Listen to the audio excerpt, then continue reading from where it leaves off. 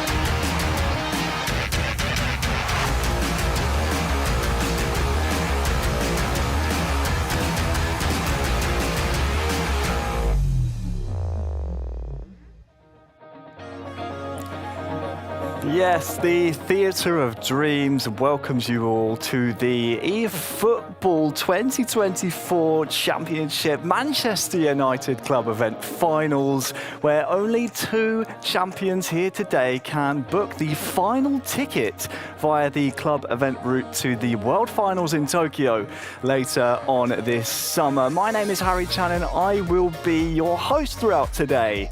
And lucky for you all at home, I'm joined by this spectacular duo here on the sofas. I have Stuart Wesley, aka Wesley. You've been joining me all season, and of course Alex Alguacil. We last saw you in Barcelona. Wes, let's start with you. What a place this is, and it's going to be a great day today. Yeah, as a football fan, there are no bigger stages that you could play on than being right here at Old Trafford, the home of Manchester United. Quite importantly, it's final call for the last tickets to Tokyo. I am excited, I am nervous, I am every type of emotion you can think of to be here, but I am ready to see this one out. I'm right there with you, my friend. And Alex, it's been a while since we've had you on the punditry team.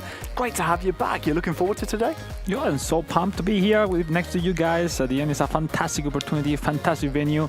What a tournament we have today for the players. And this dream travel to Tokyo, to the World Final, is the target for the players today. And yeah, looking forward for today's matches. We will see who can achieve that target, as you said. This competition has been happening since April 8th, and we've had 4 rounds of the competition leading up to this, the club event finals. We can take a look at some of the rounds that have been happening online for our finalists to qualify throughout this route. Our round 4, which is going to play quite a key part in today's proceeding, happened about a month ago now, 28th of April. So these players have had a bit of time now, gents, to kind of digest exactly what to expect.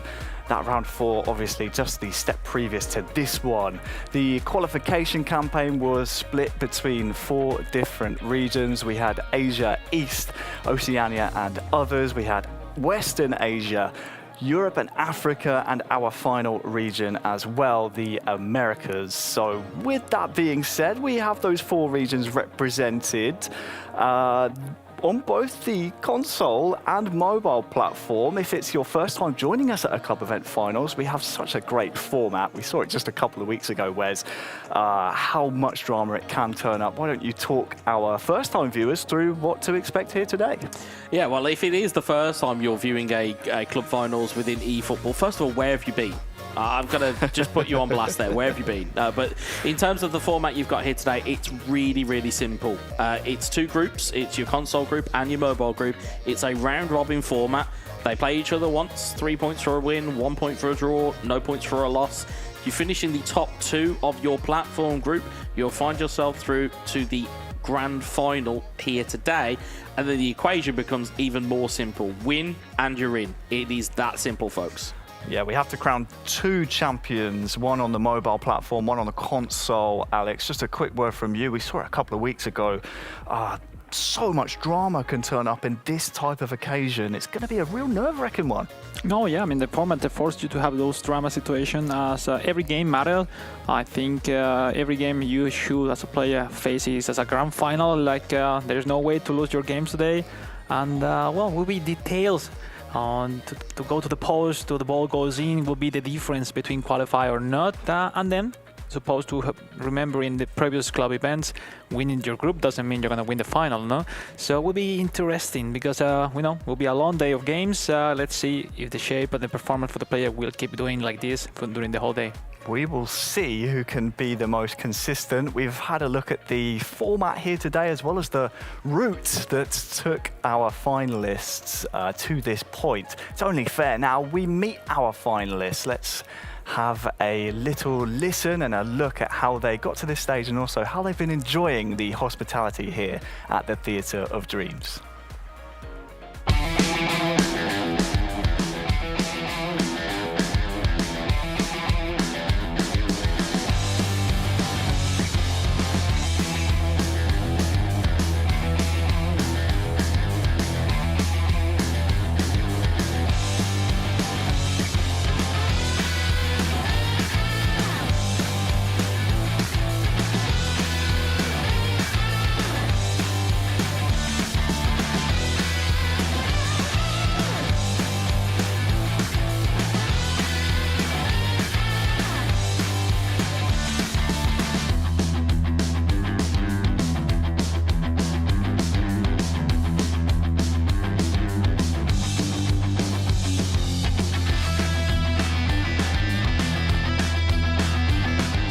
During your career, you have scored a lot of goals. Which one do you remember the most? Oh, I tell you, it's going to have to be my first goal. Yeah. And it was a Champions League game against Juventus. Oh, historical. Yeah, the first time I was only young, maybe 20. So when you come up against the mighty Juventus, I mean, at the time, Zidane, you know, these sort of special players. So to get the first goal from a David Beckham cross. Oh, that's lovely. Was fantastic. The feeling, I've never felt anything like that. Oh. So it would definitely be the game against Juventus. Yeah.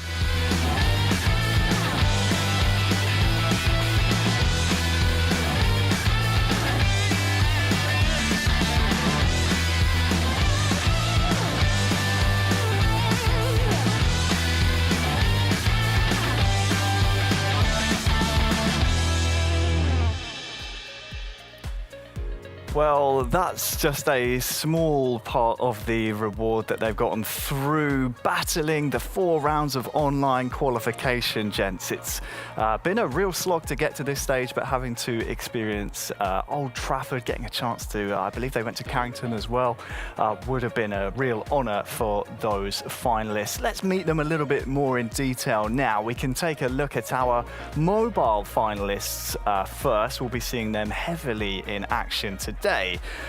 First up, ABDUTCH. He is our Europe and Africa regional winner. He is from Belgium. We saw him as well a couple of months ago back in Munich. Next up, Juninho, eFootball from Brazil, our America's regional winner, and a fellow Brazilian, Duforo Pro 7 from Brazil, our America's regional 3rd placed player, gents. Let's take a look at them a little bit more in detail. We'll start with you, Wes. We had a chance to see ABDUTCH back in Munich. Didn't get it done there. Has another chance today, though. Yeah, he does. I mean, he finished as a runner-up, and you could certainly say that he was a little bit unfortunate that day that he came up against such a good opponent. He's now got another chance, now got an ability to learn from that experience, and maybe kind of, as we said, you know, when you get through that group stage, sometimes you've got to be a bit more professional and just take the game away from your opponent quite quickly, especially on the mobile platform. Well, he has, Alex, 2 Brazilians in this group to contend with, the first of which, Juninho eFootball. What can you tell me about this man? Always. We all know he's a fantastic player. He normally is people at home could see him try hard in the eFootball ranking every season. So he's one of the top tier players there in the ranking. But today is a different opportunity, probably his last one, to reach the World Finals this year, and he knows that. How pumped is the people at home in Brazil rooting for him in social media. It's a big community behind them, also because another Brazilian is taking part today's event, and he's so fast playing, and I think he has the aim and the skill to be able to be the champion today. But ABDUTCH could be maybe his stronger opponent against. Well, his compatriot Wes rounding out this three-man group, Deforo Pro from Brazil. What do you know about this man? Yeah, and this is kind of where we say, folks, in terms of like X factors and players coming out of the kind of the pack. I know that Alex just mentioned there ABDUTCH and Juninho.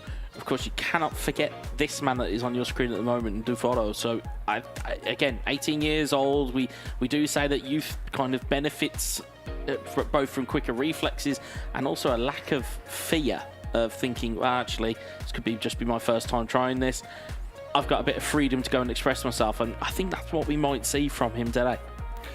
Well, following on from their results in round 4, we said it would have some implications today. We have the following matchups in the mobile group stage. We spoke about the format earlier on. Of course, we only have 2 finalists for the knockout stages later. We can see our match rundown here. Match 1 will be ABDUTCH taking on Juninho. Then Juninho plays back-to-back, featuring as well in match 2 against his compatriot Deforo. And then ABDUTCH returns to the stage to take on Juninho, guys. There's some big matchups here, especially with this just being a 3-man group.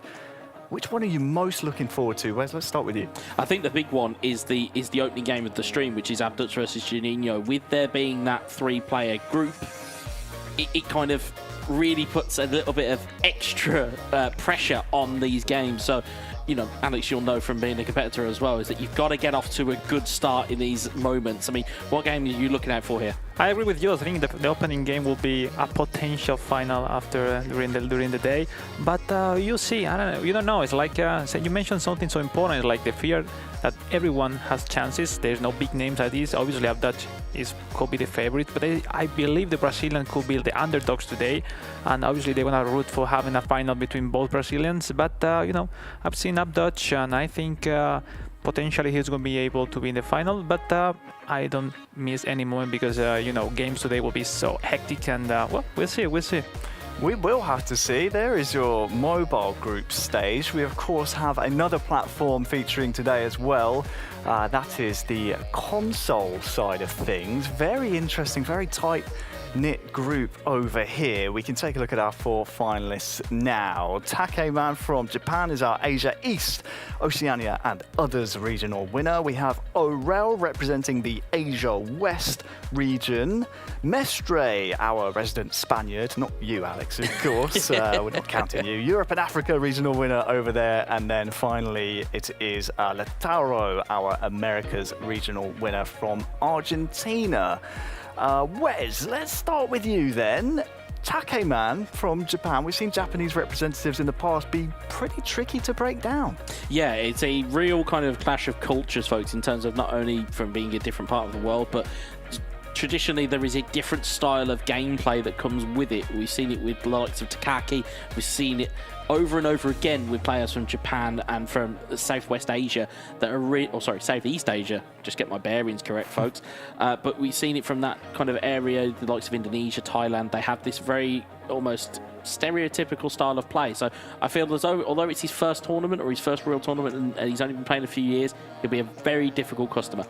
Well, he's got some very experienced group mates here. Up next is, of course, Orel. He is a very strong competitor. We've seen him in the E-Euros previously, Alex. There's a lot of experience elsewhere in the group for TAKEMAN to contend with. None the least, of course, Orel. So what can you tell me? For sure. I mean, Orel is one of the faster players in terms of aim, skill, 1-2 passes, quick moves. I'm not sure what's their actual level, or if he's in really good shape, but for sure, if he is, he's one of the men to watch today's event. But he has experience. He's been back in the eFootball Open finals in the online edition back in the years, and today is a fantastic opportunity for him to go through the World Finals, but everything will be equalized. The first game will be so important. So let's see after the first game if he's ready to be a potential champion today. Yeah, great to see him here live in the training room as well. The facilities here at Old Trafford just absolutely fantastic, allowing these players to really hone in their skills, make sure they're nice and warm, ready for the main stage. We can now look to our third group member, of course, the Spaniard. We know him quite well, Wes, in the eFootball competitive sphere, if you will. Mestre, our Europe and Africa regional winner. Yeah, I mean, you called him a resident Spaniard for a good reason, is that we see Mestre at these tournaments in previous seasons. Of course, a former teammate of the man to my left, who will know him incredibly well. And it's not a surprise to see him here, because his level has always been of such a level that he just seems to get better year on year. And you only have to cast your eye over it. He's 25 years old. It's not old. It feels like as though he's been around forever, and it's actually he's still 25. He's got years left at this, but at the moment he'll certainly want to put his best foot forward here, and will certainly look to be the favourite here today. We'll have plenty of opportunity to see Mestre in action today. Our final group member on the console platform is Lautaro. We were talking about him a little bit earlier, Alex. A lot of experience being brought by the Argentinian here today. Yeah, he's a diesel motor. He's every time there. He made his first appearance in the World Finals back in 2015 in Berlin. And he's been practically in every event during all these last years, and obviously right now maybe he wasn't expecting to reach this event. As you know, in America's qualifier their level is so high, but he made it possible. He have a real chance to go through the World Finals. His strategy to play is used to be between a really difficult opponent to play against. He used to struggle the opponents against him, and let's see. I think the game style of Manchester United with Ten Hag will be a potential great choice for him today, playing by the wings. So let's see. I mean, I think he's capable to defeat everyone, but we'll see in a few moments. It's such a tough group to call, isn't it? So many strong contenders on the console platform. We can take a look following the results of the round 4 of the qualification process, exactly who is going to play whom and when throughout the schedule here today. On the console platform, of course, match 1 will be Lautaro taking on Orel. Following that in match 2, TAKEMAN will be versing Mestre. Then the next 2 matches 3 and 4, will be on stream. We'll take a look at these. Lautaro taking on Mestre, and then Orel against TAKEMAN. In match 5, Lautaro back on against TAKEMAN, and then match number 6, which will also be on stream, Orel taking on Mestre. Guys, I mean, really take your pick there. There are some really strong matches. Which are your pick of the bunch, Wes? Yeah, I think looking at it, if you're looking at in terms of games that are going to define a group, you've got to look to the kind of almost the opposite end of the bookend with Orel versus Mestre, because again, we've seen in previous club finals in terms of the way that these groups kind of form. Yeah. It's always the final game that really defines it. I mean, I don't know about you, Alex. Yeah, exactly. I think I can wait to see the Mestre performance today. I think it's a people favorite coming to this event, myself too, but you need to prove it in the event. So obviously on the paper, he's the favorite, experience, high level, everyone know him, but in front there's really good opponents, and especially the Japanese. He's like it could be the surprise for everyone. Japan is getting a lot of players through the World Finals this year edition, and another one potentially could join them. So I don't know, it will be really so fun to watch this game. But as you say, Mestre games will be so fun to watch overall. But we'll see. He potentially have the aim to do it. Also, very good pairings in this group, and I don't know if you guys noticed as well, we already have our first result from match 1. We'll maybe be able to talk a little bit more about that later on, but for now, they are, I'm hearing in my ear, they're still playing, so that's a current score as things stand. I love it when we have live scores. It's fantastic nice, to see it all change. Nice. But now we can take a look at exactly what to expect from today's streaming program. The matches we'll see unfold, the important piece of information for everyone watching at home, of course. We can take a look at the schedule for today. Match 1 will be ABDUTCH against Juninho. Match 2, Juninho taking on Duforo. So matches 1 and 2 will be on mobile. Then we move over to console for 2 games. Match 3 will be Lautaro taking on Mestre, followed by Orel against TAKEMAN. ABDUTCH and Juninho go back on the mobile platform in match number 5, and then the console match number 6 will be Orel versus Mestre. That myself personally one to look out for. And then of course later on this afternoon at Old Trafford will be the mobile and console grand finals. Well, our first match, as you can see at the top there, gents, ABDUTCH against Juninho. It's going to be FC Bayern's runner-up against the promising Brazilian. Alex, let's start with you this time. Can you give me a bit of insight what to expect in this match, and maybe do you have a favourite here we should look out for?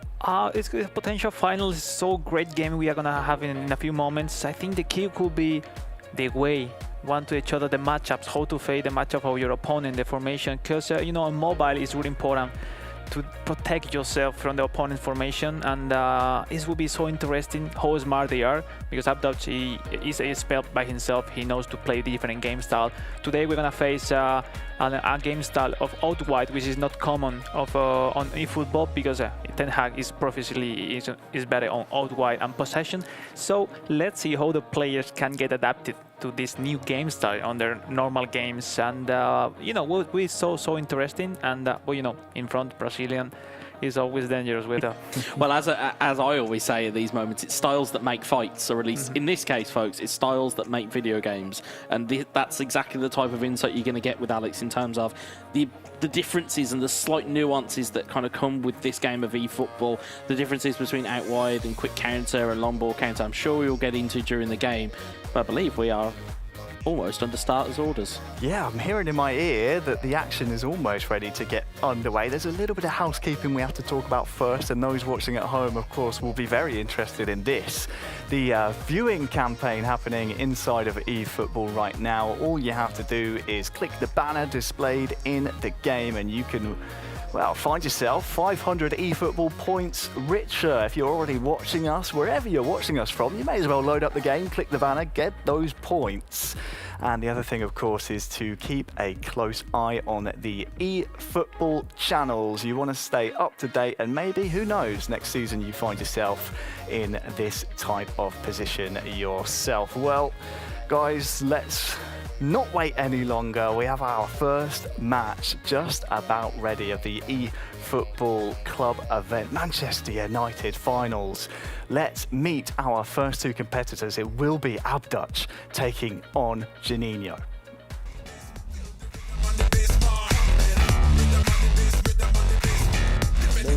Representing Europe and Africa in this competition. Olá, meu nome é Juninho, sou do Brasil, estou representando as Américas no evento do Manchester United na final. Old Trafford is such a historic stadium.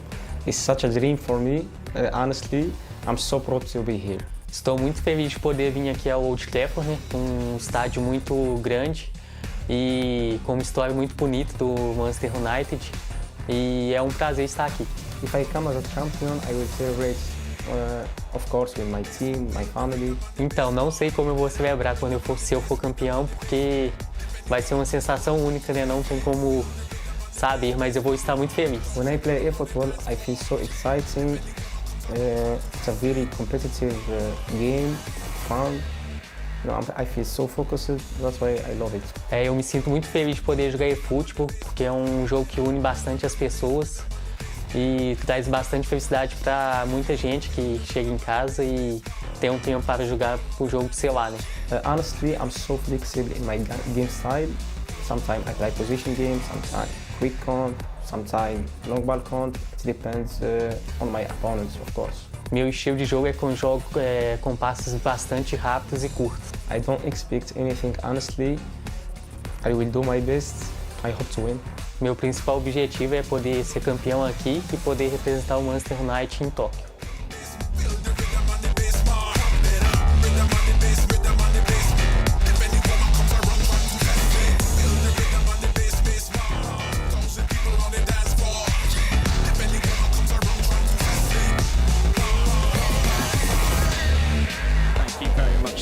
For keeping us all in check. And Alex, we can now settle into our first game of the day between the two players on your screen in ABDUTCH and Juninho. He's on the mobile platform. a platform that you kind of almost introduced us to way back when in the Barcelona Club Finals. And what can we expect from these two today? Well, I think first game of the day, probably the most difficult to play from players' perspective. You know, the nerves, the pressure, a little bit overwhelmed because, you know, you are not playing at home, you are here in Manchester at Old Trafford. So, you know, if you start to think about those things, you get lost in the focus you have to have for these kind of games. I don't know, 6 minutes game, 3 minutes per half. And they know each other. That is a really important game, you know, because you know, they cannot be the favorites of the group. If you win the first game, you have a great step down for qualifying to the final. Sorry. So let's see. I want to see the matchups. Let's see how they're gonna prepare a little bit of formation. ABDUTCH is famous to play 4-3-1-2. So let's see more or less if they keep playing with the same formation or they have something as a surprise for their opponent. That's the beauty of offline esports, is that you can certainly make it out that you've got a plan A, but if you show up to a venue such as Old Trafford with a plan B, it may just shock everybody, and we may just see that here today. And to your point, in terms of the nerves that these guys will be feeling, you can certainly understand it. There is a mythical air about this place. There's almost stardust that is sprinkled around here in terms of legendary players, legendary managers, legendary teams that have populated the pitch not too far from where we are broadcasting here. And yeah, you're quite right. Is that you can easily get wrapped up in it, and it's just a case of whether the spotlights will shine on you or whether they'll be dimmed, as we see. It's a once-in-a-life opportunity to be here right now. Let's go, first game. His first game, it's going to be ABDUTCH from left to right in the red, and in the change strip, Juninho from right to left. Stunning cross. Cross into the box, good save from Onana. Yeah, especially having Holland as a CF, he will be so a key player. Oh, look at this mistake. Here's Ericsson. Ericsson on the charge, and Martinez gets that clear. Sorry, apologies to those on the screen. You can see their blue icon above their head is ABDUTCH, so he is in the change strip from right to left. And Juninho is in the regular home strip of Manchester United from left to right. Rashford looking to try and get the ball through. Martinez will clear it away. And as you said, these games, 3-minute halves, it's so frenetic, the pacing of the game, especially within the mobile version, Alex. I mean, I certainly saw a little bit of what you were playing with it earlier on, and it does move at such a pace, doesn't it? Yeah, especially on mobile, the main move is like tap and run. Also, like you pass and run is like the movement to go higher with your formation, especially be calm. At the end, you can do the same stuff that you can do on console. So for the beginners in eFootball mobile and haven't seen any of this game before, it's so fun to watch. It's more frenetic, more crazy situation, and it's shorter. So if you're at home, you have a free time. It's a ball into the box here. Rashford in towards Amrabat. That's it. Really important. First goal of the day. That way goes to ABDUTCH. Fantastic Amrabat. He's a really physical player. And we know this box-to-box card making him go higher so easily. And what a move, no? The one he was protecting the ball, turning around. Look at that. Yeah, you can see it again here. We'll watch it back here. Get some space, little dink towards the back post. Amrabat fires it home. Especially that, you know, that rhythm change from Rashford is the main thing to make it possible, this goal. At the end, the most important at this stage with this high level of players is to approach the skills and abilities of your own players in game. There's no doubting there as to who scored that one. ABDUTCH very much with the animated celebration. Of course, appreciate our production team for keeping the graphics up to date. So it is ABDUTCH taking the lead here, but Juninho's on the fight back.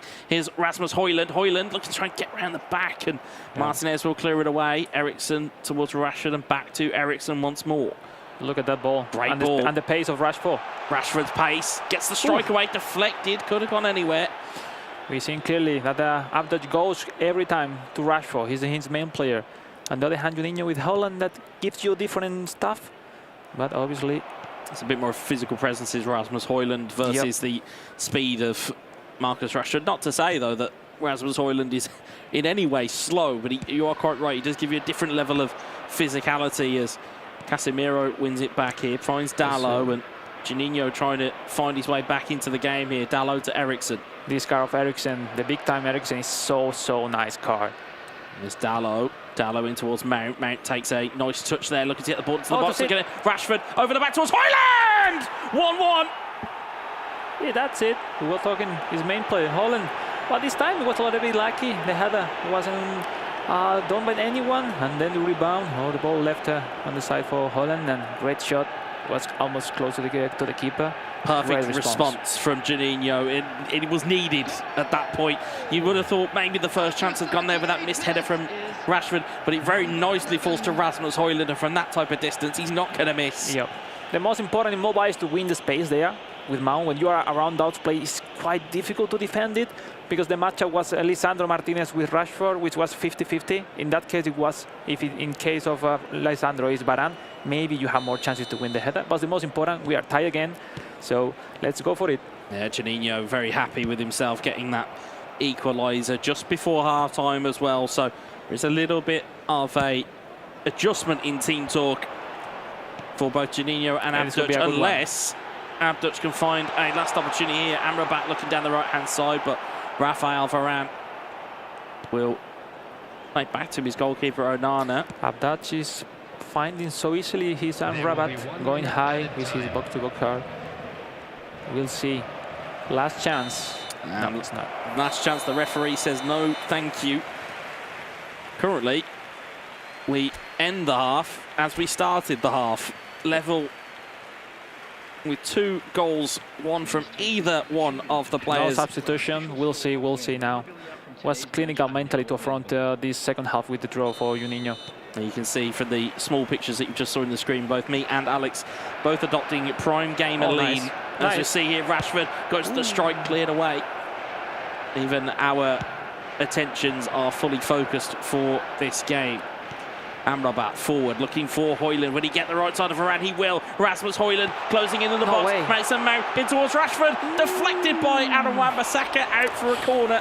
Maybe a double touch instead to shot directly to gain more space to hit with the right foot, which is the main one for Rashford. Well, was nice. Was a nice everyway. As you'll know as well as I do, Alex, it's easy for us to sit here with no warm blood in the veins The time and say this is what they should do. Immobile is so fast. Well, it's like he knew he had the space to shot, but you know, he was rushing too much. Maybe a little bit turn a little bit to the right side to use the right foot, and maybe it was enough. Anyway, he's still doing got the set piece well. though. He's got Mason Mount stood over the ball. Sure.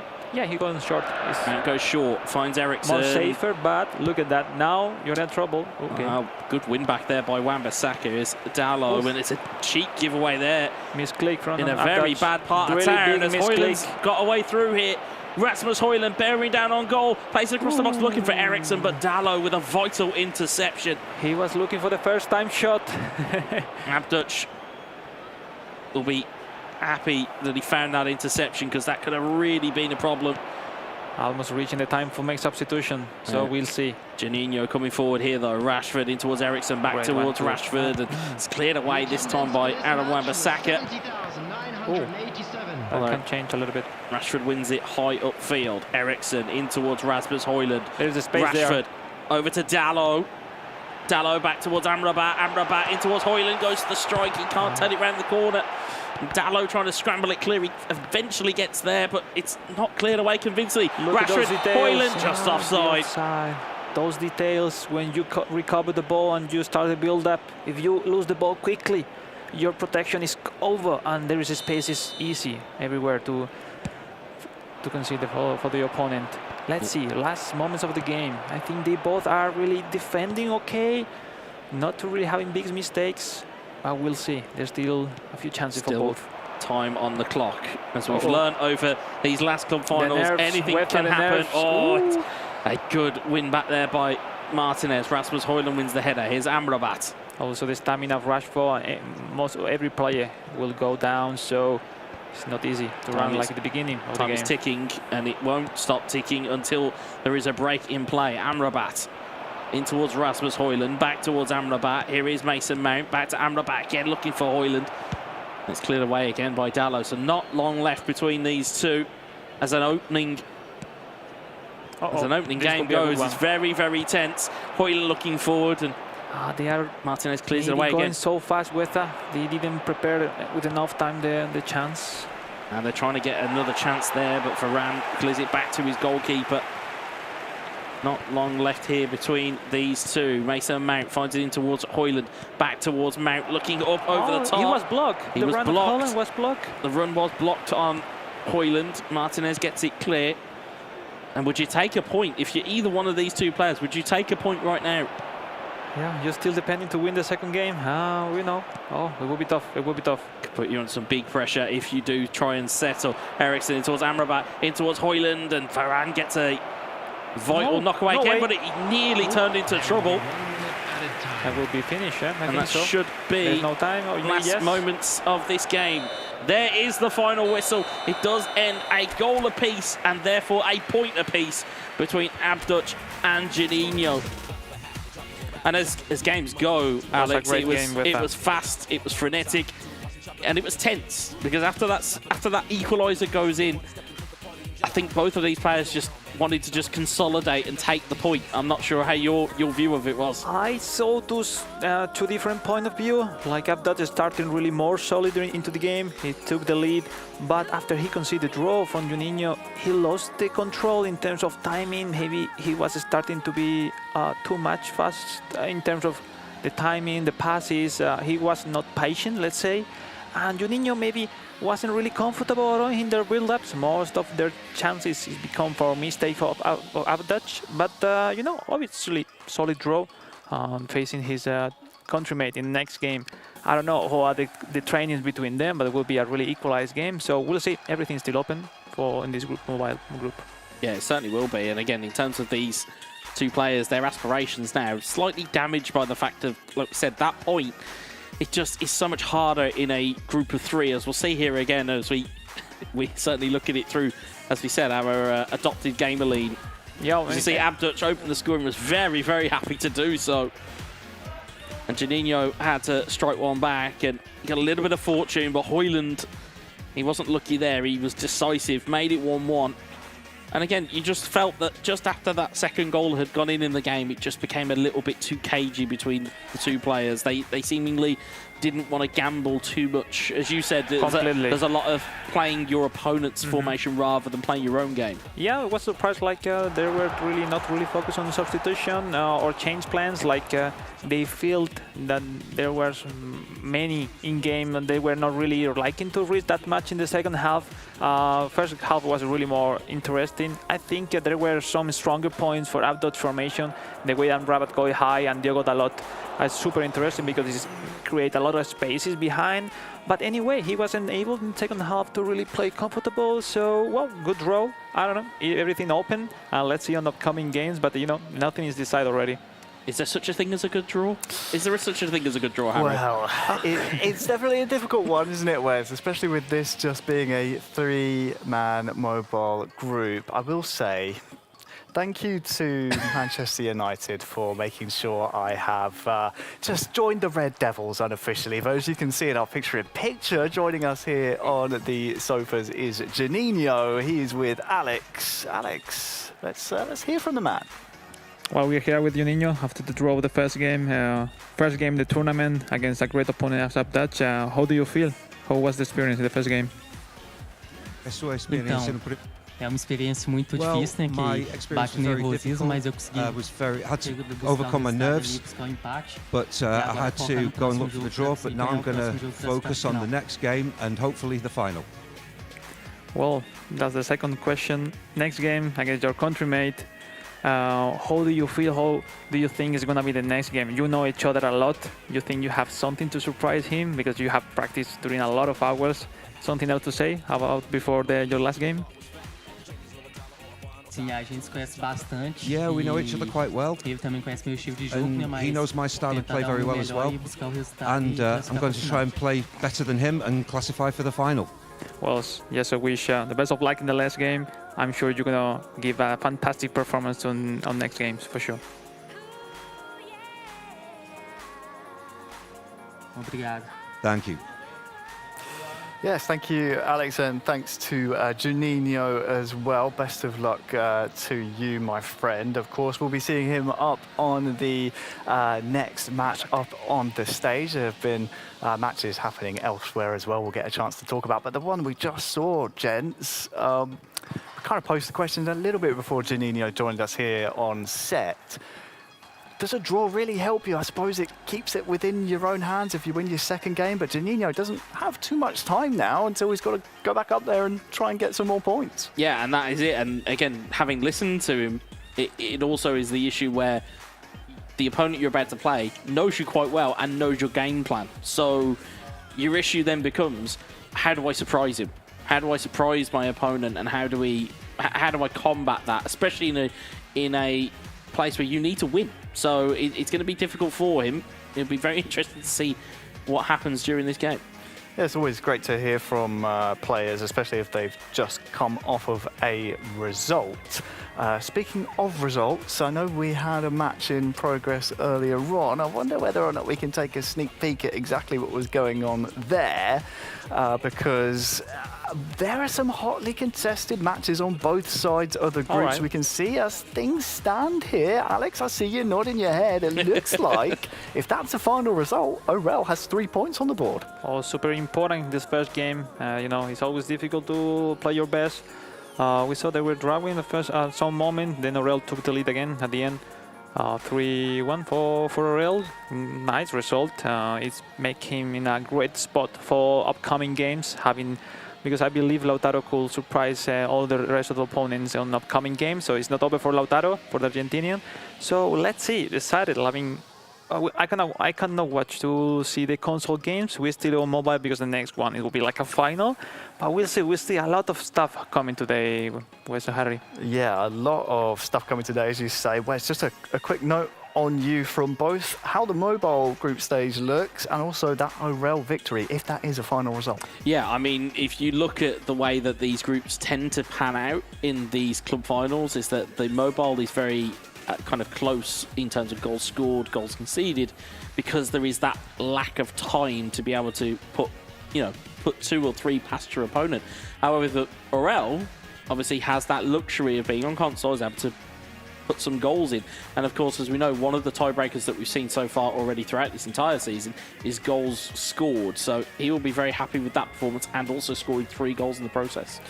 A bit of a statement of intent from Orel, and as you said, our next match is going to be a very, very close one.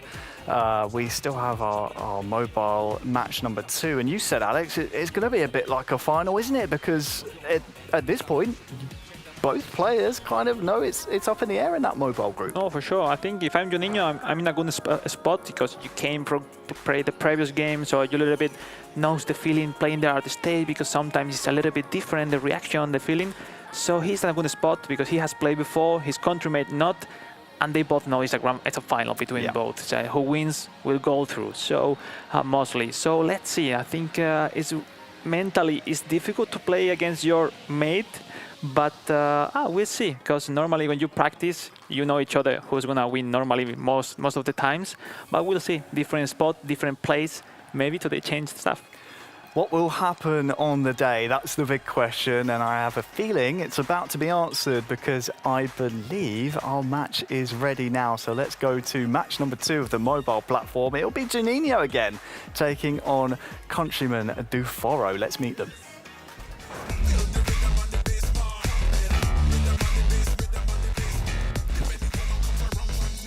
Olá, me chamo Duforo, sou representante do Brasil e das Américas.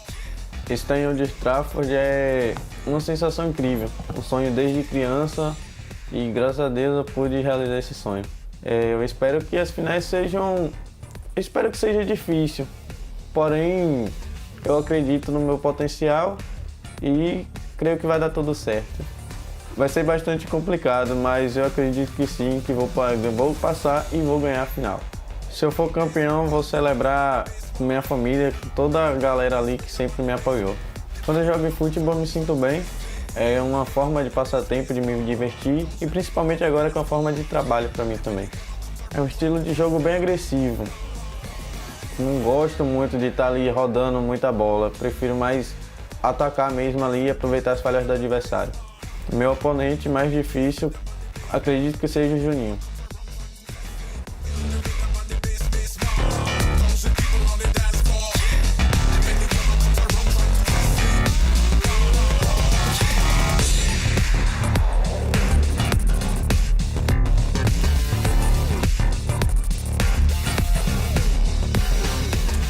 Thank you very much for introducing our game, Harry. And it's always nice, Alex, at least before the game, hearing these players talk about their journeys and about their aspirations.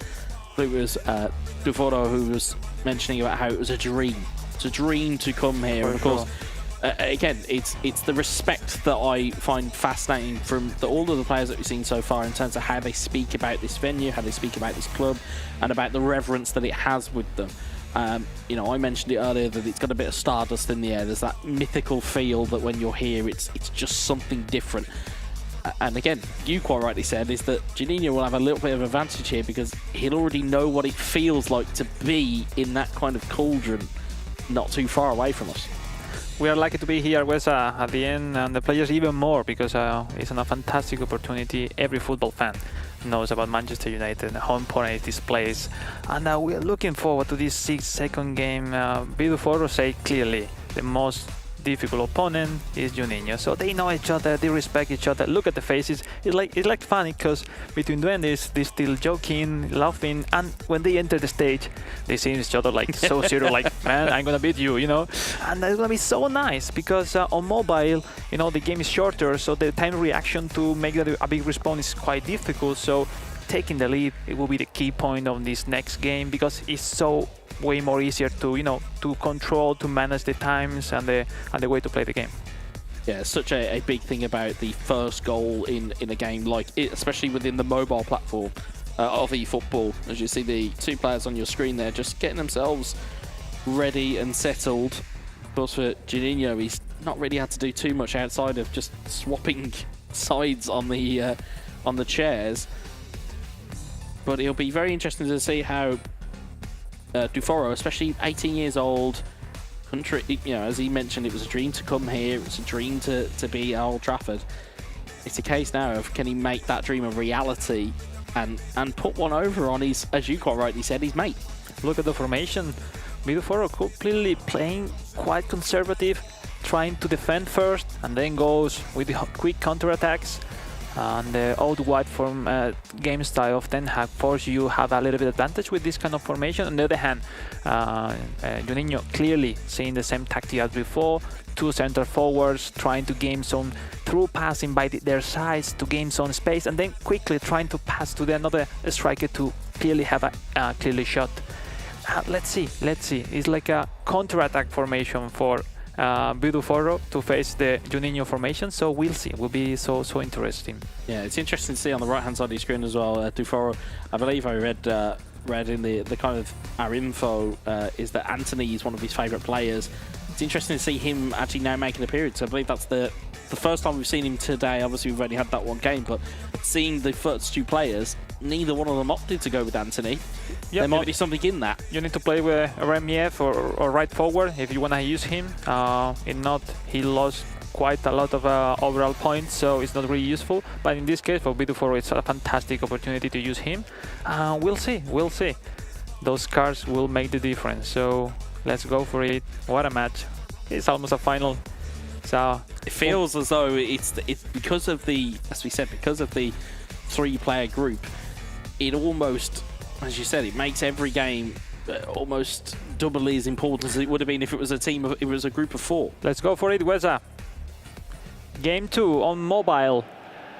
As we'll see, looks as though it is Juninho from left to right in the red, and from right to left it is Duforo in the change strip. As we'll see that Anthony's dispossessed there. Diallo comes away with it. Rafael Varane will win it back, and it's our first look at Duforo. Do Brasil para o mundo. Un saludo a toda la comunidad do Brasil. I love hearing bilingual languages on esports. It does add a certain spice, especially with two Brazilians as well. You know, we mentioned it before in terms of fandoms of esports. They're fandom of football as well. Mm-hmm. and the eFootball community is really pushing each other to have the most Brazilian qualify through the World Finals. The world champs on mobile, the world champion El Misterio last year, and that they all looking to a spot in the World Final between today's and the regional finals and coming soon. There we go, and as that ball is dispossessed there, it's going to be Juninho coming forward on the left-hand side. Casemiro will intercept it for Dufaro. Rashford, though, down the left, looking for Mount, back towards Marcus Rashford. There is Rasmus Højlund. He was looking for Bruno Fernandes. It's cleared away to Christian Eriksen. Biduforo needing to go into the wings and try to find a spot to make a stunning cross, to make his chances kind of his only chance, I believe, or looking for mistake like this one from Juninho. Yeah, sometimes you have to benefit from your opponent's mistakes. And again, sometimes it might not necessarily be a moment of magic. It can just be an error that can present a golden opportunity as Anthony looks to drill that forward. I have to say with that, it's very, very difficult to play against that Biduforo formation. Look at those players going high. So many runners going forward there. There's 2 or 3 looking to charge forward there from Juninho. He's not in too bad a shape here. Is Amrabat looking in towards Højlund. Højlund is still bouncing around, and it's cleared away eventually by Diallo. Nice one. There's still chance. Casemiro trying to get that forward, but it's back the other way again. Højlund in towards Rashford. Double touch with the strike. Deflected and goes for a corner.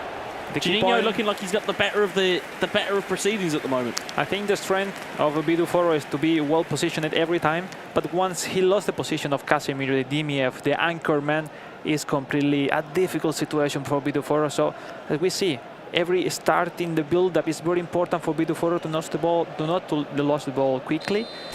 We'll see. Corner kick once again. Short pass from Juninho to Wan-Bissaka. Wan-Bissaka to the edge for Amrabat. All right, it's a good one. Back towards that Wan-Bissaka, cleared away into Ondana's gleeful hands there as Højlund heads it down. They're respecting each other a lot.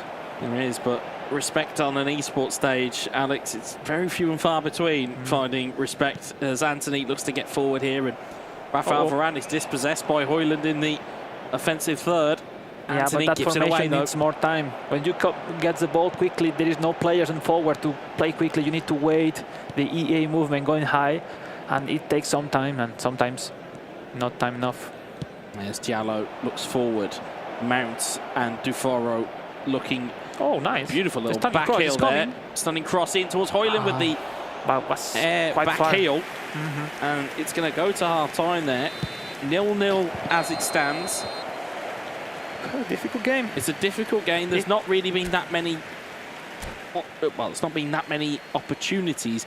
And more so, it's been a little bit of a midfield battle rather than it be kind of back and forth between defence and attack. They know each other, like they are detecting what the other is going to do every time. So at that point, I mean, it's difficult. It's kind of surprise. To be creative is the right moment right now.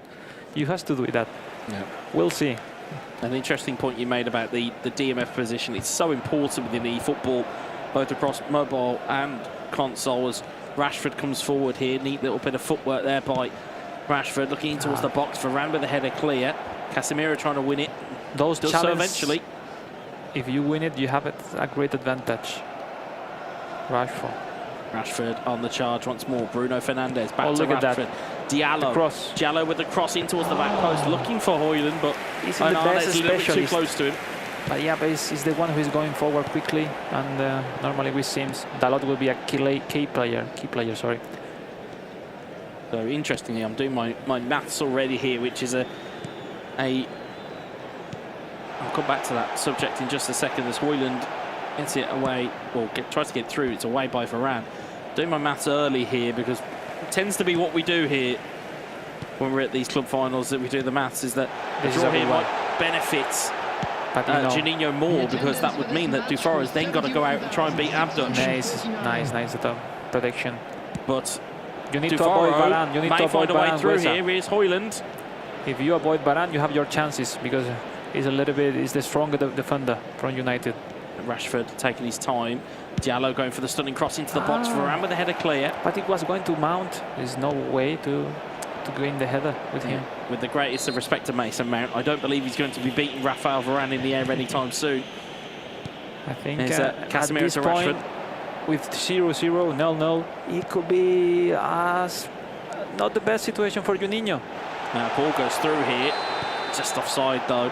With 20 in-game minutes left here. I mean, with an offside there, now would be the time to pause and potentially make some substitutions. I will do Oh. something. I mean, if I'm Juninho, like the situation is horrible for him because their opponent has to play one more game.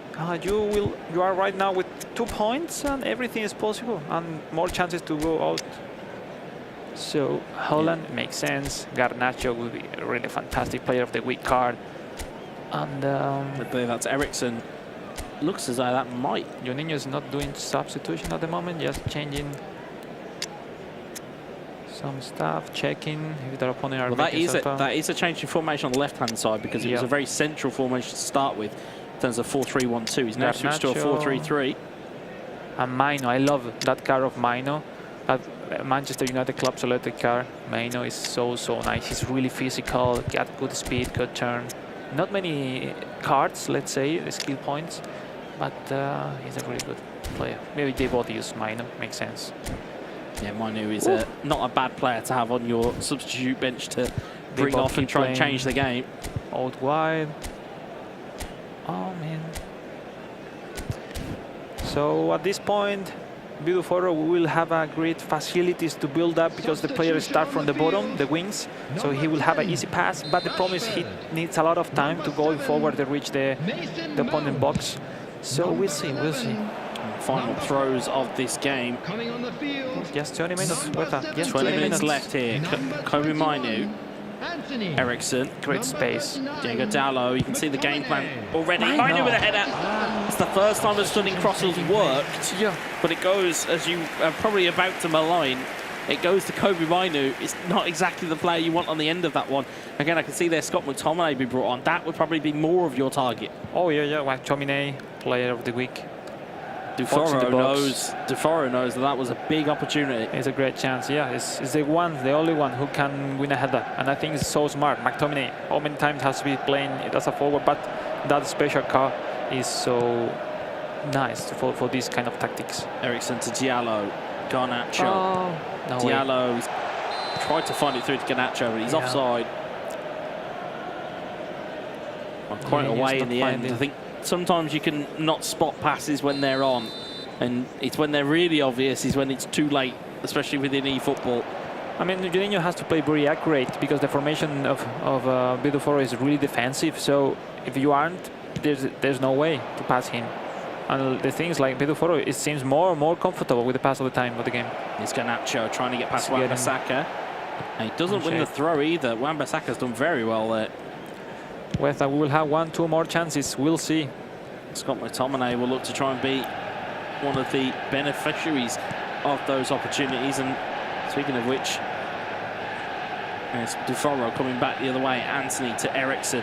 Ericsson looking in for Mainu. An advantage given by the referee. Diallo will go forward here. It's Ericsson. Juninho trying to just get something here. There's not long left here between these two. They both Garnacho to right Mainu. Mainu in towards McTominay. McTominay in towards Garnacho. Garnacho with a strike. Garnacho with a goal! No way. He did it. Where's that? What a fantastic goal by Alejandro Garnacho.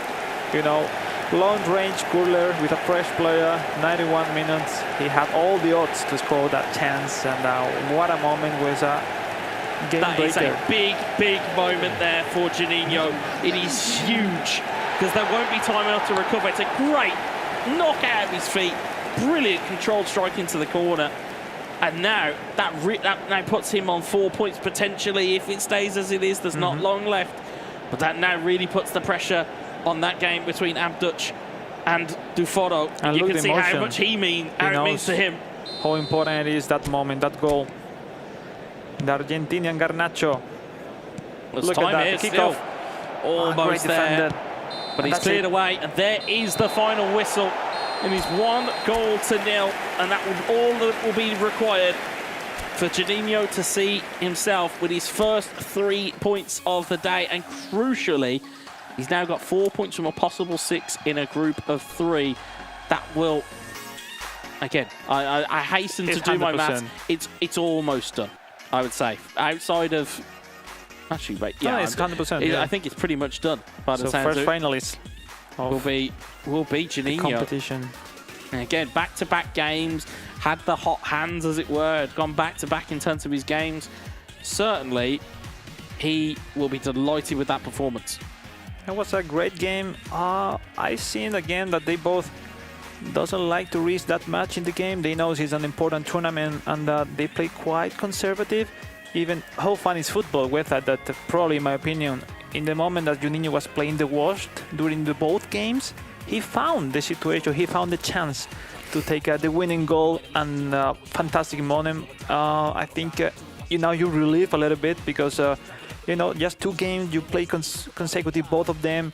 You are not really playing comfortable. I think if we really ask right now, I don't see him play like he expect, no? And but he made possible 4 points and job done. How apt that we were at Old Trafford and he scores in Fergie time. How apt. Because it took that very last moment. And Chico already said for large portions of the game, it didn't look fluid. Is the word. It didn't look as though he was in real control. It was when that, as we said, that offside happened, which again is quite fortuitous sometimes, folks, is that if an offside happens, it gives you an opportunity to get almost a free pause, because if you're queuing up a pause, you've got to wait for the ball to go out. Whereas if it's an offside, you can just press pause and it will pause it. And of course, crucially, it's when those changes came in, and we'll see there again, a goal worth its weight in gold for Juninho.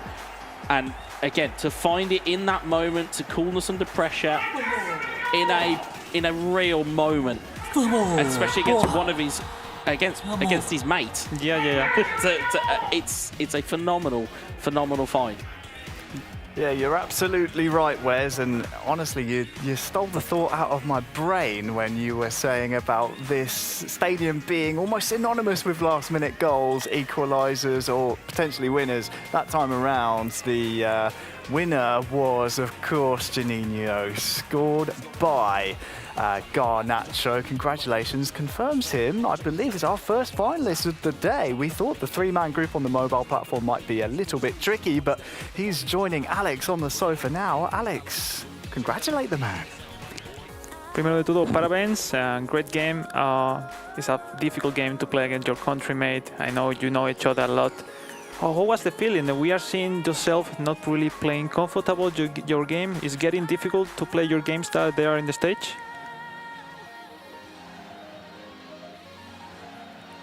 Está bastante difícil, até It's porque quite os adversários sabem como eu because jogo. my opponents know how I play, and I have to get over my nerves. I have to mark better, but the objective at the end was to obtain that title for Brazil.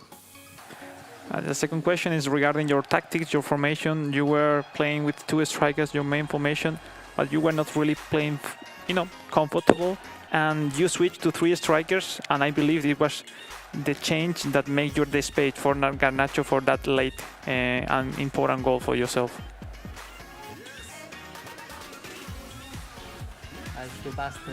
It helped quite a lot, but I had him playing on the other side. I found that Garnacho had the free space with the defender there, and he was able to get the strike that got the goal in the end. Well, nothing else, just congratulations, fantastic job going to the grand final later during the day. Any message you want to send to your family, community, because I know a lot of Brazilians is behind you during today's event. I just wanted to ask for all the support from everybody. They know that I'll play really well, and I'll play much better, much more directly and with more calm, and try and conquest the title for everybody. Well, wonderful stuff. Congratulations, Juninho. We'll be seeing him, of course, in the mobile final later on. It almost feels a bit strange to be calling a finalist this early, but he knows now he's just one game of eFootball away from being the mobile champion for Manchester United and finding himself on the plane to Tokyo, Wes. Again, feels strange calling it so early. It does, but it's that certainly in terms of the scheduling, having back-to-back games, and more importantly for the results that Juninho has garnered. Yes. It's almost a tip of the hat to say, well, actually, you've gone into both your games, you've taken 4 points out of a possible 6. Very, very composed, despite, as we keep hearing from him, is that he's got to overcome nerves, he's got to overcome these emotions. But when he put a phone in his hand, or when you put his mobile in his hand, it doesn't look as though he's got that nerve or that pressure. So, again, really good to see from him. And again, to have that first kind of part of the mobile grand final taken care of, now the intrigue from the mobile platform will move to that ABDUTCH versus Duforo game later on today. Yeah, absolutely. And I just want to get your thoughts on it, Alex. The question is now on Duforo and ABDUTCH. Psychologically, do you think that gives the advantage to Juninho, knowing he's kind of swung the pendulum of pressure over to his, well, would-be potential finalist, whether it be ABDUTCH or the person he just faced? Well, for me, it's so interesting to see if Duforo will prepare the next game with the same formation, because I was feeling that he prepared something special for Juninho, but I don't know. We'll see the next game, which is true that they both were so nervous. The end, the experience to be in these kind of events makes you to grow as a player, also as a person. So it's so important to deal with it, because with the pass of the games, you start to be more and more comfortable. But they both are in a situation with Harry that any details matter, so we'll see. I think ABDUTCH could have the lead quickly, and if not, if the game still equalize to the second half, is where Duforo will have the chance to win his game. Well, gents, we have the console group stage match 2 complete now. We saw the results there. Why don't you just take us through? I believe that's a latest score. Not sure if that's confirmed. That was my first question. Is it a latest or is it a final? We will have to wait and hear about that. But either way, we can see the console results as they are, as things stand.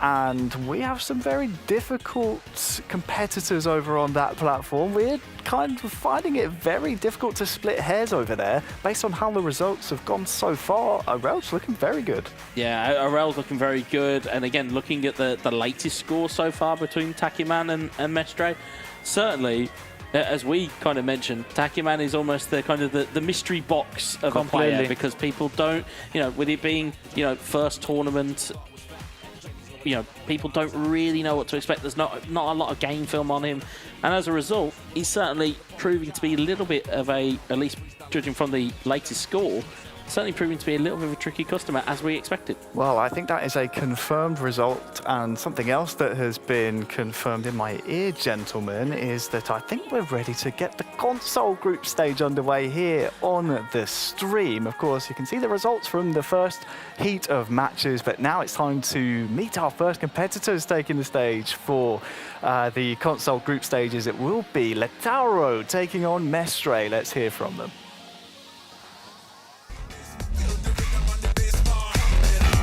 Lautaroraris. I'm from Berazategui, Buenos Aires, Argentina. 29 years old. I'm the champion of America for Manchester United, and I want to be the champion. I want to go to Tokyo and I want to win this. Hi, I'm Miguel Mestre. I'm coming from Spain and I will represent Europe and Africa region at this club event with Manchester United. It means a lot to be here in Old Trafford for the Manchester United finals, especially because when I grew up, I liked Manchester United a lot. It was my favorite team in England, in the UK. I grew up watching Forlan, Veron, Beckham. That was my favorite team here, and it's a lot for me now and for that kid growing up. Being here at Old Trafford is such an honor. Look at this stadium, this historical club. I mean, I feel really proud of myself and I'll do my best to win it. I expect to win the finals. I want to go to Tokyo. I want to be the champion. I know it's hard. There are a lot of good players. Always these competitions are really hard, but I always go with the mind set on winning the tournament. Then we can see if I can reach it or not, but I will go with all my strength to do it. My expectations for the finals is 100% to win. When I compete, I always aim to win, and that's what I'll do. I mean, I have prepared myself for this, and I want to be in Tokyo. I think my toughest opponent will be Mestre from Spain. I have watched him play a few times, and I think he's really good. It will be really hard. Yeah, I would say the toughest opponent is Lautaro. It's also one colleague, so it would be great if we can clash in the final. I hope so. He has played many international events, so I think he's going to be the toughest opponent.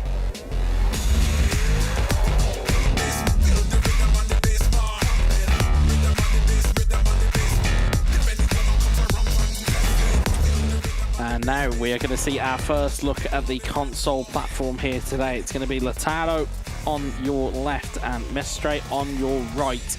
A quick word on the two interviews that we saw prior to the game.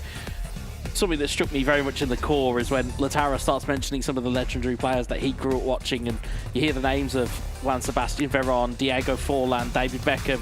It speaks to me. It speaks to me. It speaks to me. And there's so many more that have, as we said, have graced the Old Trafford dance floor. And of course today, these two will be on the virtual dance floor.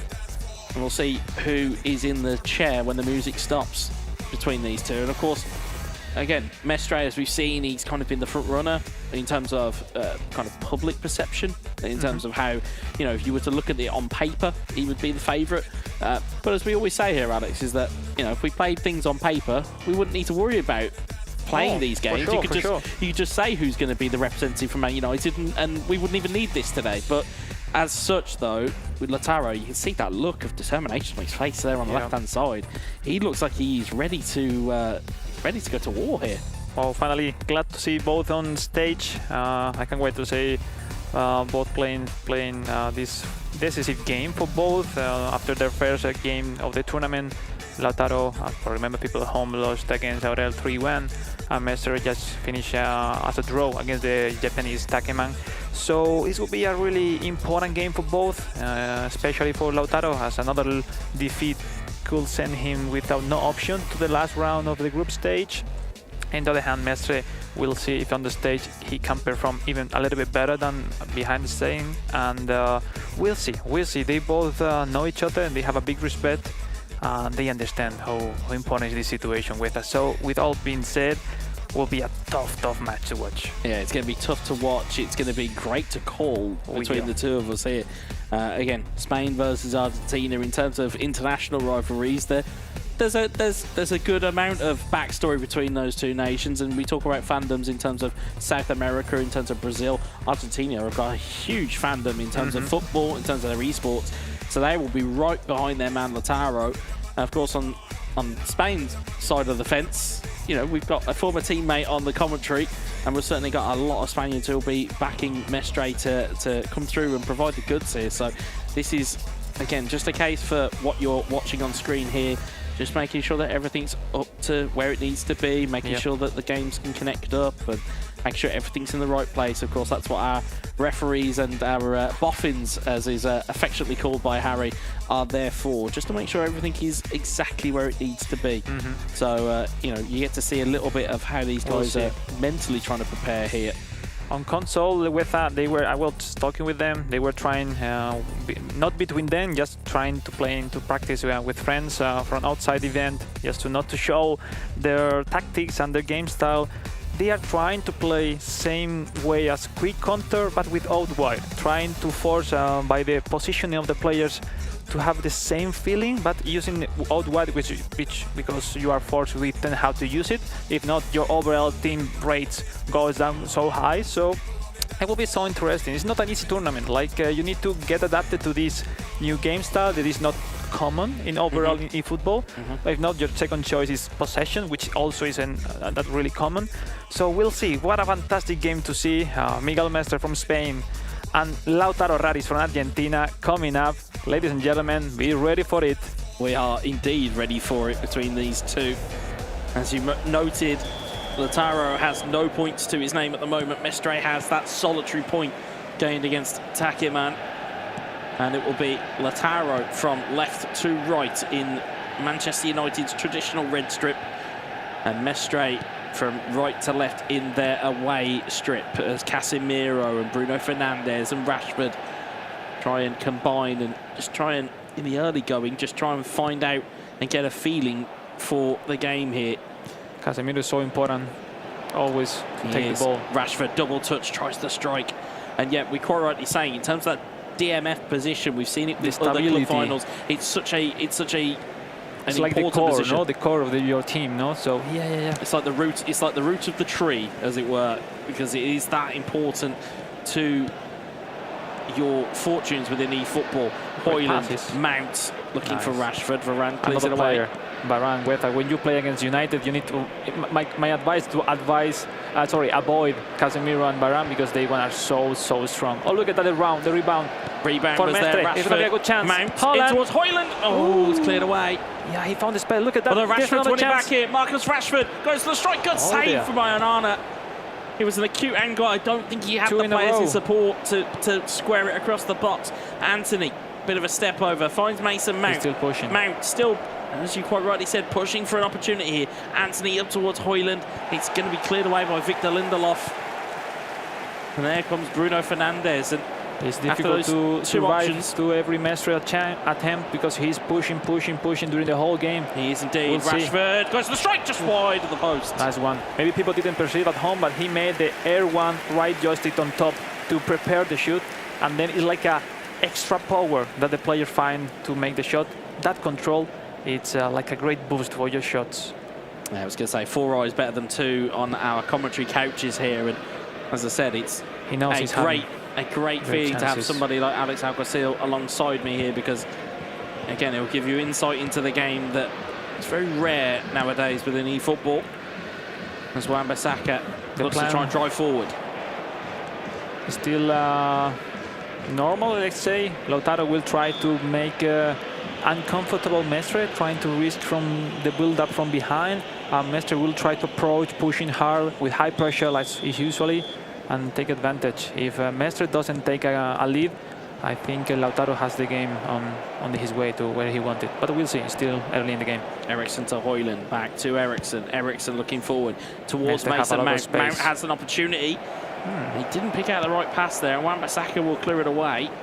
Only as far away as Casemiro, as he said. It's almost a wrecking ball in that midfield as Mason Mount tries to find a way forward looking for Hoyland. Varane clears it away. Because the old Watford game style makes to Mestre Anthony to have it really open and a Rashford, so he only have Holland to make through passes. Let's now they all are connected. Hoyland trying to get the strike away.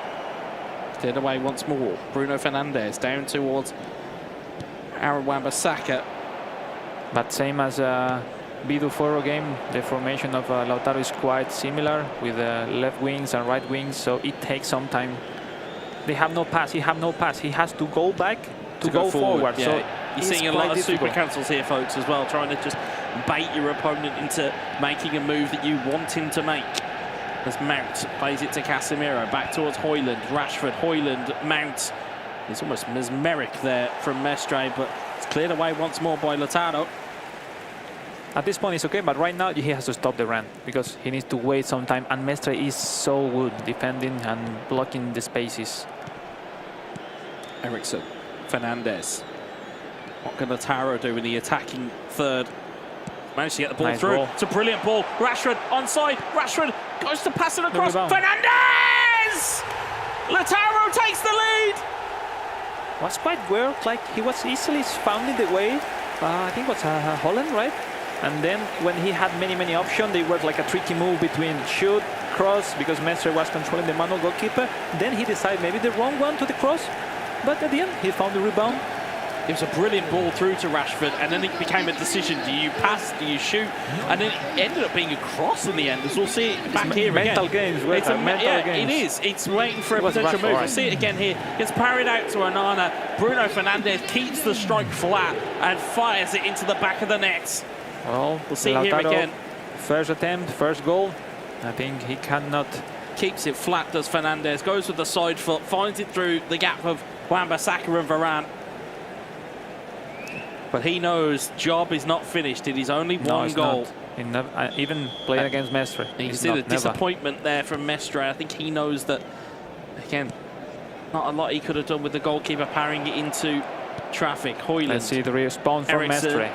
Yeah, we do need to see a response from Mestre if he is to progress through and get himself some points here. Also, the formation, the tactic of Lautaro is quite the kryptonite of Mestre. Instead of Lautaro doesn't go to make you face to face. He goes to make you struggling again. Oh, look at that. It's a good one. In on goal, and Lindelof will clear. But you're quite right in terms of the formations that are here.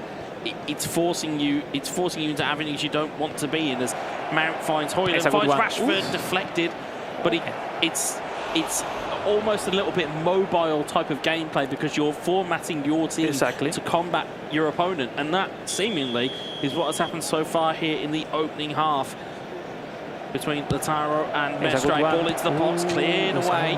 Every time Mestre is almost going to have the winning shot or the header. Anthony to Wan-Bissaka, back down the line towards Anthony. Look at cleared that, away with again. Rashford going back to defense. It's almost a brick wall that has been built here by Lautaro. Is Rashford. Good bit of usage of holding the ball up there as Bruno Fernandes has opportunities to pass, doesn't let the ball go, and Casemiro will find Martinez, but Dalot will find Lautaro. There's 2 minutes left. Not long left here in this opening half of proceedings, but the ball is given away. A good one. The last one for the first half. And that's a cynical foul, but it needed to be made. Smart one. You force a yellow card. I believe that's a yellow card. It looked a little bit rash. I think it's not over with that. I think Mestre, if Mestre wins the first 2 passes, he will have the chance to make something in this chance. I think our VAR, Harry Channon, may have thought that might have been a red card. He has again. Ooh, cleared away once more. And there goes the half-time whistle. So it is 1-0 for Lautaro. And again, looking at how these two have prepped, seemingly it's a case of, from Lautaro's point of view, get a goal and hold the fort. That's all he needs to do. He had the game when he wanted, just 1 shot, 1 goal, and trying to, put in trouble Mestre every time. Mestre have his momentum to score 2-3 chances. He didn't, and well, still long time. And a second goal for Lautaro will change everything, but there's still Mestre have a lot of chances to. There's a lot of time. There's still going to be a lot of chances here for both of these teams and both of these players to make an inroad or 2. But at the moment, it is still 1-0 for Lautaro. It's really important to battle these headers between Højlund and Varane. You need to get really well positioning manually in front of the defender. Because if you win the header, it's a great step. Look at the space. Dribbling there, but Mestre might have an opportunity. Oh, great Rashford in towards Højlund, in towards Anthony. No. Oh, great manual save from Onana. Oh, my dear. Anywhere but straight at the goalkeeper, and you've got to think that's an equaliser for Mestre. It was a fantastic chance, even the cancel, to make him confused and goes with the tackle with Varane was great. But the final decision was completely wrong. Greatest Martinez, with the keeper Rashford, from Lautaro. And Lautaro looking to find gaps, and he nearly found it through there. Mestre is risking some spaces now. He's risking the spaces. Rasmus Højlund in on goal. Lautaro goes to shoot and finds the back of the nets. 2-0. Rasmus Højlund is there. Completely smart move. It's like Mestre was pushing because he's still feeling his missing chances. And what a move from Lautaro. He controlled looking that he was going to use the long range curler to the farthest post, and then quickly going to the shorter pass post. And great easy shot and a great decision. Mental games. And the actual thing in mental games, Lautaro is winning. Yeah, you earmarked him as a danger for this entire group when we were going through at the start of today's proceedings, saying, look, keep your eye on Lautaro. He's again, I use this with affection. He's one of the old school. Oh yeah. 2015. Knows what it takes. But look finds at that. himself back no here. celebration. No he knows it's not over. You are facing Mestre. Absolutely. He knows that there is big moments still to be had for both of these players. Look at that. Okay, Mestre will have a sub-tactics prepared. We'll go with 4 strikers. He will go with everything. It's so important because the actual situation, Mestre at least needs to take a draw to still survive in the tournament. Anyway, I think Lautaro keeps just making some substitution. Bruno Fernandes, Garnacho will go also for Mestre. I think he will go forward. This is so nice, guys, at home with the tactic. Diallo on the right-hand side because you can have sub-tactics. With the sub-tactic, you can hide a little bit what will be your idea, your game plan. And Mestre will go loosely like this, but he will activate the sub-tactic with the arrow, with the left pad, and he will go with everything. Yes. With that, be prepared for 20 minutes of a lot of chances. Yeah, chaos is what I'm expecting. But you're quite right in terms of the. Look, Lautaro saw it, and he will be more prepared. He will change some stuff. Yeah, you see he's almost trying to condense his midfield a little bit there. But you're quite right in saying that there are certain almost magic tricks that players will do to kind of keep their real intentions away from their opponent. You know, yes, you can go and view an opponent information, but opponent information doesn't always tell you everything you need to know because it won't show you their sub-tactic.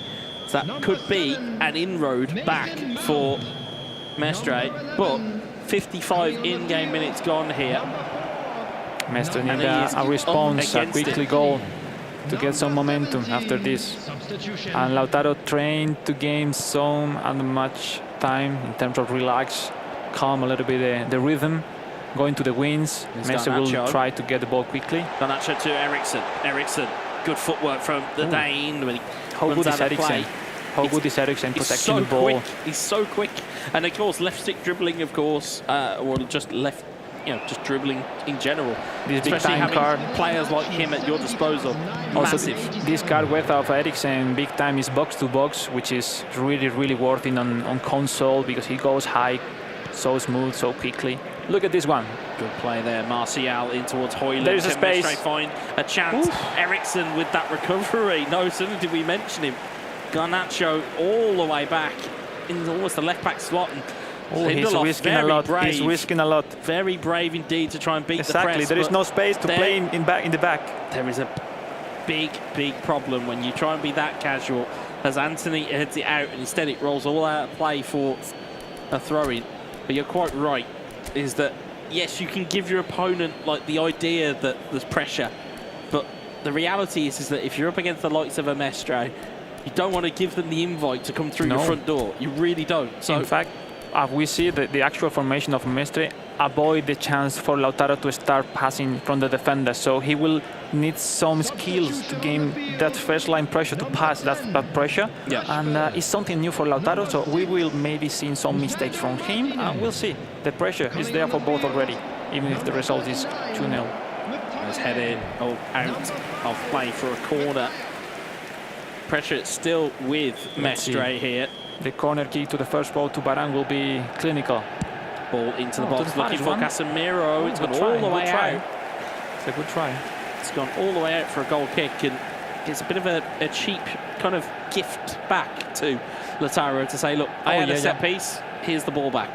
Lautaro trying to gain some space. Wan-Bissaka have a lot of space, and then that's it. The time is winning. Scott McTominay, because he will have more chances to win header instead of Rashford. Yeah, he's a big physical presence, is Scott McTominay. He have an aerial superiority, he's half heading, also he's taller. Garnacho, keep your eye out here potentially for a stunning crosser. It might just be good footwork from Garnacho, but Bruno Fernandes will clear it away. Here is Amad Diallo. Out to Rasmus Højlund. Harry Maguire does very well there indeed. Rafael Varane clears it forward. Goes all the way out of the play. 18 in-game minutes left here for Mestre to find a goal. And that is the first port of call, is to try and find a goal. But at the moment, Lautaro's defending, and his defensive work is actually very good as a little step through. He's finding the ways to build up their chances. The easy pass to the wings, he's always alone. So he's making Mestre forced to defend in his box. Anthony, and look at this Eriksson, McTominay looking back for Eriksson.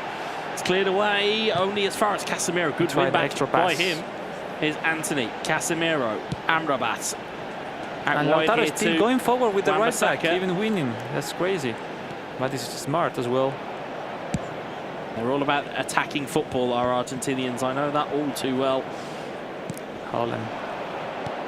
Bruno Fernandes, look at that. How many players from Lautaro is there? How many? Great rear work. I will say this though, great defensive rearguard work there though from Lautaro. Great work, and Lautaro has minutes played left at every stage with world finals, American tournaments, around the world, and he knows what it takes to win these important games. He's done very well there.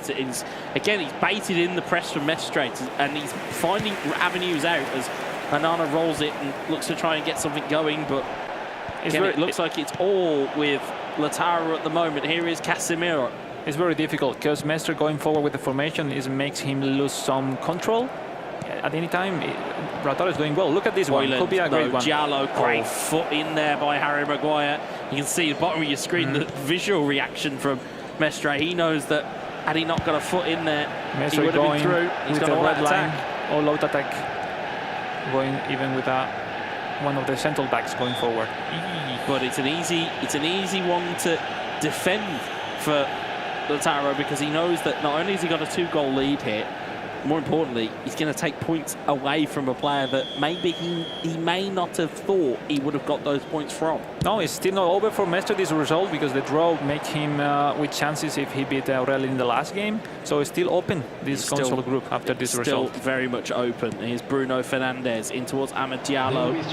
Garnacho will clear Varane forward. Which is sure that maybe one goal of Mestre will be positive in terms of if they tie if it points. goes to, potentially if it goes down to goals scored or goal difference, it could potentially, every goal could potentially count. Here is Martinez. Martial cleared away again by Aaron Wan-Bissaka. That is going to be the final whistle, and it is 2-0. Lautaro beats Mestre in what was a fascinating game between those two.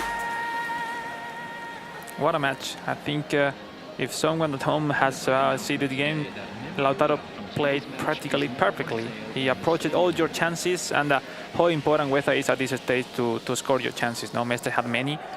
He didn't. We saw especially 2 of them that were clearly empty goal.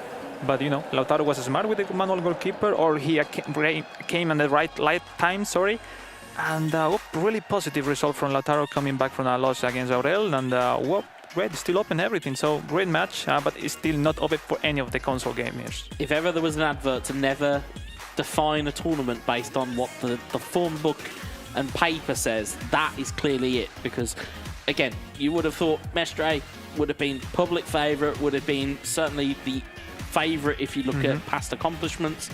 But Lautaro certainly knows his level right there. If that's the type of performance we can expect from Lautaro, I could very much see him making grand final, much see him as a representative of Manchester United, because not only is the ability to score goals and to take your opportunities, but it's how well drilled he has that defence. We said it on occasions, there were so many players at the back for it. I think this squad, this Ten Hag tactics game style, it suits a lot for him. Because that was the big first chance there from Mestre. This 1-2 consecutive, and this one as well was just goes wide of the post. You then had the manual goalkeeping, as you said. He have hit it anywhere else, which we'll see back here in a moment. But this is the key defining moment. He's chipped the ball, and Onana's just flapped at the cross. He's just poured at it and just gone, I'll try and get it out. It was a game changer. That chance was a game changer, because the role in game for Lautaro, it changed. The rhythm, he tried to control a little bit more the game. Mestre has a good one after this one. I think this was the moment of the game. This was it. If it goes anywhere other than right at Onana, it's a goal and it's an equaliser. And instead, that was such good footwork from Lautaro. And it was the composure in that, as you said. He's faking the kind of the curler into the near post, or to the far post, and instead so quickly was able to turn it into a chance at near post. Fantastic work from him. At the end, when you dream to play a game against a really strong opponent as Mestre is, you can think to take the lead, control the ball, having a second chance that surprise your opponent, taking the 2-0, defend your formation, and practically making a fantastic, perfect game for Lautaro, and great 3 points for him. Yeah, thanks, Alex. I think it's only fair we hear from the man, introduce him to the sofas now, Lautaro.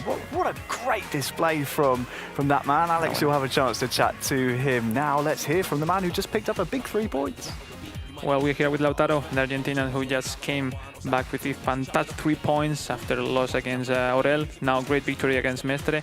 What's the feeling? I saw you coming up with great responsibility, great mindset how to play this game.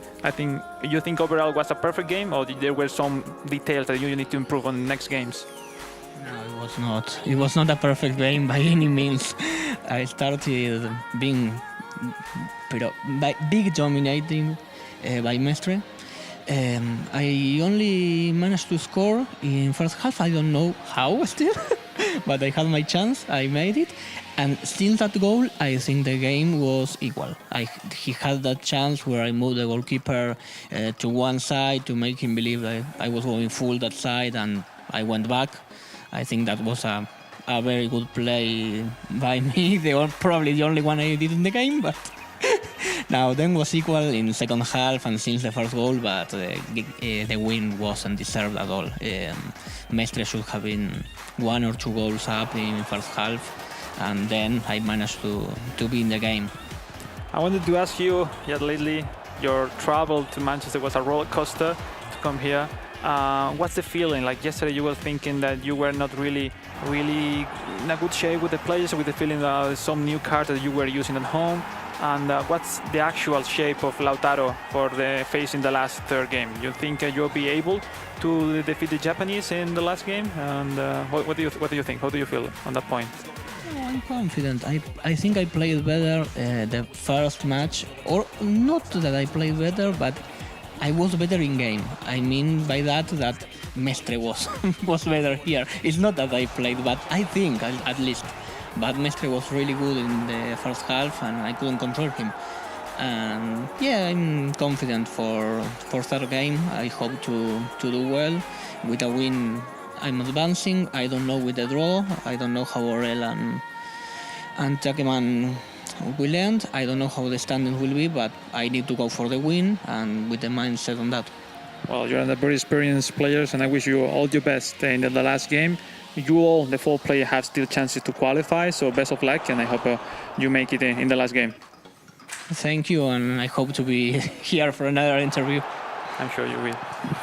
Well, we certainly hope so. Congratulations on the 3 points. A great assessment as well, you have to say, from Lautaro there. A great 3 points, and I think the chances he took were quite spectacular as well, Wes. We could take a look at how that shakes up the group tables now. Of course, we're still waiting for that final mobile group stage match, which luckily for us, we get front row seats. That's going to be on stream. So all we can really analyse is what it's done to the console group stage table.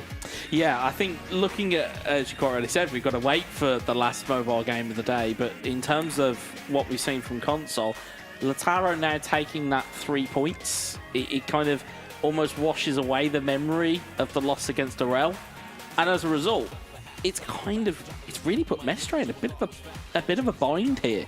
And there's also, we've got to obviously up next. I believe it's Aurel versus TAKEMAN. Mm-hmm. We're going to have to see now as to, that result might actually change it all again. Like there's. We said at the top of the show, it's all well and good us trying to predict what's going to happen, but the reality is that every single goal that goes in can completely change this league table, in a way you don't even imagine. Everything is possible. I want to know whether, how cool it is, when you're a spectator or you are watching from home, you can have some feelings or ideas about how went the game. We will say maybe he plays a fantastic game, or maybe Mestre were lucky, but how fun it is, asking to the player in actual moment. It's like he was playing better the first game in which he lost than the one he won. So how fun it is, because players lately, we are quite complicated. We have different references than normal users. We really have much info about the game that is not really perceptive on the stream. So it's also really interesting how he saw the game, in facing against a player as a Mestre. As we see in the table, everything is possible. Lautaro comeback with this -2 goal difference to now be with 0, which is really positive facing the last game. But probably if you lose your last game, you're out. So it's like a semi-final. No, let's say it's a semi-final for the 4 players. So you have to win and go through, because if you lose, clearly you're out. Yes, remember, of course, our top 2 final ranking players from both the mobile and console group stage will feature in our 2 finals later on today. And of course, not only the trip to Tokyo, gents, but also those trophies we see on stage will be given to our champion.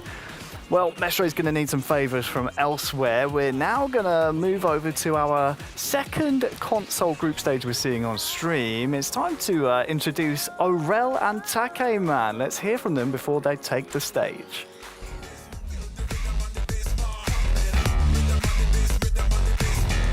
Hello, I'm Aurel Daniel from Israel. I'm representing Asia West in the Manchester United final. 私はマンチェスターユナイテッドファイナルに出場する日本代表のタケマンです。東アジア・オセアニアの決勝を勝ち抜いて参加させていただきます。That's a big honor for me to be in this historic stadium and wear the jersey of this great club. 今日はこのような歴史のあるスタジアムオールドトラフォードで世界のトップクラスの選手たちと一緒にeFootballをできることをとても楽しみにしてますし光栄に思います。I always had a dream to visit Tokyo and I think to do it as a world finalist it will be an amazing experience. 自分は日本の代表として今日ここに来ているので、開催国である日本でぜひ参加してみんなを盛り上げていきたいと思います。About my play style, I like to play very quick and put a lot of pressure on my opponent. 僕はとにかくハイプレスで守備をして、ショートカウンターで攻める戦い方が好きです。It will be very difficult, but I will try to get the ticket for Tokyo. もし優勝したら、マンチェスターユナイテッドメガショップでいっぱいグッズを買って自分を祝いたいです。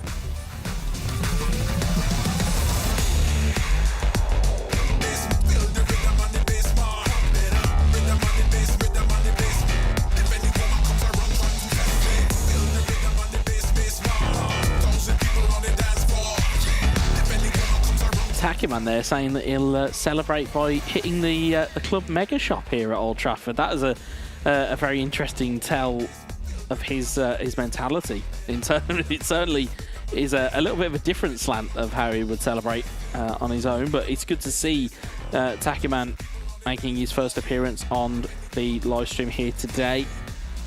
In terms of performances, he's going to need one against the man on your screen here, Aurel Daniel.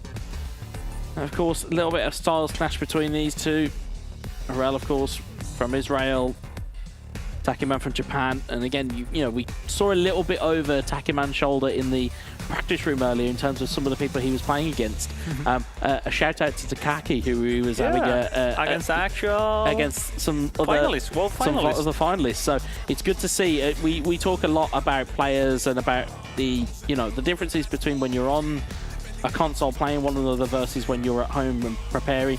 It's good to see that, you know, as a community, eFootball players will kind of support one another up until the point that they're playing one another. Completely. I mean, that's the good thing of eFootball. Like, obviously, there's always rivalry, but the obviously the friendly between the community of the same country or globally are so high, and that's the best. Obviously, these kind of events are surely list of just 4 players, so it's quite difficult to have someone in common to practice against. Obviously, in the World Finals, where biggest a number of players, is way more easy to practice against your opponents. Anyway, I think it's a fantastic spot for those 2 players, especially for Aurel. After winning the first game, he's in a completely clearly spot that if he wins this game, goes through the grand final. On the other hand, TAKEMAN, which seeing how he was playing the practice and seeing how Lautaro was playing, are the 2 more difficult opponents to play against, and not just because of the level, it's because the way they play.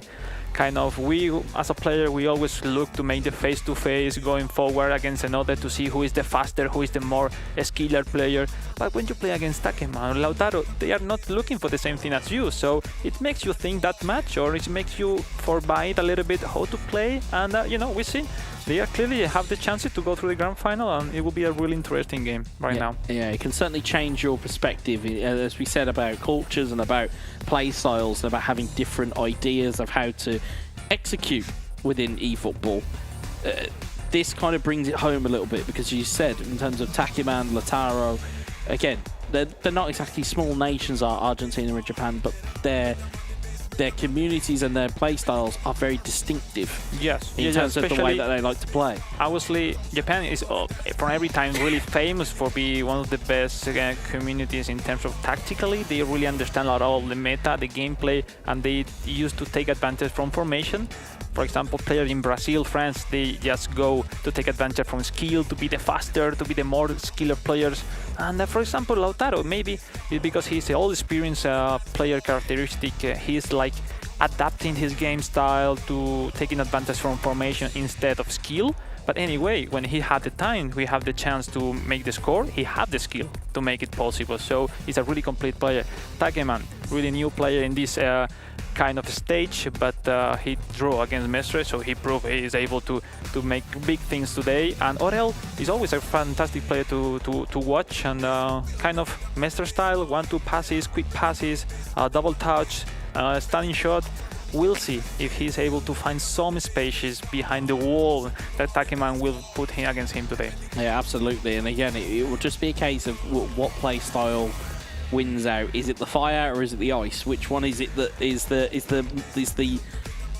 prevail, or the one to prevail here today? Because again, looking at how they're setting up, of course, we're waiting for them just to make sure that they've got everything they need and making sure that they'll have their eyes set on those two trophies that are on your screen right now, or at least one of them. So beautiful. At least one of them. They are so beautiful. I mean, when you are next to them, guys, you want to touch it, you want to bring it home. But you know, this is only for the players, and we'll have ones coming soon later. We'll see. I mean, I think the big challenge for players as Aurel, Mestre is how to play your 4-3-3 common formation with out wide of Ten Hag, which is, you know, the positioning of your players. It goes to a different role, the different position, that it makes you difficulties to connect your players with quick passes. Yeah, because and TAKEMAN and Lautaro, they play comfortable. Yeah, but that's because it's seemingly at the moment they're playing to the heart of the tactic. So the tactic, again, traditionally the most effective tactic available, or the meta is what people would like to refer as, it's normally a very narrow 4-3-3. Without wide though, that pushes those wing or extra forwards out wide looking for crosses.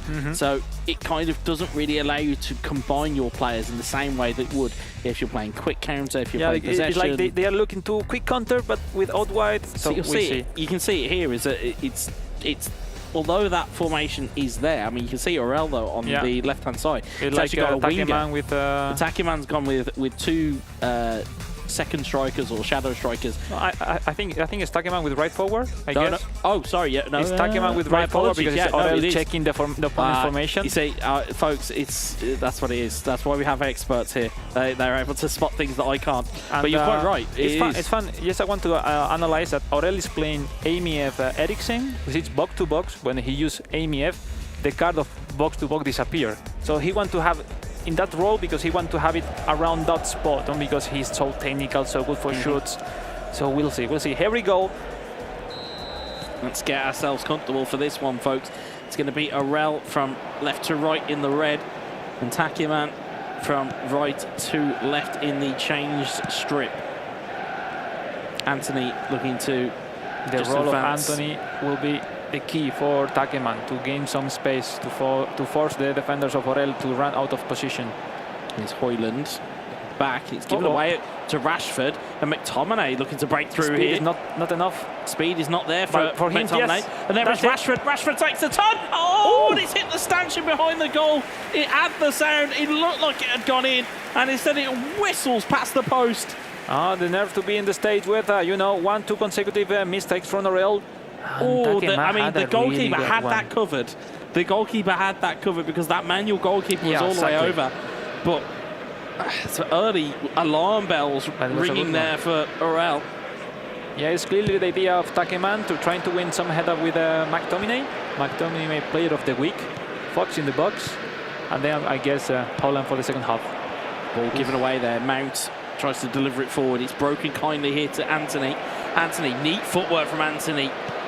It's cleared away again. But with, I think the left back from United from Aurel is going forward every time when TAKEMAN is having a right forward. So I think it could be difficult to defend him. We'll see. Could be.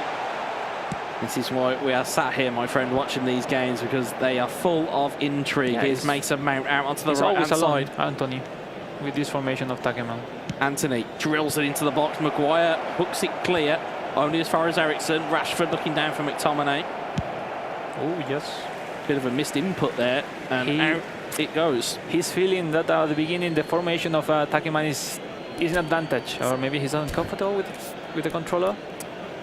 As we say so often between myself and Harry when we commentate these games, is before you even click start, you just need to make sure that you've got all your settings in the right place, because again, it can just almost rattle you and take you out of focus if you have to go in and after 12 minutes figure out what your buttons are. I think the formation of TAKEMAN is really interesting when you don't want to make the face-to-face against your opponent, because with that formation you make sure to gain some space by the wing of Anthony. So we'll see if he can approach it or not. Look at that. Anthony's always receive the ball alone, and he's trying to Lisandro going out of position and then win the space behind. Look at that. He Great ball there. Back to Mason Mount. In towards nice. Scott McTominay. McTominay trying to get the wrong side of Maguire. It's a corner ball. I've noticed a lot through my time within esports and covering Japanese players in particular. Getting a right winger completely all alone is a staple that seemingly follows them all. As a ball goes into the box, looking for McTominay, in towards Rashford, cleared away. Only size Casemiro, here's McTominay again, but Maguire clears it. But of Japanese players, they love to have like wingers that just get left alone because it's an out ball. It allows you that progression down the last pitch. year in the world final was clinical to becoming world champion in Tokyo last year with wings, so they know this game style so well. There's Amrabat forward towards Rashford. Morel now trying to build. Back to Amrabat. Casemiro intercepts it. A bit of aggression there. In towards McTominay. Marcus Rashford takes it round for Varane. Rashford, can he score? Yes, he can! And TAKEMAN takes the lead. He's surpassing him so well. I think Corel is every time with one eye on top to Anthony. It's like forgetting to defend the middle by. Yeah, I don't know. What's surprisingly good?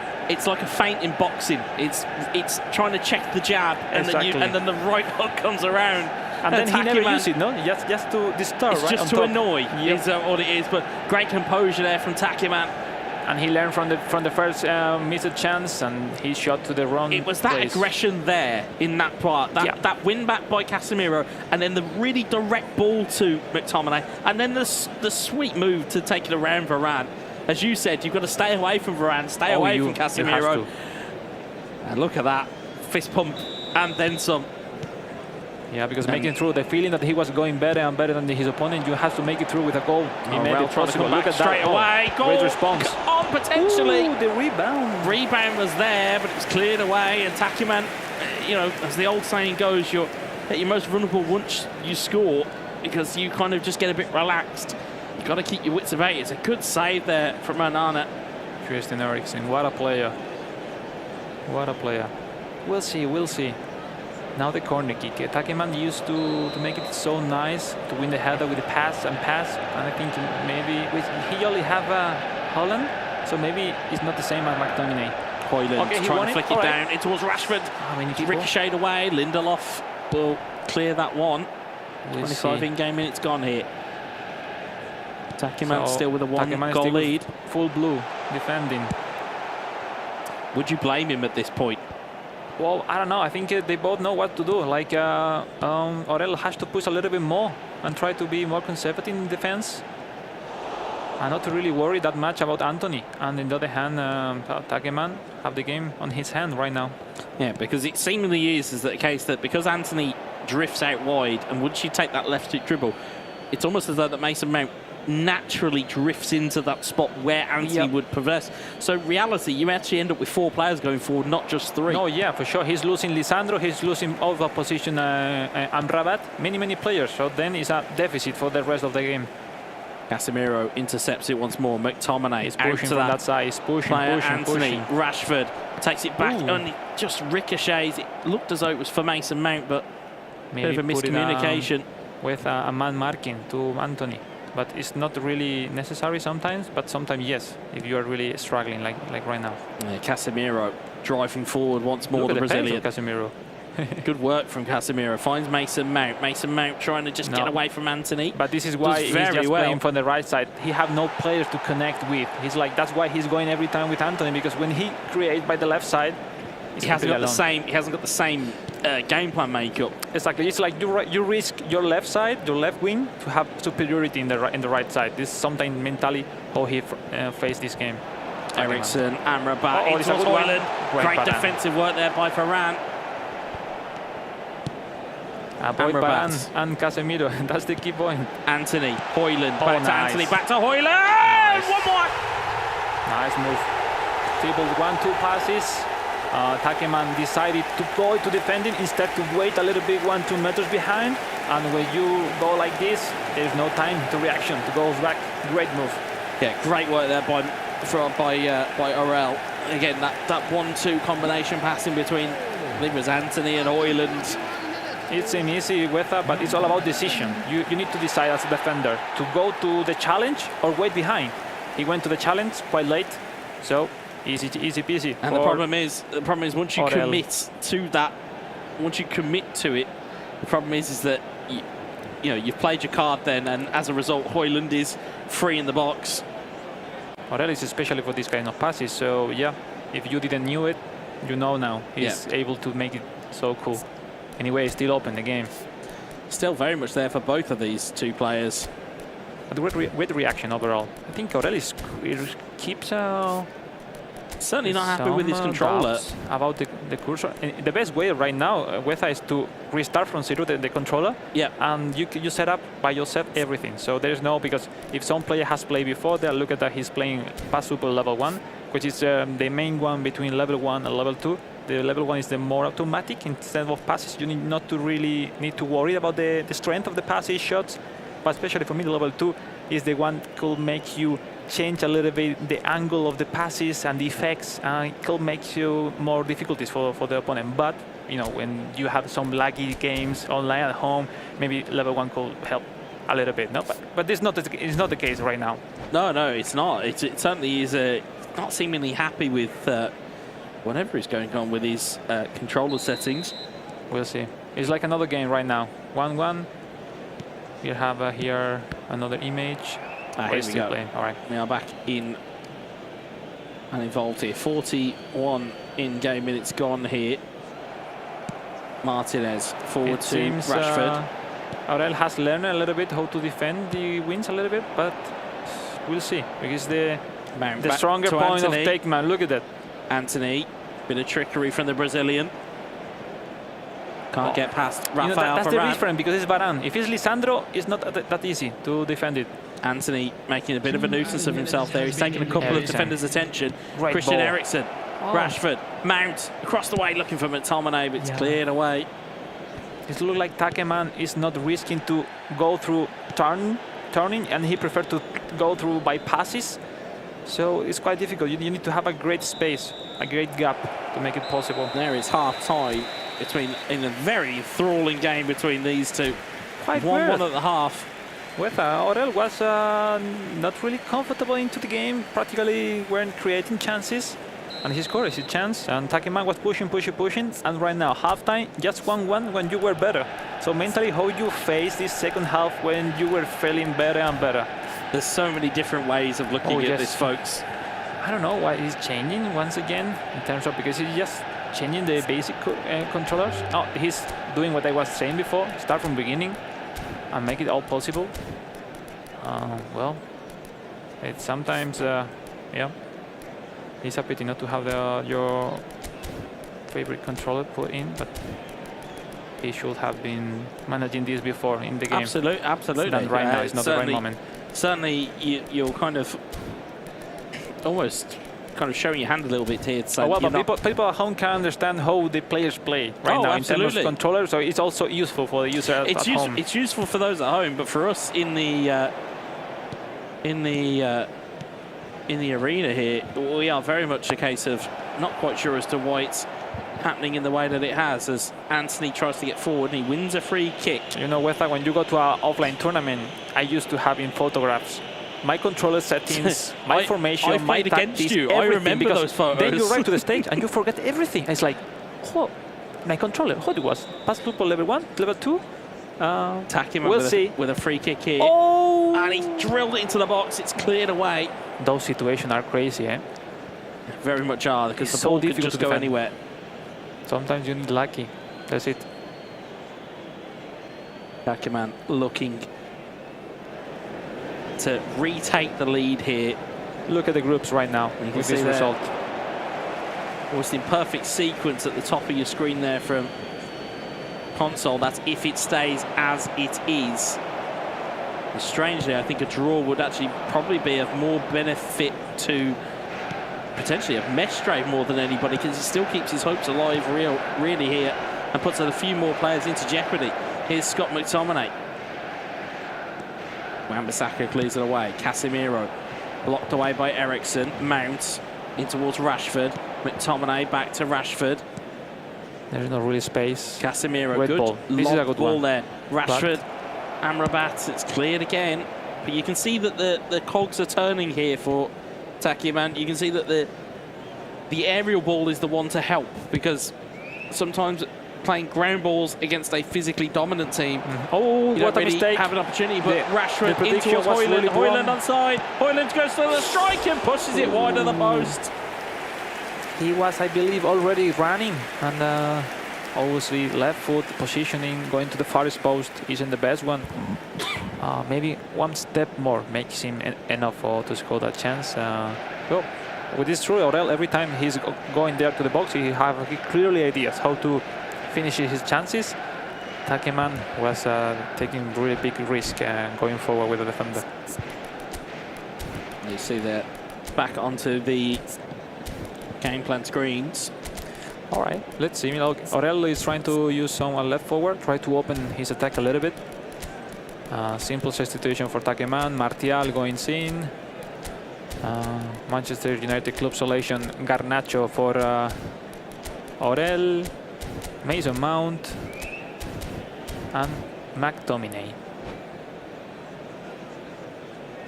Let's see, it's a really important part of the tournament for both players, because one goal can change everything in the table and on his chances in this tournament.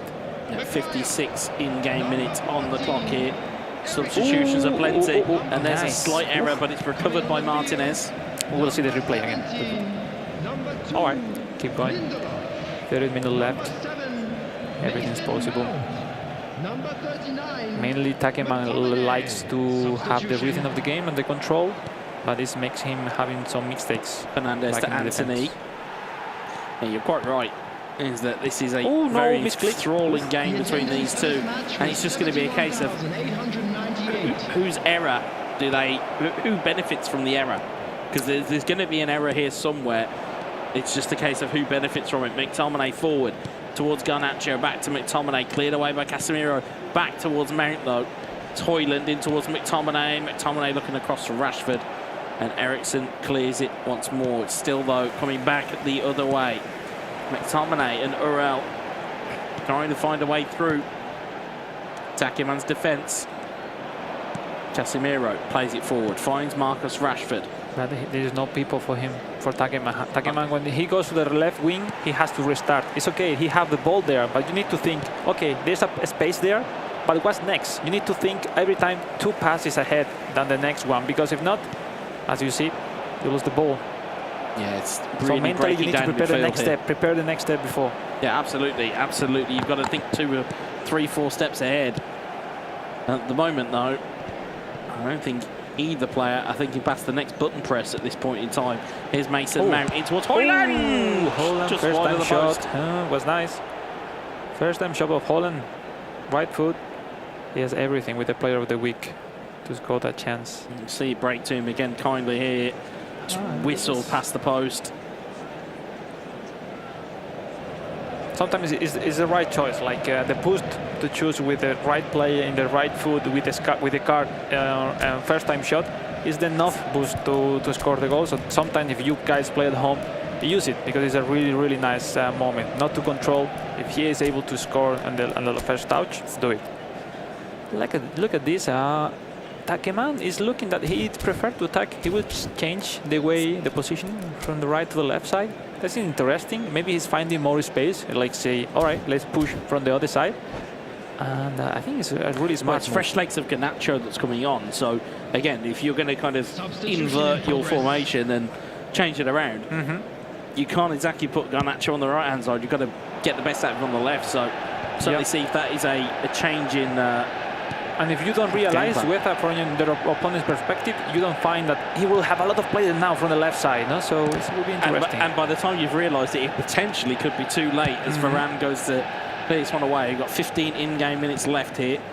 Mason Mount blocked off, and you can see quite rightly, as you said, yeah, there's many more players. More players on that left-hand side. Yeah. Martial in towards Rashford. Rashford tries to take the knock away. The long shot. Martial trying again, and Lindelof will clear it this time. Rashford, McTominay in towards Rashford again. Rashford oh, has look at the players space. over. No One of them there. is McTominay. The next one's Højlund! Oh, 2 goals to 1. There is no flag.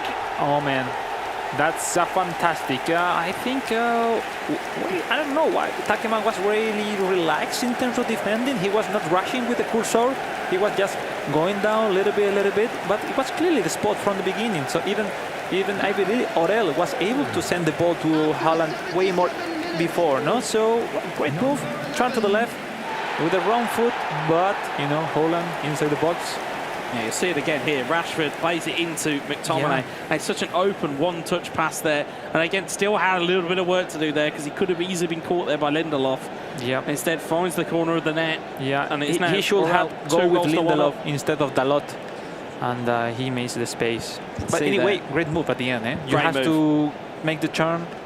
Look at that, great result for him right now. He puts him into the final, but we'll see. Still time. TAKEMAN have his something to say. I'm completely sure. There's still maths and there's still time for us to figure out who is going to be there in the console grand final. Substitution, we'll see. Orel will try to defend the result, going back a little bit with instead of left forward, left wing for Garnacho. Try to change from 4-3-3 to 4-2-2. Counter target, we see. That's the most common normally, guys, to use defensive on your DMF, defensive on your right back or your left back. It depends. The ones normally on console it's common to use 3 central backs, and when one right back or left back. On mobile, maybe you can use both. It's fine. But that's the differences between mobile and console, which are mainly on tactics, because the gameplay you can do practically the same. Still time here though for TAKEMAN to potentially find a ball through the middle. He looked for Martial. This is not over. Cleared away. Rashford to Mount. Good back heel there. Finds McTominay. Højlund and McTominay trying to combine. Finds Garnacho.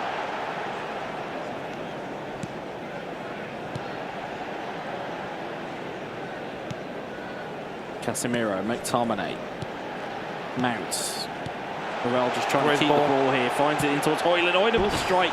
Just goes wide of the post. He seems really comfortable with Haaland. Like he don't doubt when he have a little bit of space. Boom! He practically tried a shot, and it seems TAKEMAN suffering when someone is controlling the ball and trying to turn. Like he don't really like it at all. TAKEMAN to be in that position, defensive position. I mean. Not we'll one see. left here between these two. 83 in-game minutes gone here. In full defensive right now. Certainly trying to see this game home is Orel. He's trying to avoid mistakes. Maybe a little bit anxious in defense, Orel, but we'll see. Still positive result for him. Garnacho with the header down and cleared away. And now we'll see that level of gamesmanship and professionalism that we see not only in the real world, we actually see it in the virtual world here as well. As Garnacho though finds a good turn. It's a good one. He had down the the left-hand side. Garnacho still going is Garnacho. No, because he's Casemiro. If it's another one, maybe you go through. But with Casemiro, Varane, oh, those two cards are so strong. Darlow hooks one forward. Amrabat in towards Martial. McTominay will clear. He need to find something from the left side. Something from the left wing. The right wing is no space. Amrabat, crossfield ball, beautiful ball. Oh, the control. Looking for Garnacho, but as you said, the control wasn't quite there. It's almost over. The last one.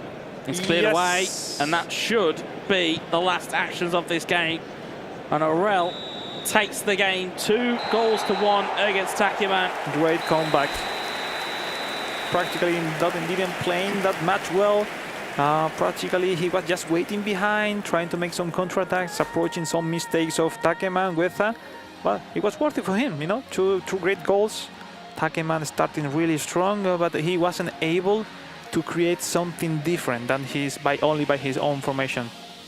Yeah, again a good show of mettle there by Orel to be a goal down quite early on.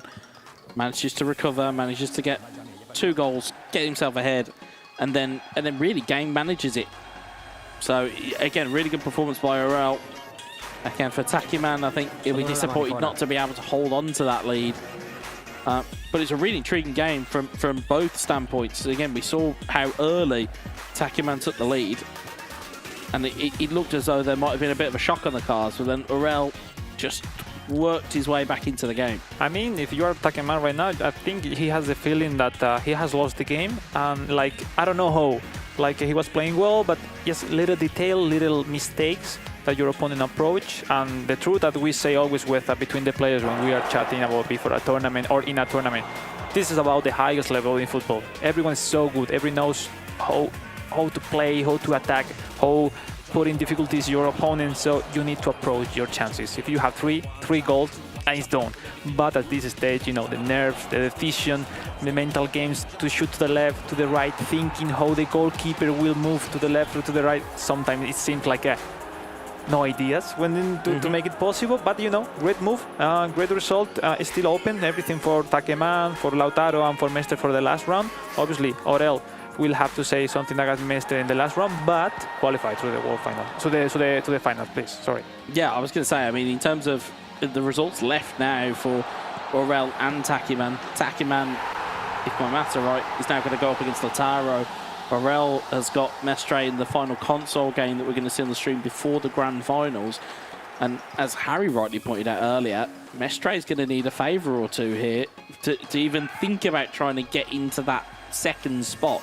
Because as you quite rightly said, with 2 wins on the board, that first spot looks to be Aurel's to lose, for a lack of a better He will need to beat the first in the group by a lot of goals, and he will need to wait the opponent's result in the other game. So it's in a difficult situation, but well, you just need to win your game.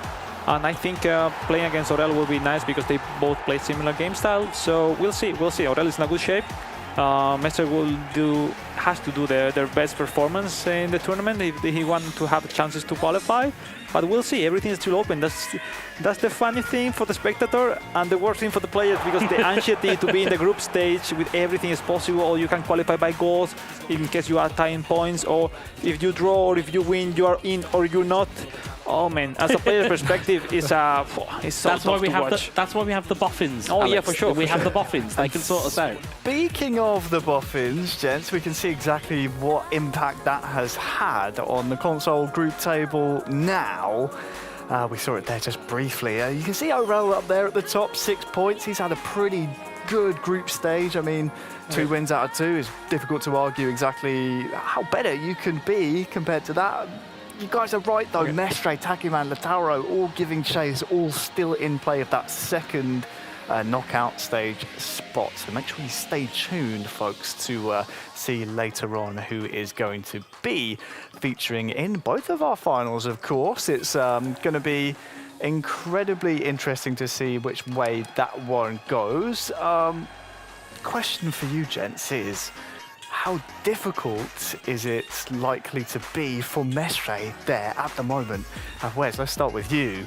To get himself into that knockout stage. Still mathematically possible, but highly improbable, would you say? Yeah, it falls into that highly improbable but not impossible camp. I mean, again, as we talk about things that need to go, that, as Alex quite rightly pointed out a second ago, there are so many things that have got to fall in your favour that the only thing you really can do at that point is just focus on doing your part, and then where the chips fall is where the chips fall.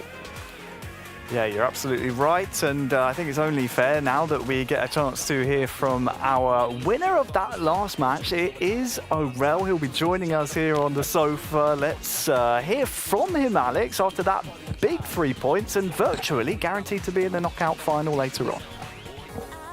Well, we're here with Aurel, the winner of the last game. Fantastic comeback after a difficult beginning against TAKEMAN. I think you feel more and more confident with the pass of the game. You will feel more switched to your game style. How was overall the game, the feeling for you? It was a very tough match against a very good player. TAKEMAN is a great player.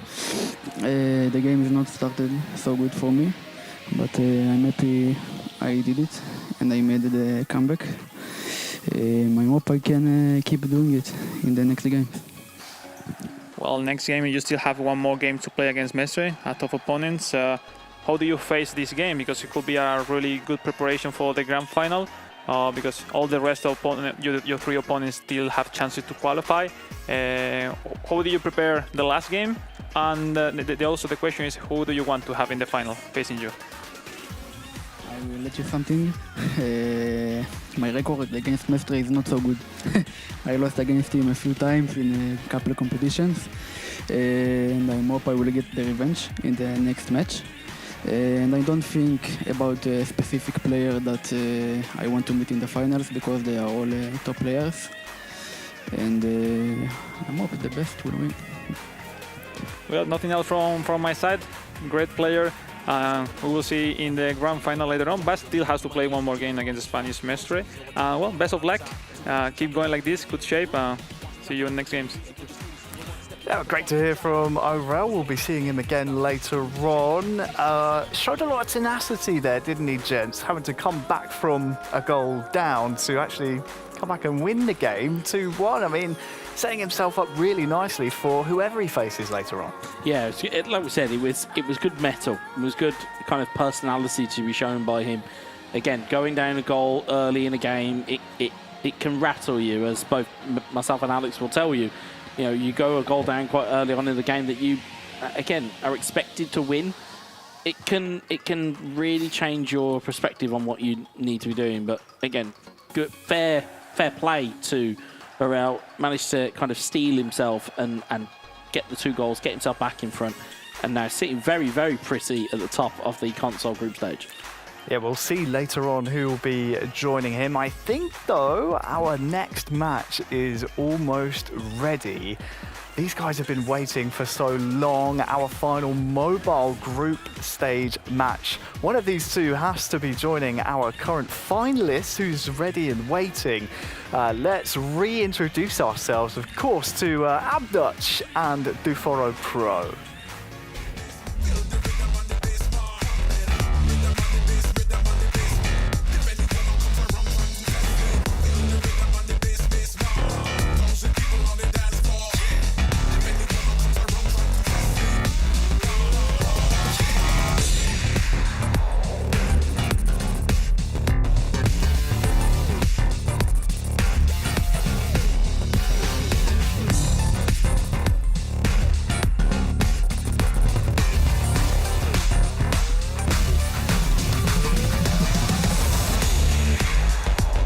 Brazil for the last spot into the grand final. Where's that?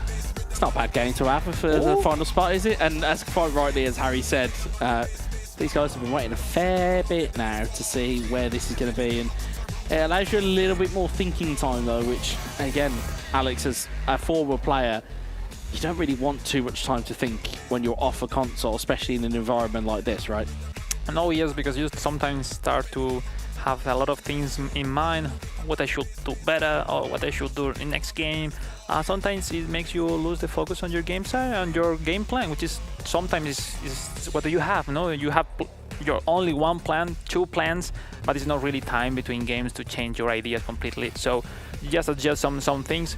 We'll see. It's a difficult moment for both. From one hand, ABDUTCH coming to being finalists in Bayern Munich event, club event.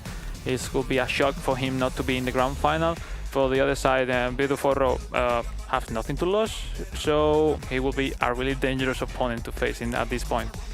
Yeah, it's going to be a massive game for both of these players. And again, looking at how the group has developed, yes, there is only 3 players in the group, but even so, the way it is developed in terms of what we saw from Juninho earlier, in terms of what we saw from ABDUTCH earlier as well, what can we expect out of this game between these two? Because it's set up very kindly in almost the favour of ABDUTCH, because he's got a point on the board. Obviously, we saw the tables earlier. He's got 4 points on the board, but he has got points on the board. So I think ABDUTCH will go aggressive as he is normally, going to take the league as soon as possible.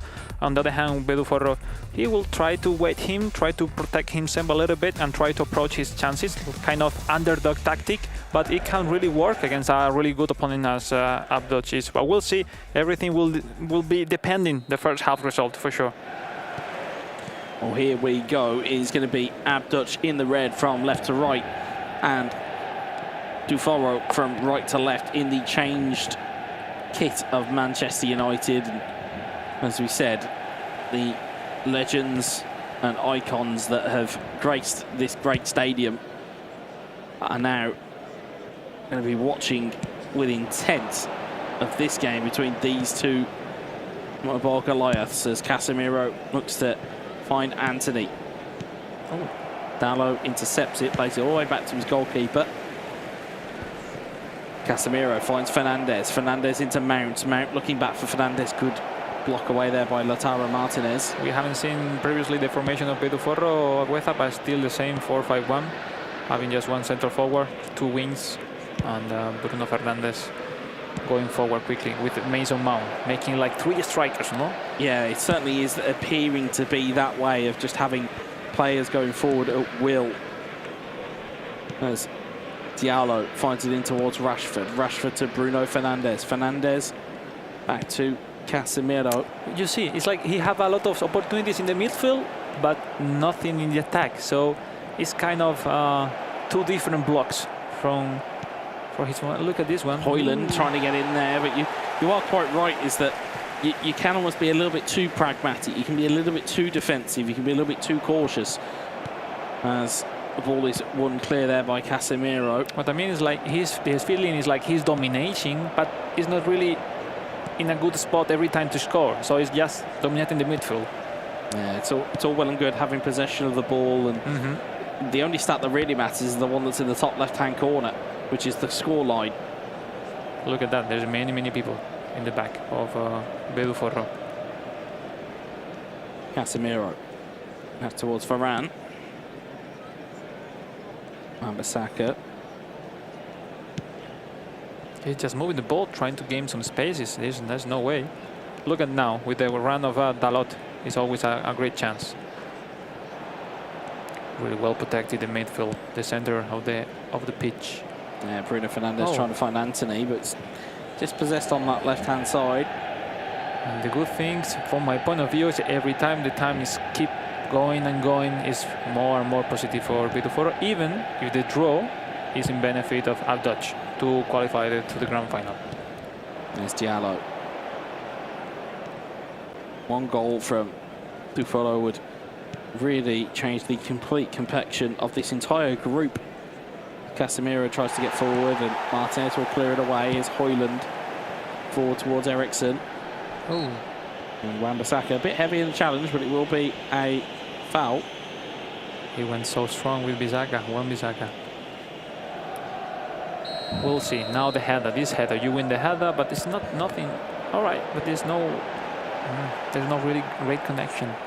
Mount in towards Højlund. Nice Højlund one. with the dummy. Tries shot. the stunning strike and the dummy.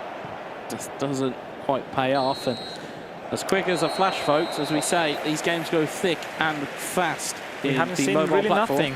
Just 2 really good formation, defending each other really well. Anyone wants to really lose position in, no risk that much. But the realistic is ABDUTCH is 40 minutes ahead to go to the grand final with this result. Yeah, ABDUTCH is certainly in the driver's seat here, but he might be unseated quite quickly. Højlund in towards Mount. Oh, it's just over the bar. The strength of the shot was completely at maximum. Forro knows the opportunity that presented itself. Just got under it. With the extra pass maybe to the top. It's great for us, as we said. They both chances was enough. Yeah. It's great for us. It's great for us to sit here because we could say, yeah, that's what you should have done. Yeah. But when you've got that adrenaline pumping, it's a different question entirely. And Mount potentially is able to score that shot, first-time shot, so he's completely able to do it. Anyway, was a great reaction from Pedro Forro with this. The time is running and he needs to react. He needs to score a goal if he wants to be facing his countrymate Juninho in the grand final, in the mobile grand final. Eriksson on Rabat with the header. Rashford. Oh, this is the pass. Ooh. There was a pass on there, but instead the fake shot, the pass was the right choice. Couldn't quite execute. There's Bruno Fernandes to Dalot in towards Fernandes once more. Mount, Højlund, dummy. Nice. Tries to get the stunning strike away, but Rabat will clear. Højlund to Mount. Nice. Mount looking for Højlund. Will he get there? the challenge. Ran into Varane, but he's won the ball back. Him.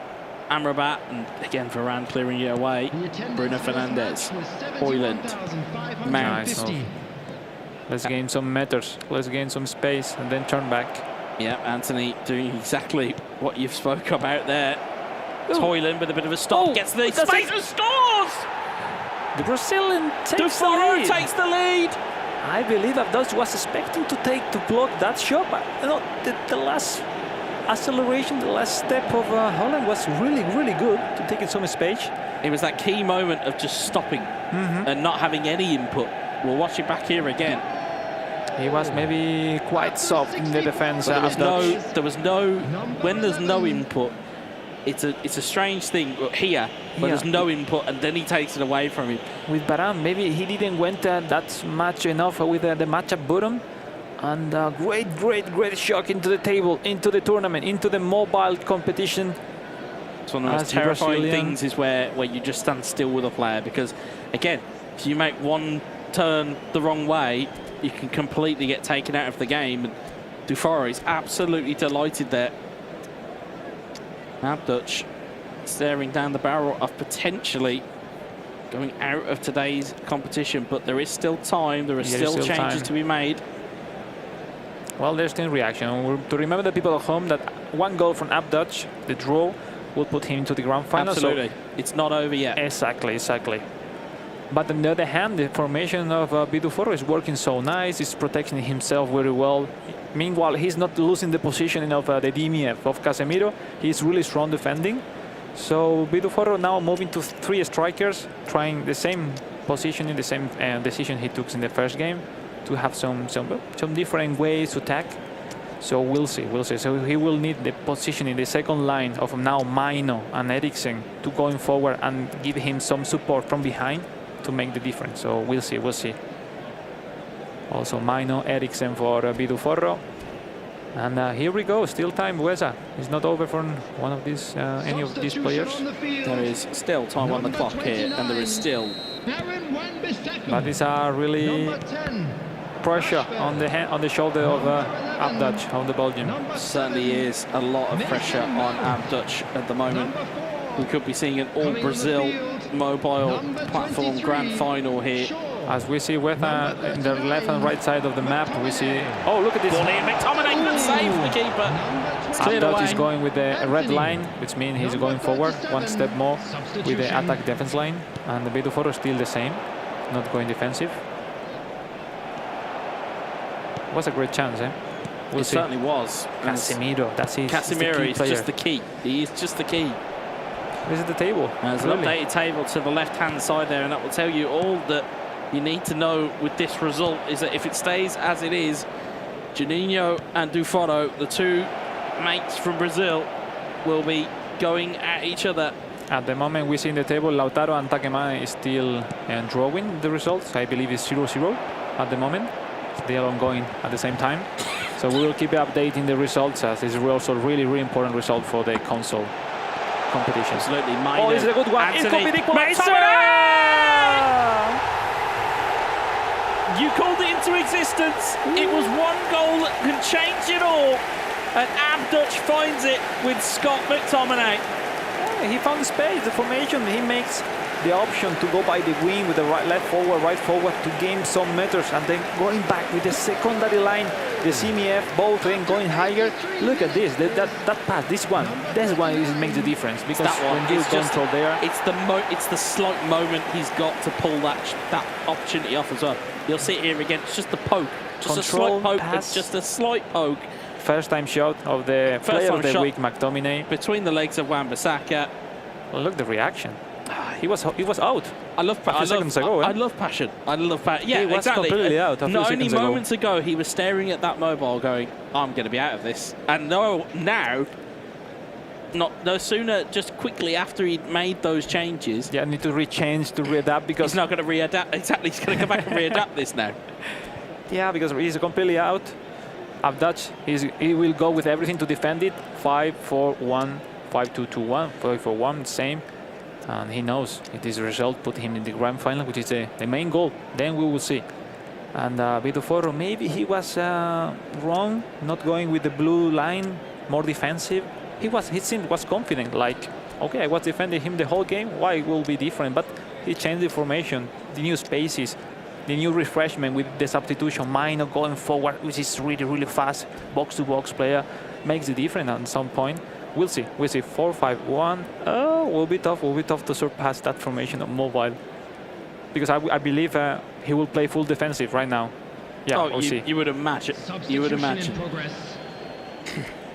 Full defensive, no, just one bar defensive, as you see on the left side, the right hand side of the map. And Biduforo. Game's not over though, so he's got to be careful. Is ABDUTCH. We'll have two chances already before time finishes. Eriksson out towards Luke Shaw. Shaw in towards Garnacho. Cleared away by Lindelof. Mainu. Eriksson. Still the same results in console between Lautaro and TAKEMAN. And here's the ranking. Juninho and ABDUTCH at the moment will be in the grand final. And still, McTominay nearly gets in front of there. Biduforo is trying, he's trying. He is trying, but I think it'll be to no avail here, Alex, as Luke Luke Shaw goes down the line. And over for him. Should be a very key pass there. Ball in towards McTominay. ABDUTCH will go into the grand final. There is the final whistle. ABDUTCH escapes. Oh, completely. He escapes with a point, and that is enough to see him through to today's mobile grand final. I see him when really wasn't offering that much of his game style, trying to not to risk, not to make big mistakes. But when you play like this, sometimes you can be wrong. And you know, one advice is from the Brazilian taking the lead. He makes him react. Hopefully for him here, he reacted on time, and he's into the grand final. Sad for the Brazilian. He's a great guy, playing his best, having a dream experience here in Manchester, in Old Trafford. But well, he will not face in the grand final to his countrymen. I'm sure he's gonna be cheering for him into the grand final. It's the next final, or the next final along here for ABDUTCH. We'll see. How Mestre is watching Aurel between the game between TAKEMAN and Lautaro right now behind the scenes. We will go in update in the fans at home how the results goes. We certainly will, but yeah, between those two, I mean, it's a fascinating game, Harry. Yeah, it really was. I mean, we'll add it to the litany, the long list of final 10-minute goals here at the Theatre of Dreams, Old Trafford. But gents, we can take a look at some of the replays. Biduforo had 1 foot in the final until that, what was it, 83rd minute equaliser, which was enough to share the points and book ABDUTCH's position in the final later on. Yeah, absolutely, he did. He had 1 foot, and there were other chances there, which I don't think he'll want to see back that Mason Mount opportunity anytime soon, because there were chances, Alex. There were chances and there were opportunities, but at the end of it all, as we thought with that amount of time left on the clock, it'd be difficult for ABDUTCH to get another or get a goal to get himself back into the game. Not only even back into the game, but into the competition. It's completely big pain when you feel that moment, that 83 minutes conceding that goal, when you realize in your mind you're completely out, your chances are out. He tried afterwards, but you know, was quite late to react. Great game overall. I believe, and I wanted to believe, that the best game of the tournament, we are going to see it in the grand final, where both players will be, let's see, relieved, and they're going to show us their best level. I hope so. Anyway, we will have coming up with us the winner. Oh, not the winner, but the second player going to the grand final right now. Well, yeah, we just saw it there, didn't we? Scott McTominay in the 83rd minute sees ABDUTCH fire his way, reclaim his own destiny back into the final. And Alex, I think you're absolutely right. It's only fair that we hear from ABDUTCH now. We can bring him into the set and over towards the sofas. A big point, a big equalising goal from Scott McTominay sees him join Juninho in the mobile final later on. Let's hear from him now. Well, we are here with ABDUTCH, the Belgian second grand finalist of today's mobile competition. Great result for him, good enough to go into the grand final. I'm gonna ask you, like, my feeling watching you was like you are not already playing your best, like you were struggling against your two opponents. Do you feel more relieved now? You think you're gonna play your best level in the grand final? Yes, about the match, I feel I regret because I didn't play from first with aggression. I didn't play offensively from first. I wanted to go to a draw, but this is not good. I regret. And I'm so happy. I'm so happy. This is my first time in my life. I feel these moments, you know. Well, that's the most important. The most important thing, you are into the grand final. That's the job done. Now, different mind, different perspective. You're gonna face again Juninho, but in the grand final for a spot into the qualifier. You have experience to be at this spot after you been in Munich for in the just in this same position. At that time, you lost. How do you will prepare this game? You will make the click in your mind to be aggressive as you are, to be fast as you are, and be that smart as you used to be normally? Yes, this time I have an advantage, but I have experience. Maybe the opponent is so tough, but I will do my best. I will play defensively, but I will make the change in the deuxième. In the second half, I will try to win in the second half.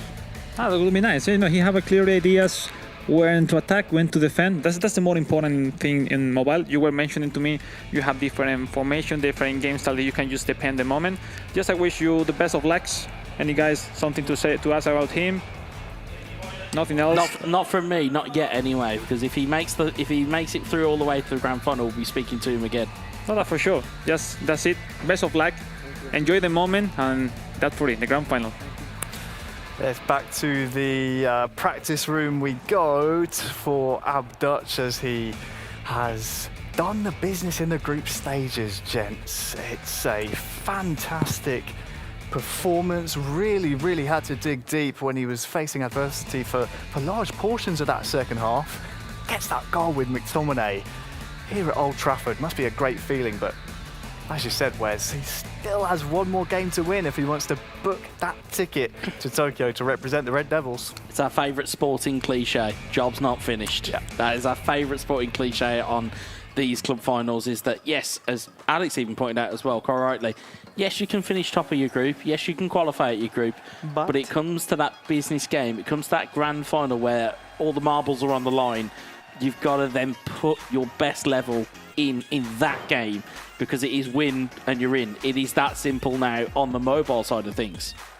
I wanted to mention how fun it is, because I understand what he's feeling right now, because it's like he just going into the grand final, but he's still feeling so much nerves, the pressure.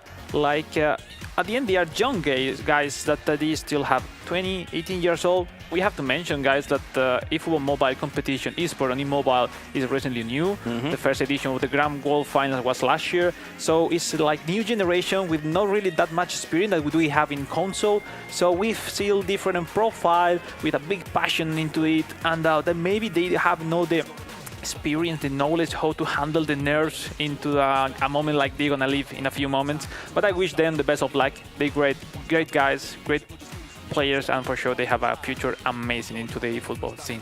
Absolutely, and especially as me and Wes often talk about, the mobile platform still in its infancy stages for eFootball, so plenty of stars still to be born.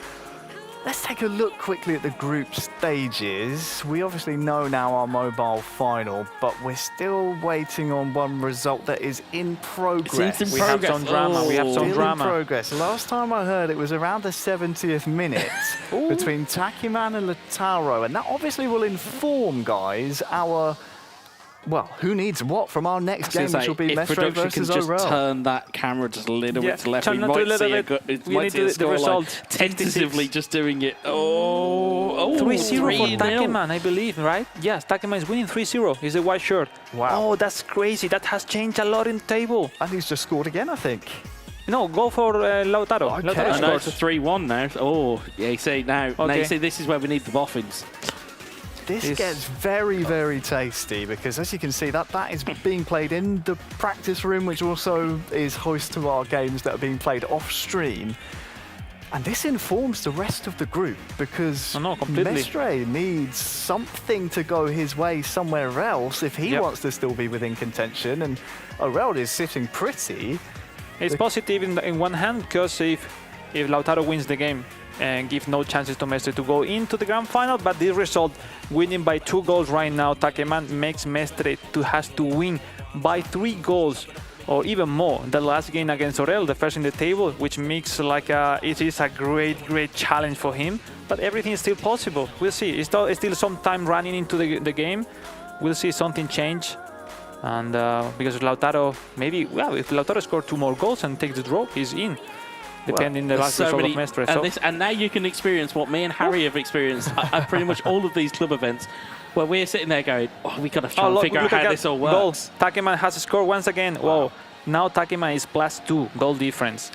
And with 4 points. And also keep your eye on as well in terms of the other additional tiebreaker that's there, which we've seen used in previous club finals.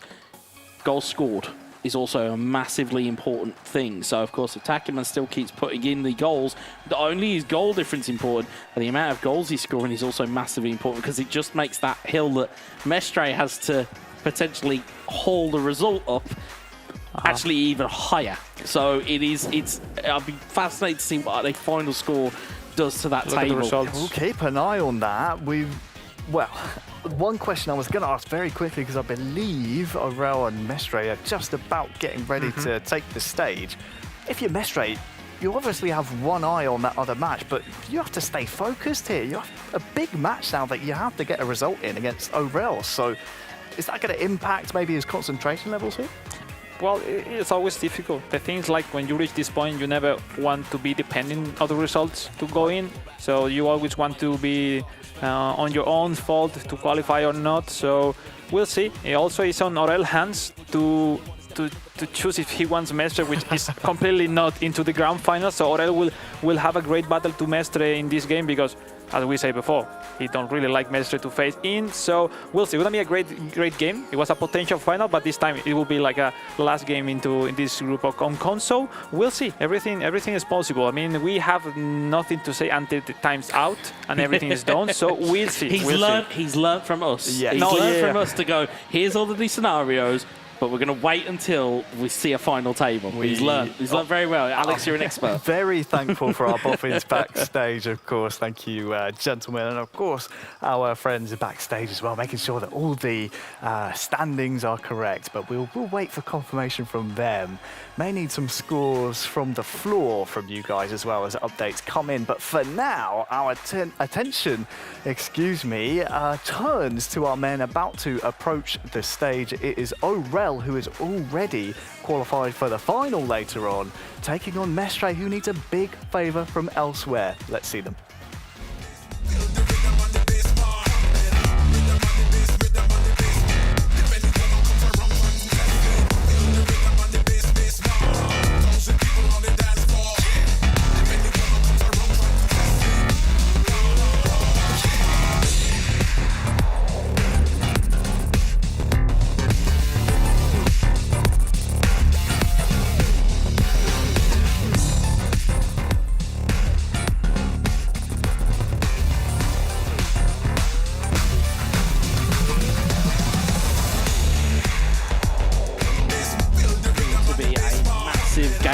For Mestre.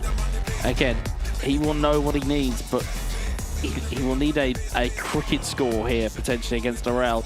It's going to be a difficult game in and of itself, but to know that you've got to come through with a pretty big scoreline, Alex, I mean, well, how hard is it to go in with that mentality? It was difficult to believe Mestre was going to be in this position before the tournament, for the last run. I mean, he was present in the Inter Milan club event finals. He went out also in group. He's a player with a lot of potential, experience, and you always are looking at him as one of the favorites. So it was a really shock, I think, not just for us, also for the fans at home, not to see him with that many chances. But that's still meaning that he still have chances to go through. But obviously, depending on the other result, is still meaning that he has to win by 4 or 5 goals against Aurel, which seems complicated. But you know, this still championship to play against, and we'll see. Maybe Aurel now, which is no really that much focus because he's already qualified with, maybe will make him not to really be really focused at all, and will make the advantage for Mestre, or maybe the opposite. Maybe the relief. That's the kind of almost the proverbial $1 million question is if you're Aurel, do you A, want to take your foot off the pedal because you know that actually, regardless of what happens, you're through to a final, or B, do you want to keep your foot to the floor knowing that you need to keep the momentum going of the day? And I think considering the way that we have seen Aurel play already, I'd probably say it's a case that he'll want to keep his foot to the floor because he knows that, you know, TAKEMAN will be a difficult game if it proves to be TAKEMAN. If he has to run this back against Mestre because Mestre, you know, goes and pulls out a quite unbelievable victory, then also that in itself has its own kind of psychological kind of impact for the final, because if it then proves to be an Aurel versus Mestre final and you're coming off the back of Mestre winning by 5 or 6 or 6 right now, because it was we had the final results between Lautaro and TAKEMAN. TAKEMAN won 5-1. So it was a crazy result, positive for the Japanese, makes him with 1 foot and a half into the grand final. Certainly, but now that means that Mestre will know what he needs to accomplish here. Yeah, I think he noticed that information right now. As we said, against Aurel, it's a difficult point. The only thing that, again, as even Aurel actually pointed out on the sofa, was that he's got a little bit of a bad record against Mestre. It's been a tough season for every player around the world. We came back from different structure last year, new structure for all of us this season, and we are almost, for not to say, the last club event for the season. And we still some players having the chance by the regionals online to have the spot into Japan. But for sure, for Mestre, it's the last chance, the very last chance of the season to have the first appearance in a world final. It seems strange to believe, but yeah, Mestre haven't had any appearance in the world finals before. Even if he had a fantastic level, he was been playing for Bayern Munich for many years. We become champions of eFootball Pro in 2020 together, and yeah, but you know that's competition. It's difficult to be always there, and well, it's a great moment right now for him. Already still chance. Well, I believe the Spanish community is still supporting him in this tough moment. Well, it's like we said, if you were to play these matches on paper, we wouldn't have an event here today. Completely, exactly. But it also goes to show, as we said, in terms of the venue that we are in currently, as we'll see the two teams about to kick off here, and it's Aurel from left to right in the home kit of Manchester United, and Mestre in the change strip from right to left. This place does funny things to people. It's almost as though there is that little bit of magic in the air when you're at Old Trafford, you're at the Theatre of Dreams, you have all the history that goes with this club, you have all the history that goes with this stadium. It does funny things to people, pressure, especially in this type of environment. I wish to have a early goal from Mestre to still alive into the competition. Otherwise, he might get really your wish tough. as Eriksson looks to try and dance his way into the box, but Varane will clear it. It's Casemiro to Eriksson. Eriksson to Rashford, looking for Højlund. Cleared away though by Martinez. Up to Højlund. Rashford. Good double touch by Mestre, but it's cleared away. Again, for Aurel, it's pretty simple here. He knows that this is a de facto victory lap, as it were, as Anthony looks to get his way forward. And it's in towards Amrabat. Oh, look at the ball. Amrabat tries to cross one over. Triangle. Interestingly there as well, Mestre very early on the goalkeeper move. Amrabat he was prediction, right? Yeah, but if Amrabat takes a shot there, it could be in real trouble. It will be a disaster completely. I believe Aurel has learned that much against the game versus TAKEMAN before. We saw like he's trying to have Anthony in the right wing just to create some new spaces. We see right now everyone at home, TAKEMAN with a goal different, the +3, and Mestre with -2 is the difference from the chances to qualify. Mestre should win by 5 goals. Yeah, so it looks as though Højlund's trying to get involved here. But yeah, crucially, the 5... Or 6, I think. Yeah, I was going to say, a 5-goal swing brings Mestre level with TAKEMAN. But the goal in favor... the goals for is what would separate them. And again, that would be one more in the favour. So exactly. It's going to be a very interesting time between these two. potentially get even more here. Rashford goes to the strike and saved by Onana. Cleared away. He anticipated that position of the shot. Orel. Eriksen. Højlund to Mount. Always from my experience from the World Finals, it's like my first 2 appearances in the World Finals, 2015 and 2017. Both of them I went out in group stage. It's completely. I hate group stage. From always, I hate it. Like I don't know. It's like many players happen the same. Like you always struggling in the group stage, and then you can play your level in knockouts. Absolutely. I mean, I myself in my 2 regional appearances both went out in a group stage. Yeah, because people maybe forgot it, because people use, oh, look at this one. Ooh. Because people maybe forgot that you were also a great player, Weza. You are not here because lucky, because you know a lot about the game. And shucks, he's just saying that, folks. That's all he's doing. He's just saying that. As Casemiro tries to get the ball through. Does survive it. Rashford in towards Højlund. Højlund with a header. Good save from Onana. The shot was... The shot was there. You're quite right. The shot was on. The strength was the strength of the wing. If you look at this here, the shot was here. The shot was on, and it just chipped it up, and Onana just pushes that one over the top. Mestre, I think that pretty much sums up his day in truth. He's aware about how difficult is his situation right now. Ball trying to go into Varane. Rashford clears it away only as far as Wan-Bissaka. Oh, it's cleared eventually. Ping-ponging in midfield here, but it's eventually fallen to Eriksen. Eriksen is still with the same game plan, trying to defend and try to make some quick counters, but with the change that Anthony starts from the more than from the wing than usually. Look at the space. Ooh.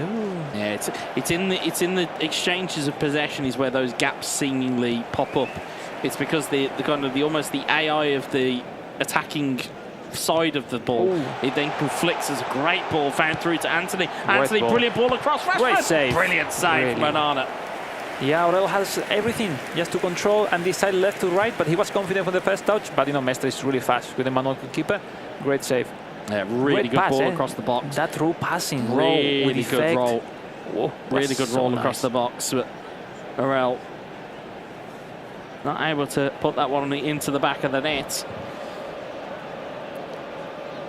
Just going to wait here for substitution, potentially pauses. So just thinking, because you need some goals, but strange sometimes the gamesmanship of players also creeps in, where you sometimes press a pause not to actually use it. You just want to just break it.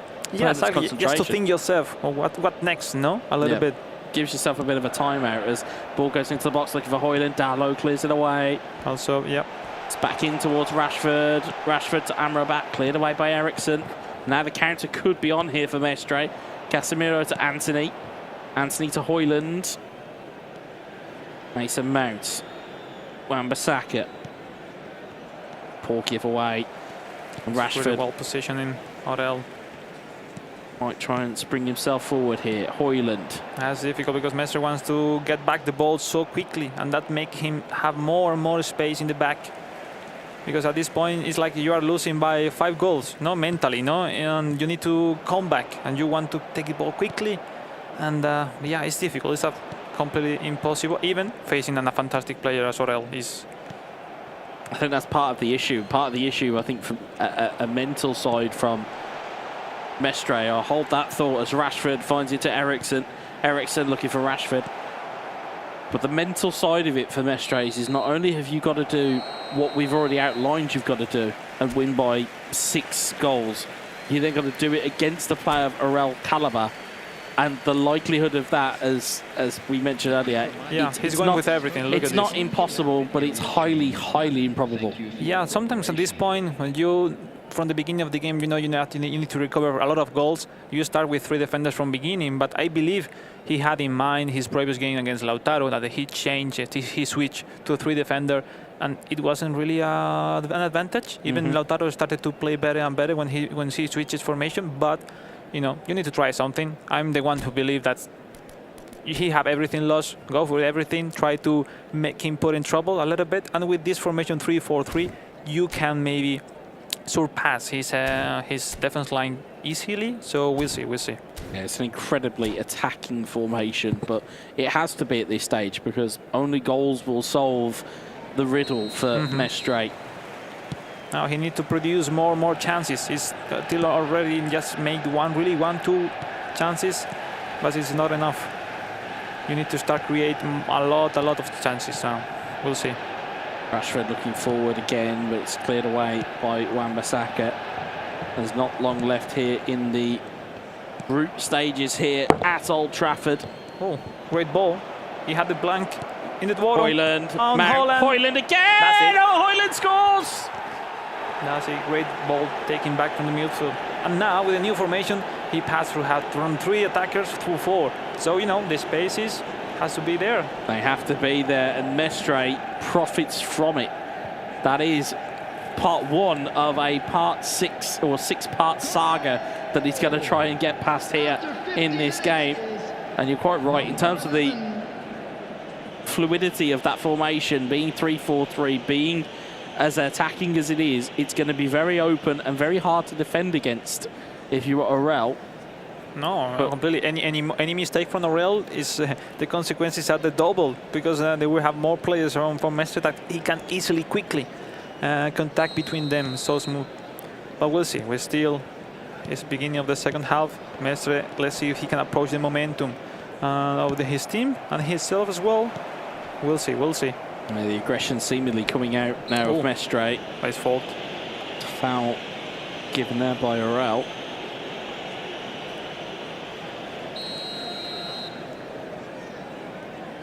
I suppose from Orel's standpoint, the crucial part for him is that he's already through. He already knows his fate in today's grand final.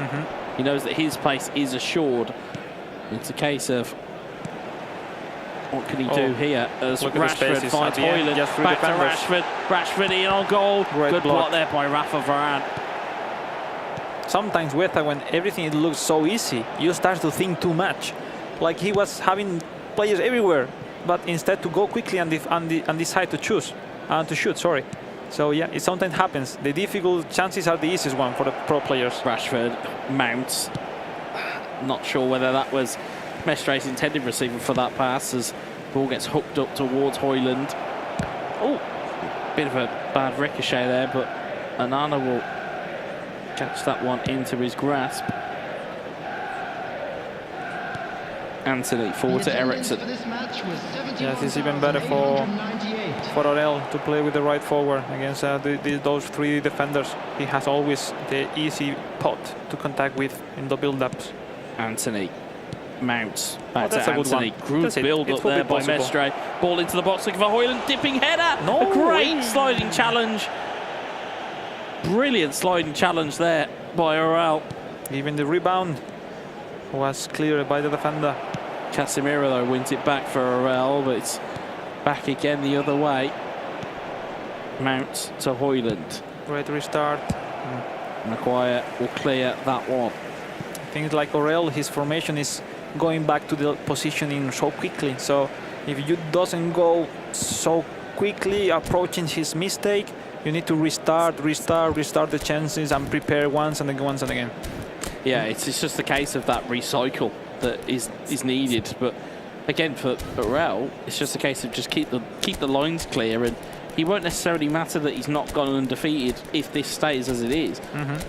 I think the key part for him is that he knows that Mestre can't gate crash that final, but also a word on TAKEMAN for pulling out a result as and really when he needed it against Lautaro. Yeah, to win that decisively. Yeah, it was really impressive, the result. At that time in the group stage, phenomenal result from him.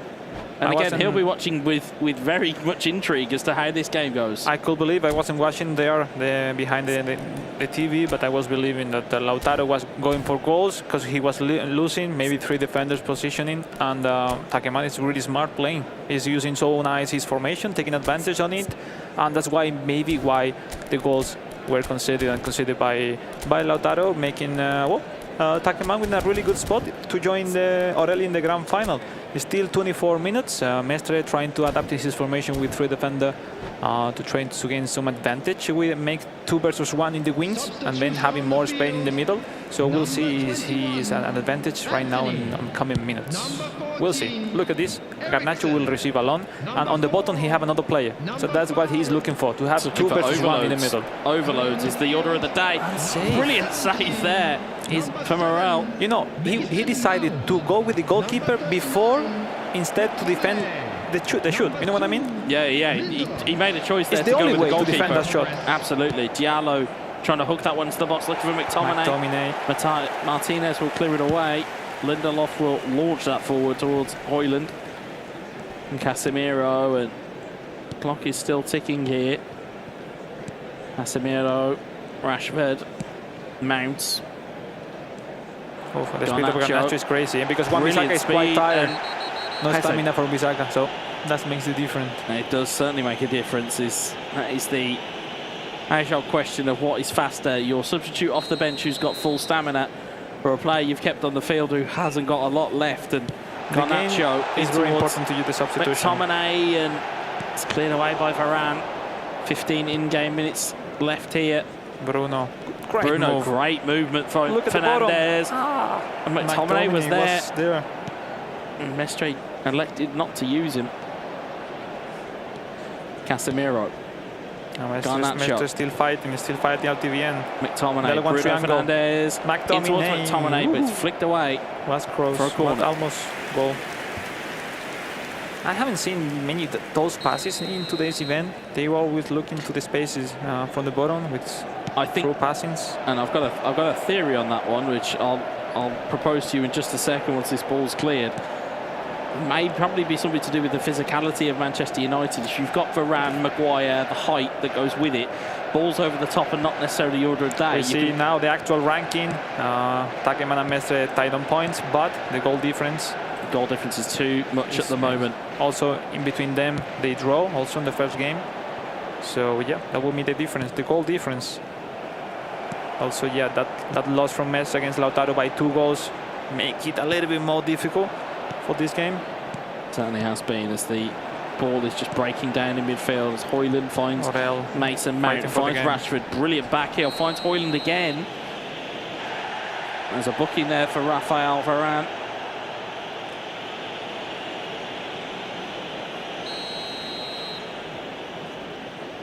Garnacho with the triangle.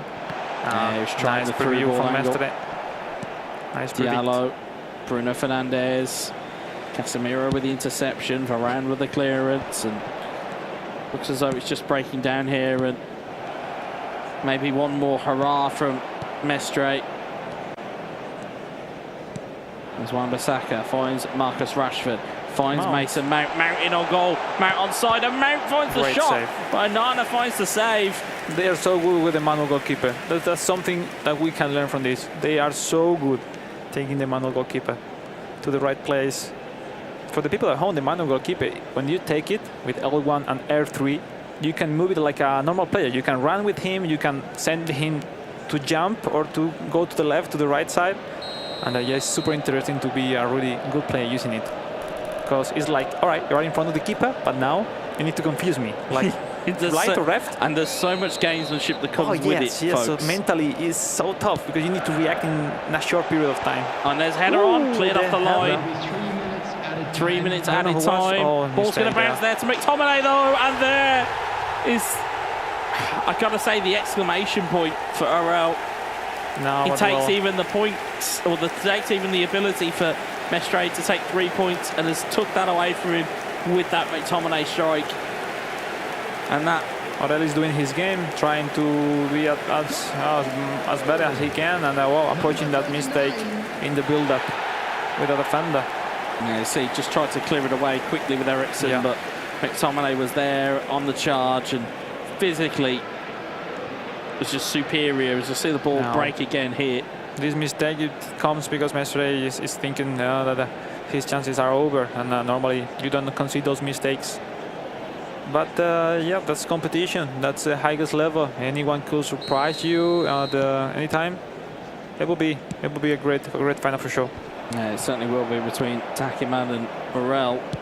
And of course, before then, we've got the There's still one more mobile chance in final this game.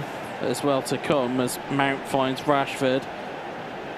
Rashford can't get it through, and Varane will clear it away. And there is going to be the full-time whistle, and it will be Orel versus TAKEMAN in today's console grand final.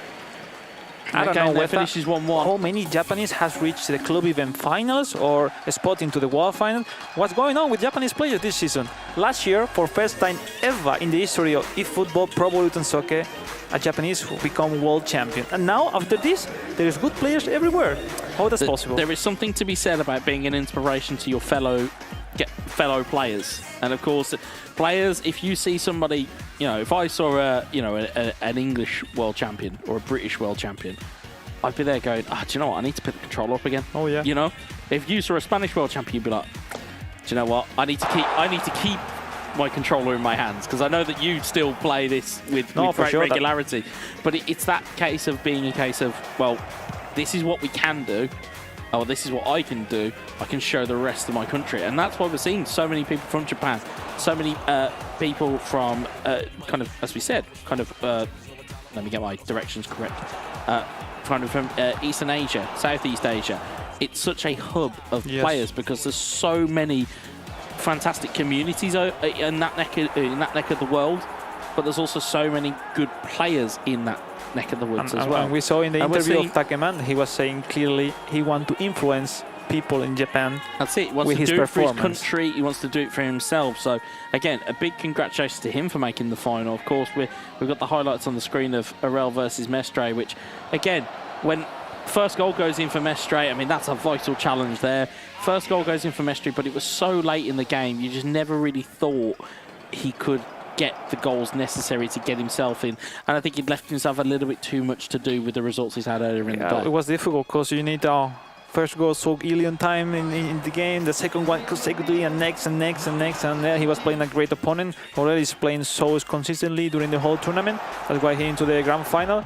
And you know, I don't know, at home when you are practicing weather, how many times have you practiced to come back 5 goals or 6 goals? So I don't think that's ever in the scenario. Maybe he hadn't a plan exactly, so it's like we'll do like this because it's a really difficult situation to reply in a different tournament. So anyway, he is a fantastic player. Sad to him to not to having him in the World Finals this year. But you know, just you need to make it possible in this event or in the offline or in these kind of opportunities here in Old Trafford. And we will see a fantastic game, Orel versus TAKEMAN, which is going to be a really, really great final. Yeah, there's no quarter given in the group stages in any of these club events. And certainly here, the kind of the pressure has been almost at its highest. And this is where diamonds are going to be made here today and legends will be created, Harry. As they often are here at the Theatre of Dreams, yes, it's obviously miserable for one side, jubilation for the other. Orel keeps his undefeated record in the group stages. We can hear, though, from the man who, unfortunately, has just been eliminated from the group stages, our good friend Miguel Mestre, obviously disappointed with his result and probably his performance today. Let's hear from him now. Well, we're here with Mestre Miguel. You know, it's a completely difficult situation, even to have a few sentences. Overall, I wanted to ask you, what was the key moment of today's tournament? Like, we haven't seen you play against TAKEMAN in the first game. We only see you in the second and the third game. What was the key moment, or what's left in your side to be in the grand final? What do you think? I mean, I haven't played like in trainings. In trainings, I was smashing everyone. I was really confident I could win this match, this tournament. Against TAKEMAN, first match, I played much better, 8 shots to 1. But sometimes when you don't score, then you have this type of things. Against Lautaro, same. I was smashing him first half, then he approached his opportunities. And this is all about this. When you have these tiny details, mark the difference. I'm happy with my performance anyway, because I saw when Orel going ultra offensive, that means that he didn't want to play against me, and I understand it. It's normal. This is competition. Just GG to everyone. Good luck in the final, and good luck in Tokyo, who qualifies, of course. We were talking about the games. You know, I know how is your game style. We have played many times, even playing together for Bayer. I think the game style of Lautaro and TAKEMAN just focusing into the wings with this game style of Ten Hag making you 100% going to play out wide. Do you think was something positive for them and negative for your side? What do you think about that? Because I know you play with counter normally. Most of the play quick or long ball counter. How was for you for practicing to prepare for this event? Yeah, it was hard, but it was semi-hard to everyone. I mean, I didn't want to play with out wide, but I had to, so I just needed to adapt. I qualified playing out wide. I would be hypocritical if now I say, I mean, I'm bad playing out wide because I qualified through Europe doing that. So it's the same for everyone. Just they take advantage of that, and it was good for them. Well, just from my side, just for you to keep going like this, I'm sure we all sure that we are going to see you next edition, next year for sure. So yeah, best of luck on upcoming things and still enjoy the weekend here in Manchester. Yeah, thanks Mestre, thanks Alex. Always sad to see our friends from seasons past fall by the wayside. It's been a tough year for some of our old past season friends this year, Wes, but that just speaks to the cutthroat format that we have. The open format, it can really just bring some of the sharks out of the water. It's brutal. It is absolutely brutal, this format, but it does present these shocks. Is that, you know, one result goes against you and you are in a world of trouble, and again it kind of roll and almost domino effect into a really bad performance overall, and I think that's kind of what we've seen here today. Is that it's kind of been a case that yes, Mestre has finished bottom of the table. You can tell that yes, he will say GG's to everybody and good luck in the final. That is a disappointed human being that's just been next to Alex, as he would be, because again his standards that he holds himself in, I think the standards that both viewers at home and fans and players within it, I think they hold him in that regard as well, so it's disappointing. Well, everyone's goals this year edition is to reach the World Finals in Japan, and when you're a player coming for competing different clubs, FC Bayern Munich, and you always want to be fighting with the best seller in the world, and obviously when you don't get your objective, your goal of the year, it is a tough situation. I mean, for everyone. No, I think this year there is many good players around the world, but just the lucky ones who perform well in the right moment are the ones who's going to be in Japan. Because what about good players? What's the difference between good and bad player? You have to perform well in the right moment. Obviously, if it's online, if it's offline, in this case, you need to do the right decision, and it's a pity. But just one today will be crowned as a champion, and will have the spot in console and one on mobile. So looking forward for the grand final, because I'm still waiting the right moment, the funny moment, and the celebration with the champion of both scenes. Well, we'll have to see who comes out victorious. You can just take a little look at the group stages after the round robin is complete and everyone's had their points taken off of each other. We now have our finalists. The top two from both mobile and console will now go head-to-head against each other for a chance to lift the trophy on the stage. Without further ado, ladies and gents, let's get the mobile final underway. It's ABDUTCH against Juninho. Let's hear from them now.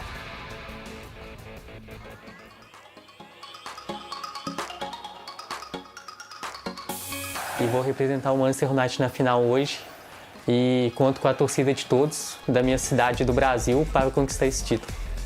I'm so proud to be here in the finals. Thanks to my friends and family. Please support me in the final.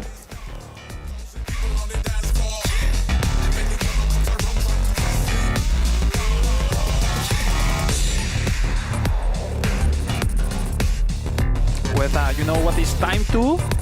It's time to start the party. Oh, the grand final on mobile. It is the grand final on mobile between these two players that you see on your screen. Juninho from Brazil, ABDUTCH from Belgium. On paper, no surprise, but overall during the tournament we were so close to have a different final or a Brazilian final. But a great final to have to watch everyone at home. I think one of those players will fly to Japan. on July for the World Finals. It is going to be a very interesting game between these two because, again, the fashion in which ABDUTCH came through, again, the adversity of going 1-0 down against Dufaro, and then more importantly, that long break between the games as well, really kind of, it can play with you. It can certainly play with you. I can tell you something. At the right time, both of them, even if Juninho doesn't feel he's nervous, and ABDUTCH, yes, they both are so nervous, you know.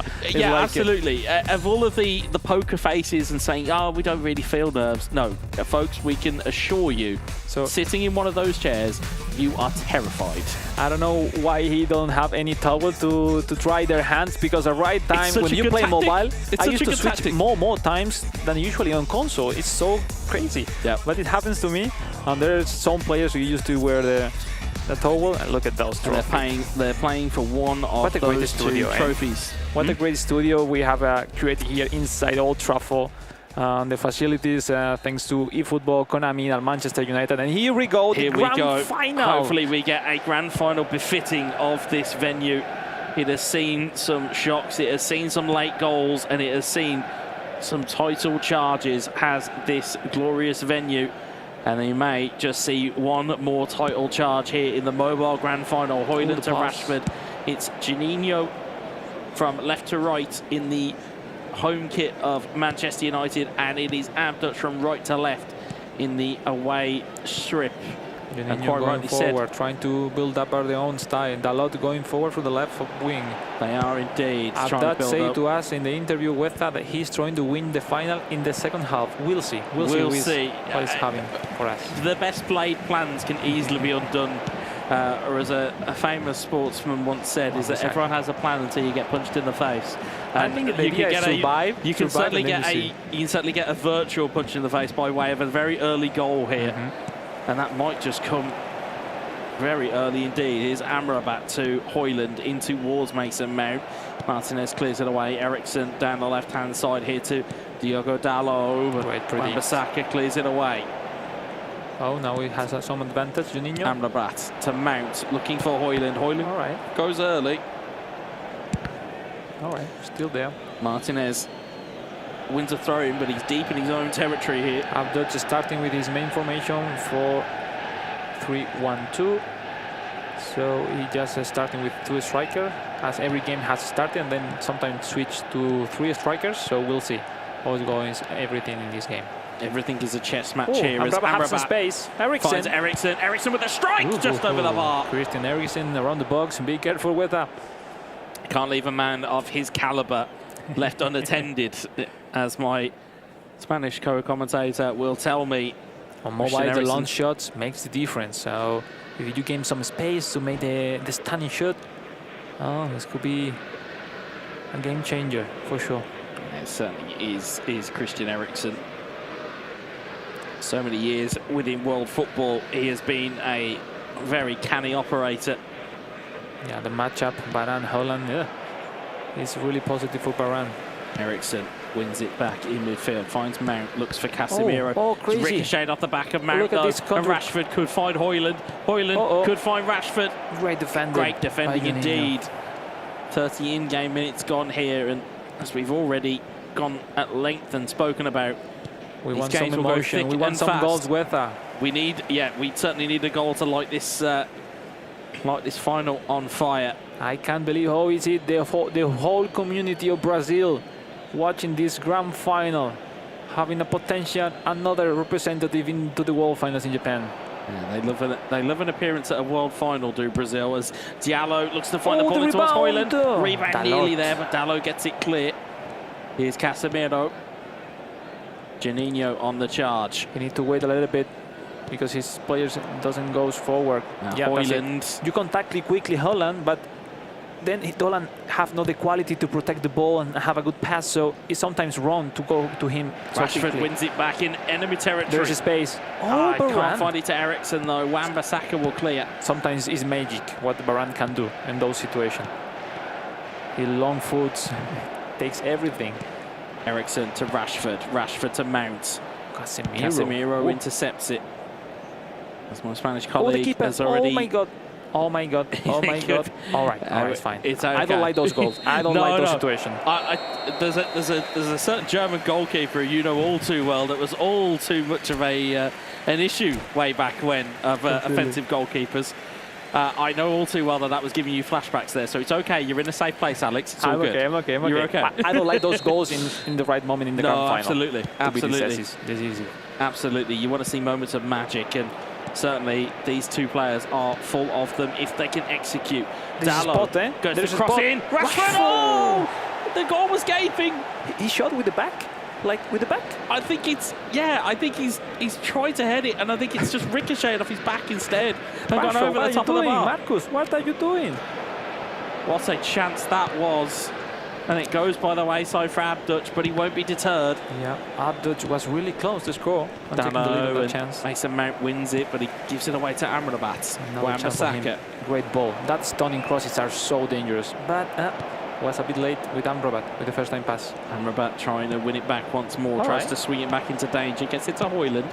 Okay. Casemiro goes across the way. Finds Diogo Dalot. We are in the second half. Eriksen to Rashford. Rashford with a bit of space. Finds Højlund. Varane does well enough. Just joining back with Rashford. He had the space to run and shoot. Eriksen. Again, Martinez does very well there with the positional play. He's giving it away though to Eriksen. Rashford. Rashford in towards Højlund. Højlund back towards Rashford. Rashford can't get it through, and Wan-Bissaka does well to clear it. At this point, you need one double touch, one fake shot, something. It just needs something. It needs one game break here. But because the nerves, you start to sweating, and it's difficult to get. You start to second guess yourself. You start to panic, and your heart rate goes a lot quicker. Completely. And you start to think that you need to change something. But the reality is, you just need to keep going. Højlund. Mount recovers it. Mount finds Rashford, finds Eriksen. Eriksen in towards Rashford. Back towards Eriksen. He's tried to chip it back in. The chip pass. And Mount will clear. Finds Rashford, finds Eriksen. Mount. Cleared away by Casemiro. One goal could change everything in this grand final. And it will be decisive for sure. One goal could be all the difference here. Wan-Bissaka. I like it how they are playing. Casemiro, Rashford. If he'd have gone aerially there, Højlund was in. They need extra pass. If he'd have gone aerially, Højlund was on a run there. Exactly. There's the space for Rashford. No, quite late. Højlund. Quite late, yeah.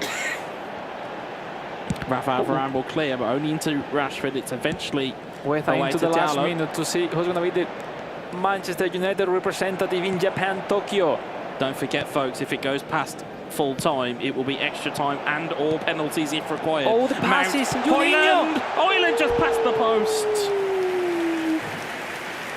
Man, some heart attack in Brazil right now with that chance. It was almost goal. As my Spanish commentator turns into a werewolf, you knew what the chance was there. It is true. It was close. The accuracy of the shot of Holland normally isn't the best, but it's good enough to score those chances. Look at the stamina with that. No one can run anymore. No one wants to blink here. No one wants to make these changes, but they're going to have with to the same formation. With the 2-4-3-3 stamina.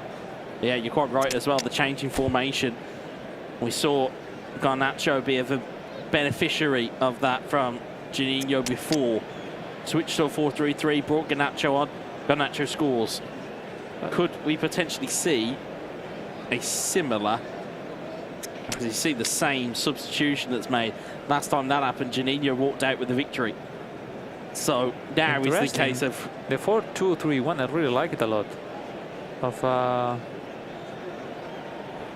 ABDUTCH is really such an interesting formation. Yeah, that's it. He wants to accumulate 5 players in the midfield to have some space to advantage, and it gives you a little bit. It gives you in attack. It will give you a 4-3-3, but in defence, it's a 4-5-1. No, so because that's what I'm saying. Juninho's playing with 3 midfielders and him with 5. And when you play mobile, that makes it different. But you need to create a great build-up. That's difficult. But we'll see. We'll see. We'll have to see whether there is a goal that separates these two before full time, or will it need extra time? We will find out in the next few moments. Diallo Garnacho, Diallo in towards Casemiro. It's cleared away. Garnacho Casemiro has out of runners. position, remember. Garnacho finds Eriksen. Really? And Eriksen. It's a miss possession of the ball. Garnacho. Last 2 minutes, UEFA. Last 2 minutes. Casemiro, Garnacho. He's been a game winner before. Will he be one again? McTominay 1 minute extra looks time. for Bruno Fernandes, but it's cleared away. Only 1 minute on the clock here. No way, you had the last one more opportunity. McTominay. I cannot believe it, but there's Bruno no players. Fernandes. There's no players. All right. Diallo in towards Fernandes. Casemiro clears away. Free kick given on the edge of the box. Ref, come on, 94. Ref. Oh my goodness. Remember what we 94 said, minutes, the Alex, ball. this is the home of Fergie time. Uppage time doesn't exist here. It's Bruno the right Fernandes stood over the ball. I believe he's going to go for the pass, eh? I don't know. Or will he go for the power strike? We'll see. As our what a main moment to be host, Harry deciding Channon, the champion tries to of the gee up Manchester United the crowd here. Representative in Japan. Bruno Fernandes. Look at the pass. It's a poor roll. It's a poor roll of a pass, and it's a full time 0-0, which means that we will be going into our first sight of extra time here today. Yeah, Juninho completely predicted that pass because they are fantastic players with us. So they tried before online. The obvious thing there is to pass, though, because trying to shoot at this level to create something new with that is a top class if you make it possible. So anyway, extra time. We keep going. We keep going. 0-0. We keep it moving. We move, folks. It is extra time here in the Mobile Grand Final with the opportunity to represent Manchester United to win a trophy on Old Trafford ground in the Theatre of Dreams, in all of the fantastic commentary lines we could produce. This is where it all lies. This is it. You win and you are in. It is that simple. Mainu wins the header down, looks for McTominay. Martinez you will gets never there to clear. forget this experience, that's for sure. Absolutely. As you see, Anthony recovers it. He has Juninho to restart. Trying to find it. Mainu across the way to Eriksen. But ABDUTCH has recovered it only into Anthony, who's got a little bit of luck there. They are rushing quite too much, but it's okay. Great time for ABDUTCH. To Diallo. Garnacho, Casemiro. Oh my goodness. Mainu's won it back here. Anthony, Mainu is the McTominay. key man with in this moment with the stamina. Got to be careful one way or the other here. Garnacho trying to fight it through to Eriksen. It's cleared away again. McTominay does win the flick down this time. Finds Kobe Mainu. Garnacho. Oh, the last Casemiro. one of this first half. There is the first half of extra time in the books. And the feeling with it that if there is no mistakes, something like it's going to be called penalty shootout will win into the grand final. I wish not, but we'll see. It may be required. It may be required, Alex, because looking at how tight this is between these two players, as you correctly said, no one's really making any mistakes. There's some space now for Casemiro, the Brazilian. Anthony. Look at Tries to run him, and does run him. Anthony, McTominay! Vamos! For the Brazilian! Vamos pra cima! Go, go, go, go, go, go! I've always wanted to do that. Crazy moment, crazy Brilliant moment. goal from Juninho. It was that little bit of movement with Anthony just on the far side, got round the corner, chips the ball into the box. It's Scott McTominay, McSauce as he's known around these parts. Fantastic move. Puts it into the back of the net. And that's why McTominay, player of the week, it worked for. See him again, launches himself into the air. Superiority, heading, even is so tall. Oh, it's a great player. Just there, Anthony just escapes Lisandro Martinez and leaps into the air, does Scott McTominay, the big Scot at the near post. And you can see what it means. You can see what it means to Juninho. Still left only a few minutes. Brazilian is touching the victory and the trophy, but still some time. Obviously, ABDUTCH has to change something. It's tough for him. Crucially, though, ABDUTCH has been here before. Exactly. He's been down in a game before and where he needed a goal. Seems he's remembering that moment with immunity event. It's almost scar tissue, is what it is. It's esports scar tissue. There's not that long left. Because, of course, as we said, not only is it extra time, but it's also not only is it extra time, but it's also the fact that you are playing in the mobile version of the game where it is it's a shorter moment. It's a shorter half. Oh, yes. So this time is going to tick by really, really quick. We'll see. There's still some time. It looks like 5-2-3 for 2-2-1 for Juninho. He have no striker. He's everything to the back, and well, it's gonna be difficult because there is time just for 2-1 or 1-2 chances. It seems Holland maybe winning a header and then playing. We'll see. If you're of a particular persuasion, folks, and again, if you do hear any beeping, do relax. It's just Juninho parking the bus. Completely. That's all it is. Completely. Completely parking the bus. So he's just reversing it up, and he's hoping that he will not be breached here by Full ABDUTCH. defensive, Juninho, full offensive. ABDUTCH for the last 10 minutes of this grand final mobile here in Old Trafford, Manchester United. We'll see. Still time on the clock here, though. ABDUTCH, great move. Bruno Fernandes. Fernandes! No way! Oh, what a goal! Ooh. What a strike from Bruno Fernandes! What is the pass? Because I didn't reach it on time. Crazy move. What an unreal strike from the Magic Man in midfield.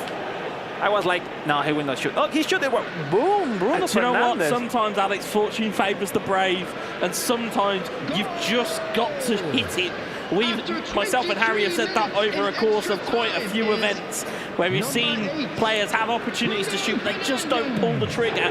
Instead, ABDUTCH has gone, nope, hold that thought. I'm not out of this yet. What an absolute thunderbolt from Bruno Fernandes. Nothing to regret for Juninho. Maybe look at the emotion. Come on, he was completely lost in the final. Juninho. Maybe quite soft, the pressure from Juninho. Like, okay, I have 5 defenders. I will defend easily, but you know. Oh, what the skill. What a fight back. Not only did we say it as well. We switch formation again. That's crazy. We said ABDUTCH has been here before. It's scar tissue of finals, yes. But also, I had a double meaning to that, is that he's been in this moment where he needed a goal when it looks like all the chips are down. What a phenomenal strike from Bruno Fernandes. And the thing, like, Juninho is forced to play with 5 defenders because he added another defender and he made every change, every substitution. So we'll see. Juninho is not in a good spot to face these last minutes because of the formation, but we'll see. We'll see. And folks, I can assure you that had all 3 of us out of our chairs. We were looking for goals and reaction. Come on, what a final. 5 in-game minutes left here, and it's still not over. No, it's not. Raphael Varane, McTominay, and Varane will clear it away for ABDUTCH. Great mistake. Garnacho. 2v1. Great defender. Varane will clear it forward again. I think we might be potentially settling in for a penalty shootout here if it's required. Gallo. McTominay wins it back. There's 2 minutes as injury time. McTominay finds Anthony. Anthony finds McTominay. McTominay's let it run through his feet. And there goes the final whistle. And here we go, folks. From both. What a game. Take your phones off the hook and settle in for what is going to be penalty kicks. Come on, for decide who's going to be representing Manchester United in Tokyo. In the penalties, but it's a great final. It was equalized. Overall, was equalized. Both took his chances, especially. It was a surprise. Here we go. Garnacho up against Onana. Garnacho scores for Juninho. Brazil 1-0. Juninho goes 1 goal ahead. Bruno Fernandes, who was the goal scorer, got us to this position. Fernandes with the hop, skip and a jump. And we said it before, into the mental games. What about the penalty shootout to be the champion? With it's just this mental games plus 100. This is everything. As Scott McTominay, where will he go? Up steps against Onana. That's right down the middle. The atmosphere here, the tension has ratcheted up just a little bit. Garnacho. Up steps for ABDUTCH, and right down the middle, it's saved! He was predicting this.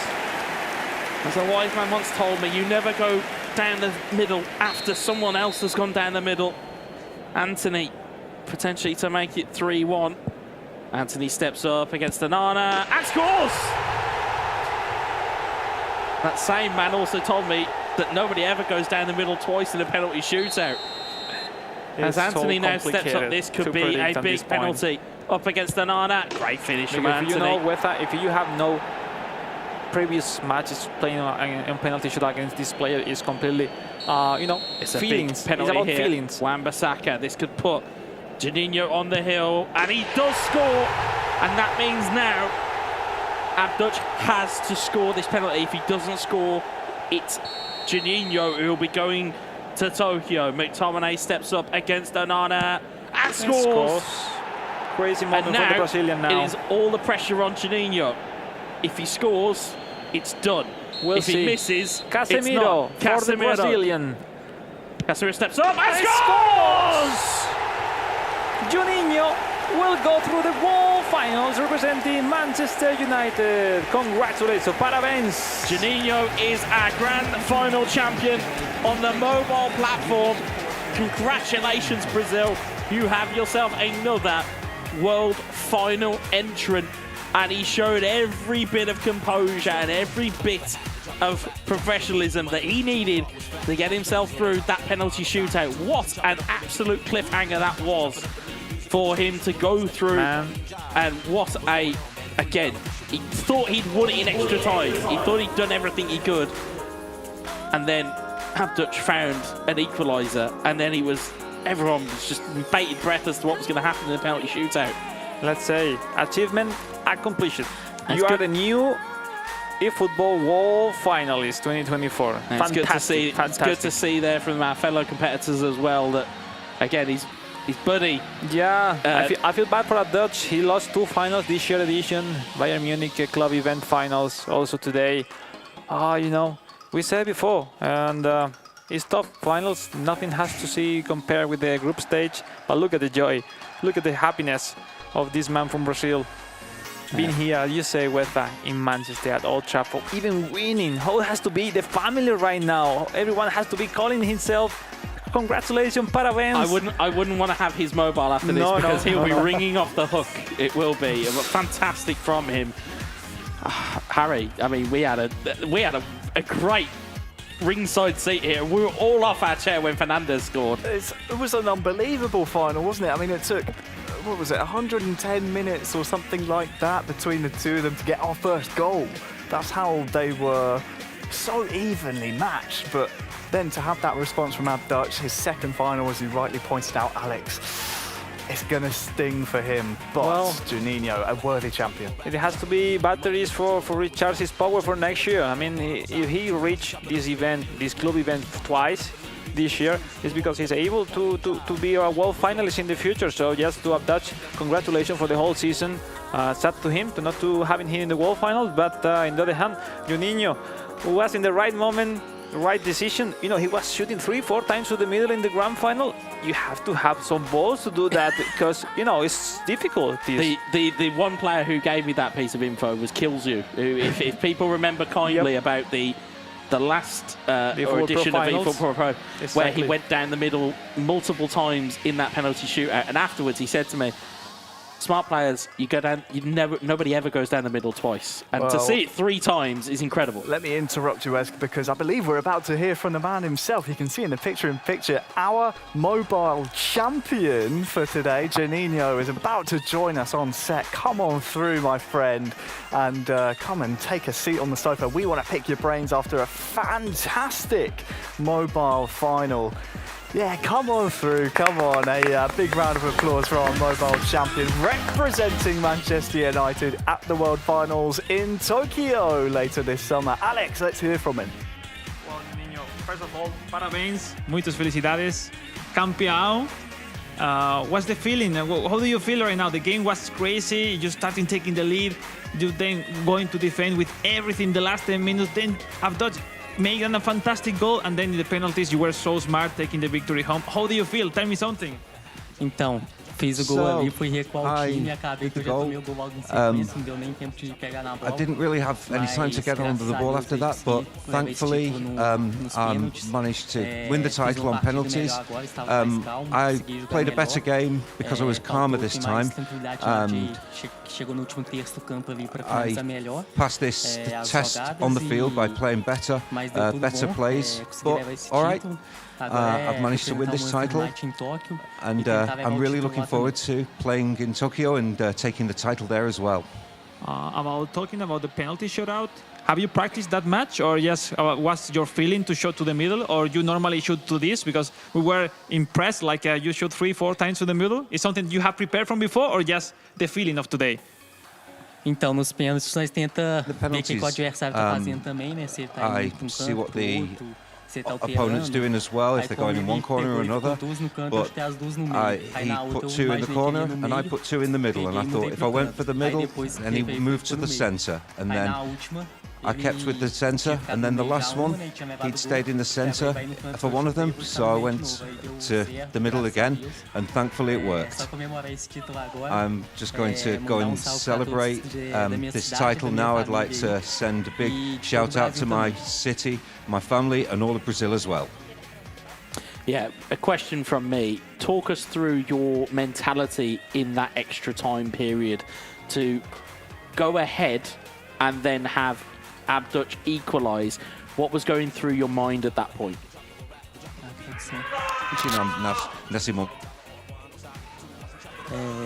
Tem que traduzir o que ele falou.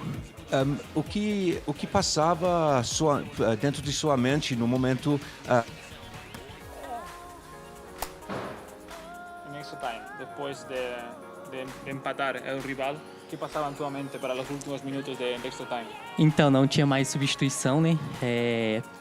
Não tinha como eu mudar a formação novamente. Eu fui manter 5 zagueiros, tentar colocar Anthony e Garnacho nas pontas para ter velocidade, tentar um contra-ataque e tentar levar no mano a mano, né? Tentar driblar e levar esse...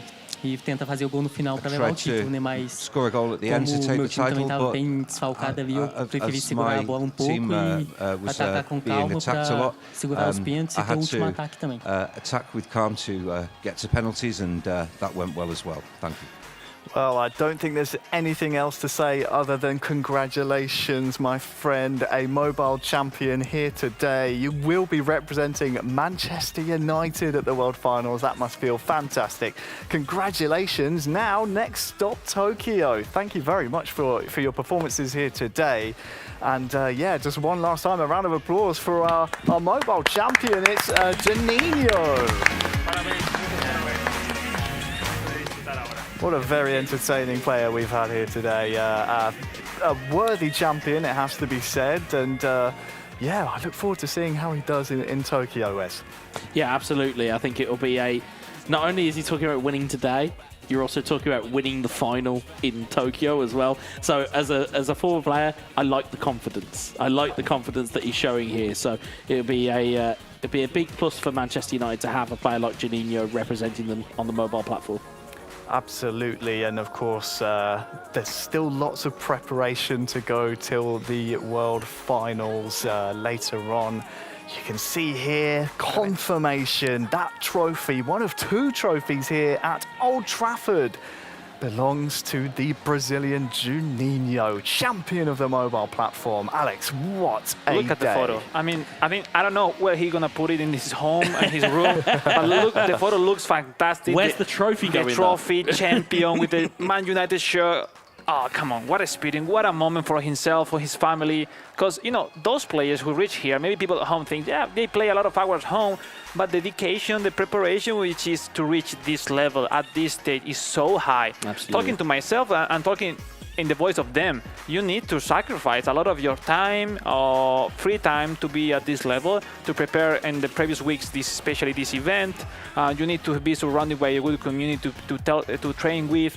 So it's not easy. It's not easy. Just the best player from the best player in the world reached this stage. Well, I feel so happy for him, because I believe from the small city in Brazil, they will be so pumped for the achievement he has accomplished today. Yeah, he spoke about his city, he spoke about representing Brazil, he spoke about all of those different layers that go with it. And you're quite right, is that, you know, esport athletes, they don't necessarily pay with the, they pay with their time rather than anything else. There's, there might be family occasions that you miss. There may be things you have to rearrange. You may not see your friends as much.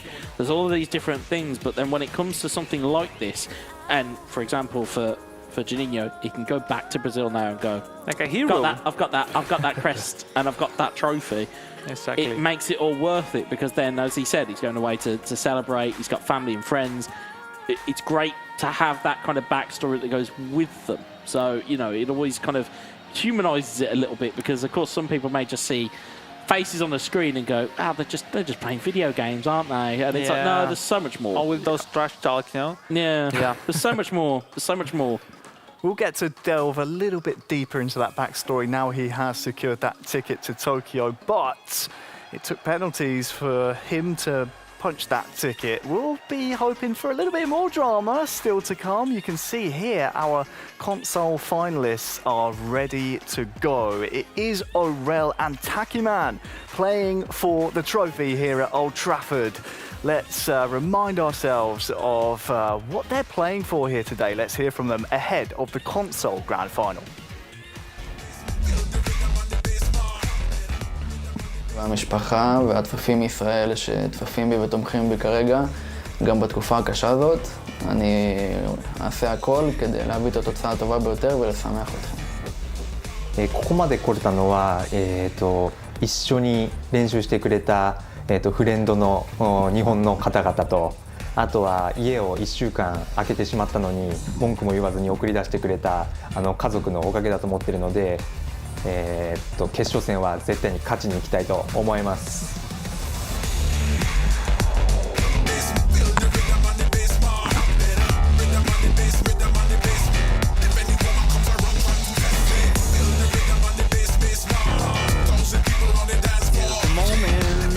Say, what time is it for now, Alex? What time is it now? It's time for the console grand final between these two. It's going to be Aurel Daniel on your left versus TAKEMAN on your right. Now, in terms of performances that we've seen today, you'd argue and say that the more complete of the two players that we've seen today is Aurel Daniel. However, on the right-hand side of your screen, again, we're going to go at length to mention this, to pull out a result that TAKEMAN did at the right moment. Again, speaks a lot to his level of gameplay. Oh, completely. We have seen before at this stage, this game. It was a group stage. It was Aurel who made the comeback after TAKEMAN was taking the lead, dominating the first half, and Aurel taking the win at the end. It was so important to him to qualify into the grand final. At this time, it's a different role. Everyone from zero. The game to make you crown the champion today. We'll see. I think Aurel has adapted himself to the game style of TAKEMAN, adapting with having Anthony in the wing to make some superiority or make some more opening their attack, which I think it will be really useful also for the final. And on the other hand, TAKEMAN is really confident in game style. He has trained a lot the way to play, and he will he will follow the same instruction as the previous games. Yeah, I think it's going to be a little bit of a different type of game that we're going to see between these two. I think it's going to be a bit more cagey, knowing what's on the line here for these two. I think there'll be a little bit more kind of professionalism, a little bit more gamesmanship, because I think they understand that this is the last chance. This is the last opportunity to get yourself into the world finals in Tokyo, and they will need to take every opportunity that is afforded to them. And even more with that, no one has experienced that before, because we say from the beginning, the only player from the 8 at this event in Manchester who has played a world championship was Lautaro, the Argentinian. So that means we will have 2 new world finalists in this year's edition in Japan. Look at the trophy, look at all the setup prepared for Konami with Manchester United here and this fantastic Old Trafford Stadium. What a panoramic of everything prepared, set it up with the admin. They are setting up all the stuff in the accounts, in the lobby, to make sure everything is perfectly done to have the best quality possible for this fantastic final, which is always is fun to be there. But honestly, I prefer to be right here, right now, chilling in the sofa, enjoying the final, because the nerves, the emotion right there in the stage has to be higher, really high, because we haven't touching or having the control of the heart pump, but it has to be really high. I tell you what, I think that'll be the next innovation. Is going, can we get some heart rate monitors on these guys? Because I think that there'll be some players you'd be quite surprised, and I think there'll be some players you wouldn't be too surprised as to know what they are to know what they're feeling. Certainly these two are, as we say, one of them is going to be a worthy representative for Manchester United in the World Finals in Tokyo. You know it's what's just a case of who's what's the going to be. worst thing before a grand final? Those moment. This moment right now, like you have to wait the okay from the staff to say, okay, you can go through the ground and start the game, because you start to maybe visualize what you are going to do in the kickoff.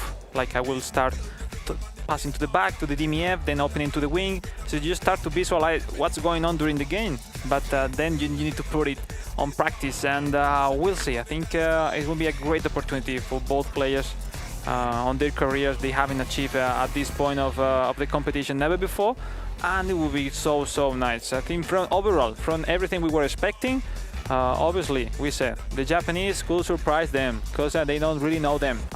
Was completely true. I mean, his formation was working so nice, and his mechanic way to attack with passes was really worth it. And Aurel kind of being really well defending and having some good counterattacks makes him going to the grand final, and we'll see if he can reply this way of play in the grand final. As we see with the left screen formation of Aurel, and which is a normal formation. He's in putting Anthony wide open, and meanwhile same formation for the Japanese, which is looking to be in the Grand World Championship. Time to go, Weta. Time to go. It's about to start the grand final for the left side with the red jersey, Aurel, and with the right side, the Japanese Takeman with the black and white shirt. Here we go. Perfect introduction from you, Alex. I'm going to try my hand at commentary because I've been watching you guys do it all day, and it's been so fun to watch as Rashford there. I was missing your voice. I was missing your voice at this stage, honestly. It's quite fun being kind of like a head teacher as a host. I know now why Semra does enjoy it so much, but Aurel looking to build here. Off the post. No way. Oh, it's early drama in the opening 5. It's still kick off. It's still kick off ongoing. Oh my God, the whole important is to start taking the lead at this moment, but the keeper and the post makes difference. Of course, don't forget these players have been competing to try and represent Aurel Manchester United for over a triangle. month now. Rashford through the post! The same upright as before for Aurel. And Still alive though. Casemiro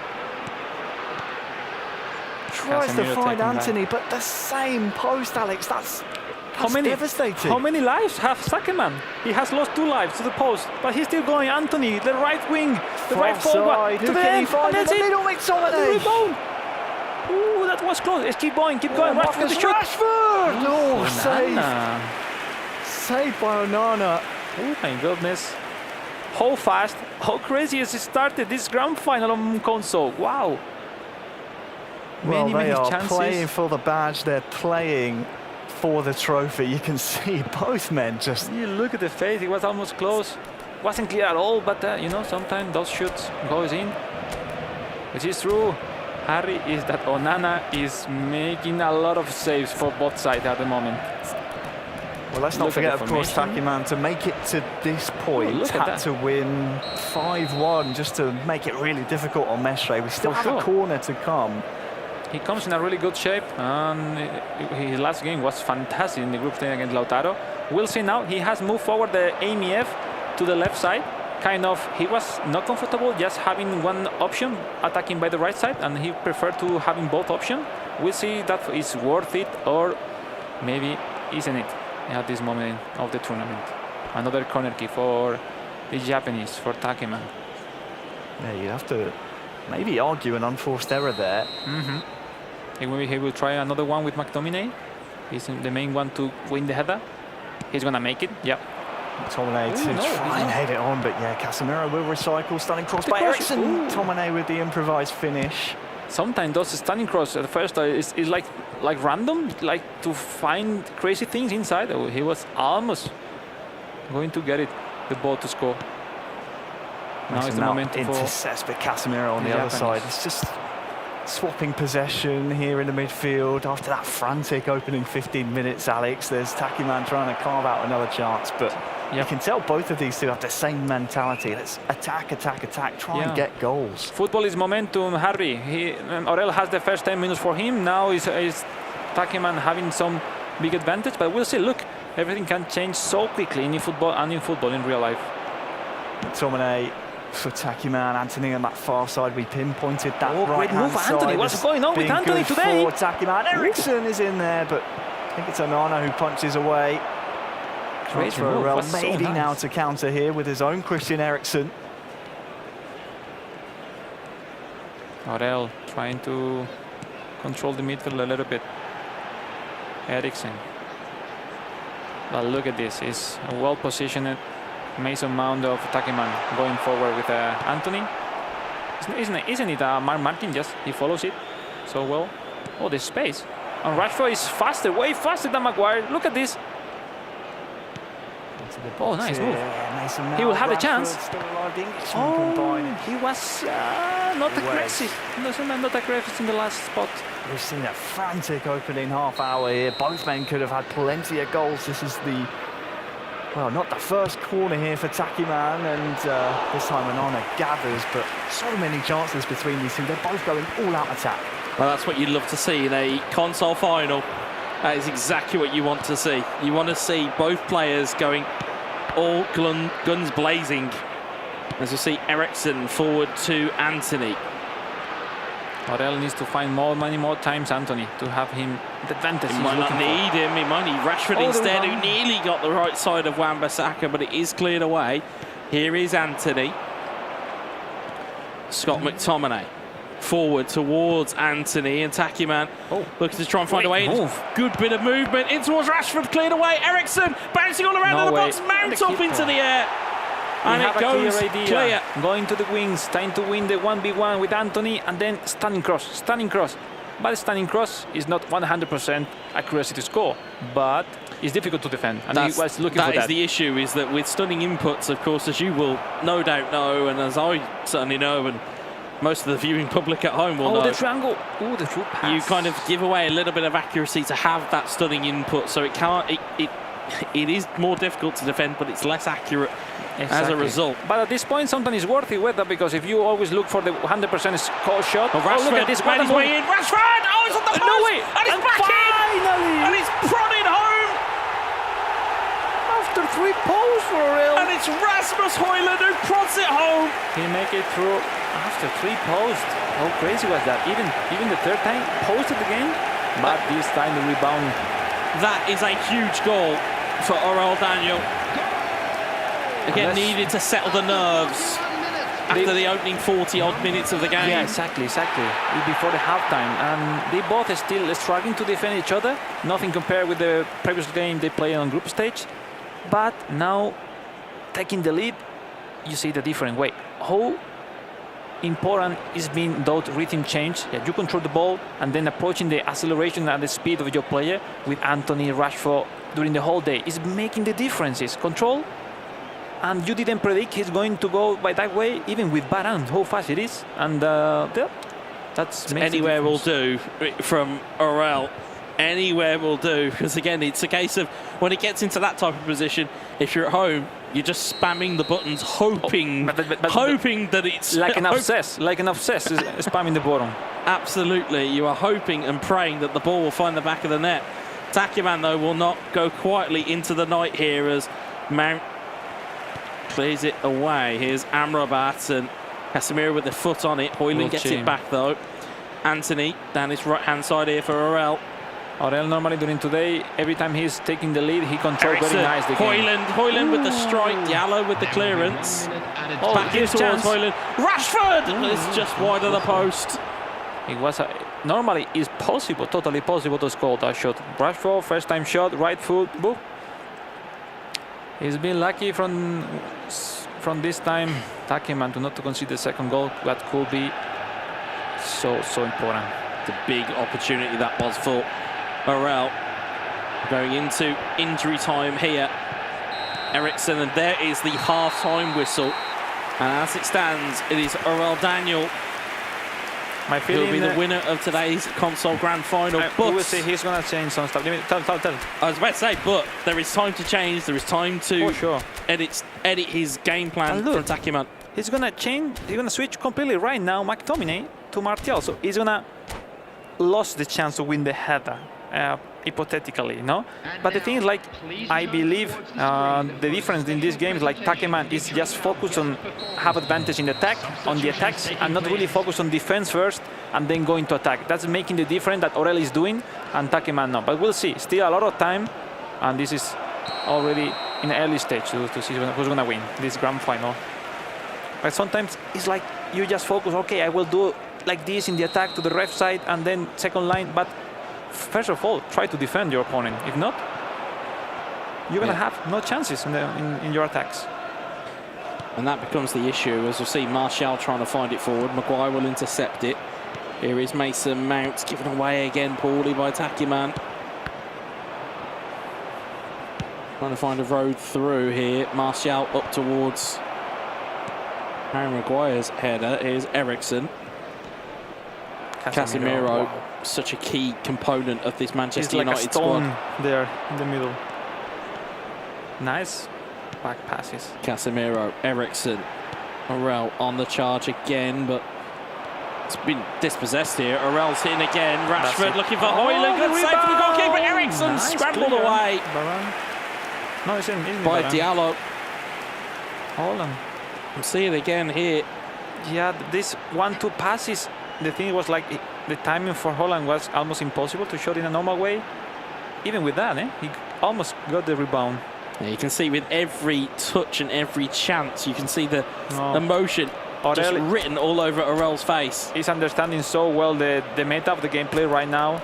Like with bad passes to go through, not just running forward. He's understanding so well the meta, and yeah, it's the formation of TAKEMAN. TAKEMAN was having advantage in the right side in the group stage. Now he switched it to have advantage like 4-2-4, but not really defined like this. And now with the result, go full 4-2-4. It's like he don't want to really risk time the midfield, go directly and make some trouble for the opponent. But I don't know. It's a key moment. Guetta only 1-0 down, and he go all in. Would you do that the same? It's you can't, as part of the English expression, Alex, you can't throw the baby out with the bathwater. It's only 1-0 down at the moment. It's not decided one way or the other. We saw it from not only the mobile game that we saw, but over the course of today's games. 1-0 does not automatically mean the game is done and dusted. So it's going to be something that both of these players will need to take care of here. We'll see. With Casemiro to win the header, those open corners are quite difficult. Lindelof wins the header and gets the ball down. Great little ball there from the Swede. He's got Nacho. He don't want to pass to Lindelof. He was like, no, I don't like him. Yeah, he's like, yeah, centre back that far up the pitch. It's not the player you want. Thanks for your job, but no more, right? Yeah, absolutely. It's like, thank you for getting us halfway up the pitch, Lindelof. Back to centre back you go. As it see Casemiro, Højlund back to Casemiro. Casemiro. It feels not comfortable, TAKEMAN, when he's playing around the box. Lindelof, but we'll see now. We'll see now. It back again here. He's going to go long this time, looking for Rashford, but Wan-Bissaka will clear it away. Here is Casemiro. TAKEMAN is looking to have one. Oh, the space. Højlund onside is Rashford. Rashford to make it 2. Good save for the goalkeeper. I think Aurel there, I think when he's gone 1v1, I think he's maybe anticipated potentially TAKEMAN moving his goalkeeper across. And instead, tried to go near post. It's just met the hands of the goalkeeper. The first control wasn't the best, and that makes him be in trouble. Like touching with a defender, and makes you not to have the highest angle to shoot at the end. There's only so close you can go to a goalkeeper before that window of opportunity of that eFootball version of chicken as to who's going to blink first. There's only so close you can go, because he was near enough in the 6-yard box there when he's made the strike. No, I think he wasn't clear where to shoot, and at the right time. Sometimes the best decision is to shoot strong to the first post and see what happens sometimes. No? Yep. So I think it was something like this, because he knew from before he wasn't in the right choice, because it was Varane and other defender coming up so quickly. So he had to decide something. But he's still got a corner, still in possession of the ball, still in possession of the lead. Look at that. That's crucial formation he's trying to do. I can only describe that as a double-up overload is what I'm going to trademark here today. That doesn't make any sense to me, but I'm sure it makes sense to TAKEMAN. Yeah, if you check, it's like Aurel, it plays with right back and not left back. So what is is using is to have two players connected with the central back in the left side, to have 2 versus 1 with a lot of space, just to win the space around there and then try to play back. It's a bold strategy, Alex. We'll have to see if it pays off. We'll see. I think it's going to be putting on trouble Orel. But Casemiro wins the header. Rashford wins it again. Lindelof rises. It's McTominay back down to Rashford. Barge to the box. Rashford! Oh, he's found the goal that could potentially see him take the trophy here today. Marcus Rashford right into the top corner. And that's it. If you didn't clear well your ball, something happened. I was saying you could argue the shoulder barge would have been a penalty, but it was Rashford made clear that is all he needed for that opportunity. So without time to practice or to put it on game, that formation of TAKEMAN, he wasn't able to defend that corner. So, well, yes. I don't even think Orel was sure whether he'd scored there. Looking at that reaction, there was the initial burst of emotion, and then I'm not quite sure he knew that he'd scored. TAKEMAN has completely lost the focus in defense during the whole game. He just focused on, because I believe he thought in the group stage that Orel found how to stop him with his formation. So he was thinking until the final how to change, and he tried to play a 4-2-4, which is all right, but he's not taking back the ball quickly. He's missing many times normally. Oh, look at that. He's in a hurry. Here from out of control, TAKEMAN completely. The kick-off period, McTominay, Garnacho. But you're quite right. Sometimes as players, the smartest thing to do is to just do the same thing you've done before. Rashford, though, find Martial. Yeah, quite. Why make a change if it's been so successful? He lost, obviously, in the group stage, but he was playing good. And Bissaka. Still time here, though. More than enough time. Rashford goes the only strike. Oh, it's on the base of the post. It's the payback from the game. It is indeed. After 3 posts for El.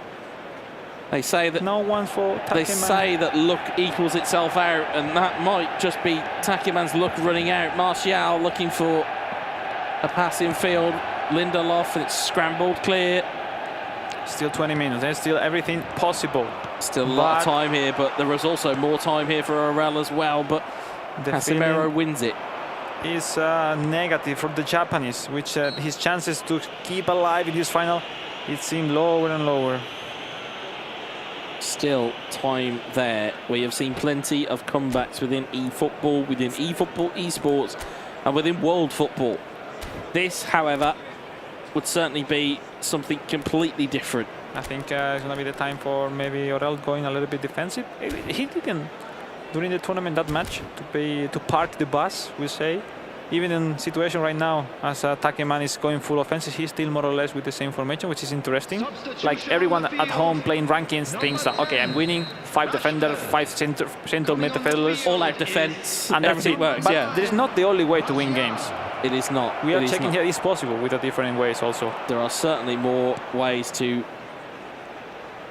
skin the proverbial esports cat, as it were, as McTominay finds Lindelof, and Orel looks to be ticking down time here with just under 15 in-game minutes to go. He's 2-0 up with not a lot of opportunities presenting themselves to TAKEMAN.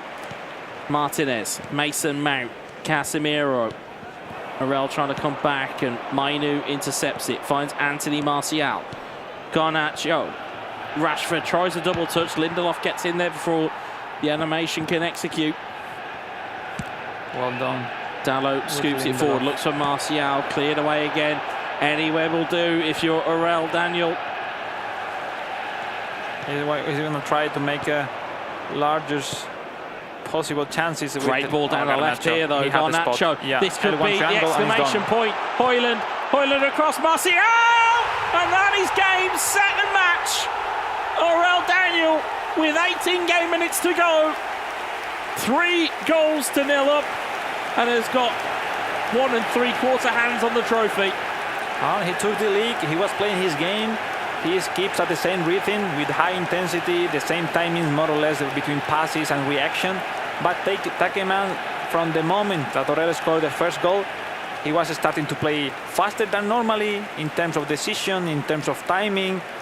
also was forgetting a little bit to be focused on defense and then the attack. So yeah, it happens. You are in the final. You are not sitting in your sofa at your home, so it's difficult to keep your your way of play at 100% as normally. It's a stressful environment being in such a, as we said, historic and mythical venue as Old Trafford, but Orel Daniel seemingly has kept his composure here today as Wan-Bissaka and TAKEMAN try and just garner. Let's see if TAKEMAN has something to say already. A consolation potentially, but it looks as though he might be going out with a little bit of a whimper here, TAKEMAN, after that stunning result to get him into this position in the first place. May still have a goal in his locker though. Garnacho in towards Anthony. Anthony scores! Okay, game on. It's difficult, but game on. He couldn't, could he? He couldn't. Not here. Surely not. I mean, it is a late goal. We've seen plenty of them, but this would take a mammoth performance, or I would dare say mistakes from Orel to allow TAKEMAN in it. Great build-up though. I mean, the build-up is he make it with the formation. He's looking to make the same. Going to the left side, then make like I call it the escalator, starting from the left wing to pass with every player until you finish with the right wing, which obviously it will be alone. I love that analogy, you force Alex. that with I the love formation. that analogy of going down the steps of an escalator. I love that. A normal, common way of play, but it's so difficult to defend most of the time. So well done, keep going. Aurelius will go with everything to protect the result. 3-1. I think Orel will look to just stifle this game with the 5 injury time minutes that have been added. A little bit of a lax pass there, but Garnacho's okay with it. It was completely late. McTominay, Garnacho.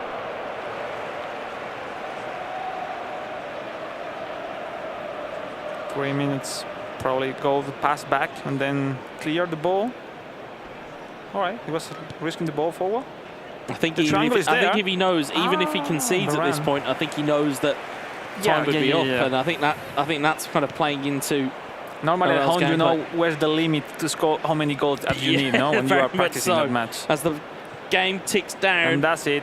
And that is game, set, match. Orel Daniel is the console champion and has won the grand final here for Manchester United. Fantastic job he did today. We said that it's so difficult to win the group stage and also win the final, but he did it today.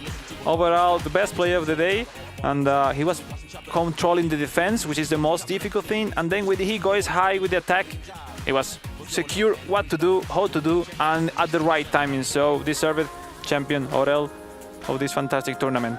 Yeah, again, well worth it from his performances that have been here today, all the way through the groups. Got into the final and really blew away his competition. Definitely not a bad way to do it, to make your way to the trophy and go completely undefeated here today. What a great performance from Orel. I mean, pretty faultless. I think he'll almost the perfectionist in him, excuse me, so I'll put my teeth back in. What a long day. Will be a bit disappointed he didn't get to keep that clean sheet in the final. Well, let's say, honestly, seeing him playing is like he dominated the gameplay actually, kind of. He know the rhythm, he know what's the most useful way to attack. And on the other hand, we have TAKEMAN trying to get an advantage by the formation, but doesn't go in exactly where the meta is right now with those short passes, those turn, the rhythm change, where Orel uses it fantastically. And I think what's the difference? Obviously, the game passive for different phases. The first phase with 0-0, everything was equalized, TAKEMAN had his chances, but after the first goal, he lost the control of the game, and Orel was completely better. Yeah, I think that was it. I think it's almost that domino effect. As once that first goal goes in, as you said, the element of control kind of starts to evade TAKEMAN. You then start to second-guess yourself, and then you, again, to pardon your expression, you fall down the emotional staircase of going, well, hold on a minute. Am I doing the right thing? Okay, I'm not doing the right thing. Okay, now I need to change it. Oh, well, that's not worked. Oh, I've just conceded again. And it's just a consistent fall down. And sadly, that's kind of what got the better of TAKEMAN here, because, again, coming up against an operator of Orel Daniel's quality, it's a tough moment to find yourself in. Yeah, we've had the pleasure, of course, Wes, of tracking Aurel's career throughout the Euro tournaments and, of course, throughout international tournaments. He comes here to Old Trafford and takes home the trophy in 3-1 fashion. I mean, it's really difficult to argue that he's the worthy winner today. Yeah, I don't think you could make a case for anybody else in that console category, and that's no disrespect to them, but because they started to take points off one another, Lautaro kind of put pay to Miguel's Mestre's kind of desires and his aspirations, but then TAKEMAN put pay to Lautaro's one because of the heavy and the only one that really didn't kind of almost become a victim, shall we say, was Aurel Daniel, because he was able to get his 2 wins and a draw, was able to very much coast into the final, and then was then able to as we say, just blow away the competition. That he did. We're looking over some of the highlights of his handiwork. I mean, Alex, you said it, once that first goal goes in for Aurel, you almost think it's that first goal that makes him champion in the end, based on how TAKEMAN kind of relinquished the control of the game. But at the same time, it seemed clearly he was the best. Instead, he scored after the post, for the first time he hit it. Instead, he scored, he missed it. Maybe at the next chance that TAKEMAN scored taking the lead, and everything changed. The mental, the rhythm of the game. Maybe we are talking that TAKEMAN is the champion now. So, but anyway, the reality was that overall during the tournament grand final, more chances created, more goals, winning group stage, winning the final, deserved champion, and for sure, I think he was been trying during years. He's still young, but he's a fantastic player, and well, fantastic tournament. I think he has to be so proud. A very good tournament performance indeed. Great to see TAKEMAN get on the score sheet as well. He's played so well today and really put the rest of his console group fellow finalists in such a difficult position with that result he got in his final group game. But as you can see, Aurel is about to join us here on the sofa, the console champion of Manchester United here in Old Trafford. Let's hear from the man himself now. Alex, take it away. Well, first of all, congratulations. What a great result overall the tournament. You did a fantastic job. How was your key point for today? Because you practically played the whole tournament with same formation. Even if you were winning and the opponents were practically playing with 3 defenders, you still following your formation, your game style. What was your focus during the game, in your attack, in your defense? What was your game plan overall for the tournament? I believe in sticking to one tactic. This is the tactic I practiced for a week before the tournament. This is the best tactic for me. And yeah, it proved itself. Honestly, I think I agree with you. Sometimes players, we used to overthink to change formation, depends on your opponent. You did fantastic today. Overall, the tournament, between group stage and the final, what was the game you were struggling most? Because we saw, for example, Lautaro playing a lot of open formation, TAKEMAN as well, Mestre playing more similar like you. What was overall your stronger moment that you were having more difficulties during the tournament? I think my most difficult match was against Mestre. It's always difficult for me against him, but yeah, I think Mestre. Nice. Overall, you know each other for a lot of time.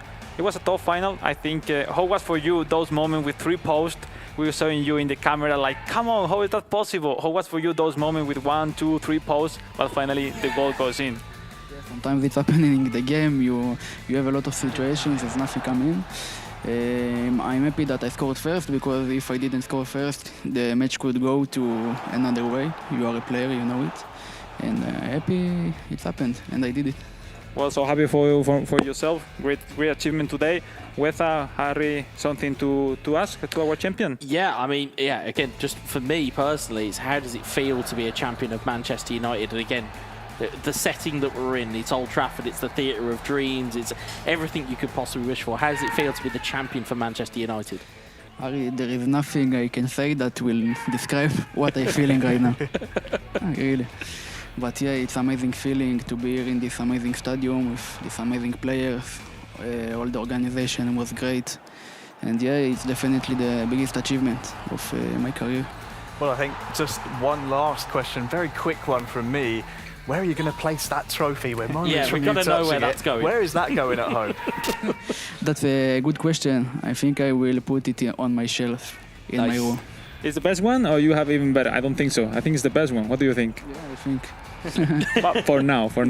Well, let's not waste any more time. Raul, congratulations, console champion of Manchester United. Let's get you closer to touching that trophy that you deserve through your performances today. Congratulations again. One last round of applause for Aurel, our console champion here for Manchester United. And gents, it's been an incredible day here today. We have our it has two finished already? champions now. There's I nothing more to know. play? No, It's that's been it. That's all crazy. you get, Alex. 14 But like between matches. caster, you know, like a 1v1 or co-op? No. 14 matches it took us to get to this point, but sadly it is now all done for the club events this season. Now it's just onwards to Tokyo, and of course we have still a bit of a celebration to do before we completely sign off, but an incredible display, as has been the case with every single club event finals. I mean, Manchester United just turned up the heat today. Yeah, it was the cherry on top of the proverbial esports cake, as it were, to come here, to come to Old Trafford, to come to Manchester United, to have this event here. Again, you already mentioned it, a big thank you to eFootball, to Konami, to Manchester United for having us here and providing the facilities that we've had here today. Again, a big thank you to them. It's been fascinating across all of the club events in terms of what we have seen. There's going to be plenty more thrills and spills, folks, so keep your eyes peeled for Tokyo in July. And Alex, I mean, what can we say about today's finals as a whole? We saw plenty of goals, lots of action, some amazing games, really, really close. I mean, can you sum up today in a few words? Well, as a fan of this competition, so happy for the performance of the player, for the respect they have each other, even if they lose, if they win. At the end, we all love the same thing, which is the video game, which is the football, is the one which it gave us a lot of feelings, experiences, in my case, the one which I grew up since I was a kid. So I have a lot of love for this video game. And to be here right now in this fantastic place, in these fantastic facilities with amazing players next to you guys is an honor. Just to say thank you to all the people who make possible this kind of event, to you guys to be next to me today. And well, we'll look for the grand moment, which is right now. Yeah, the honor is, of course, not just yours, it's for me as well as Wes and everyone involved here. Of course, we are here at the Theatre of Dreams, and two dreams have just come true. We have our two Manchester United club event champions. Let's waste no more time and let them lift the trophies they've earned here today. Congratulations and welcome your champions, Aurel and Juninho. What a moment.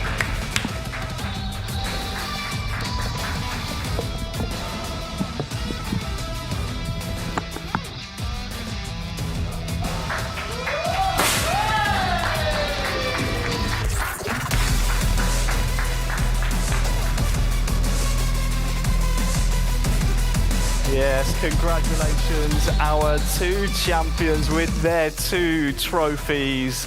An unbelievable and fantastic event we've had here today. Of course, massive thank you to Konami, Manchester United for having us here at Old Trafford. It's been definitely a fun one, and the next event, of course, we have to look forward to is the World Finals in July. Just a couple of months to go. Thank you, of course, to my co-commentators, my colleagues just joining behind me here. It's been a fantastic day. Nothing more to say, I don't think, other than keep your eyes peeled. The World Finals in Tokyo is going to be a fun one.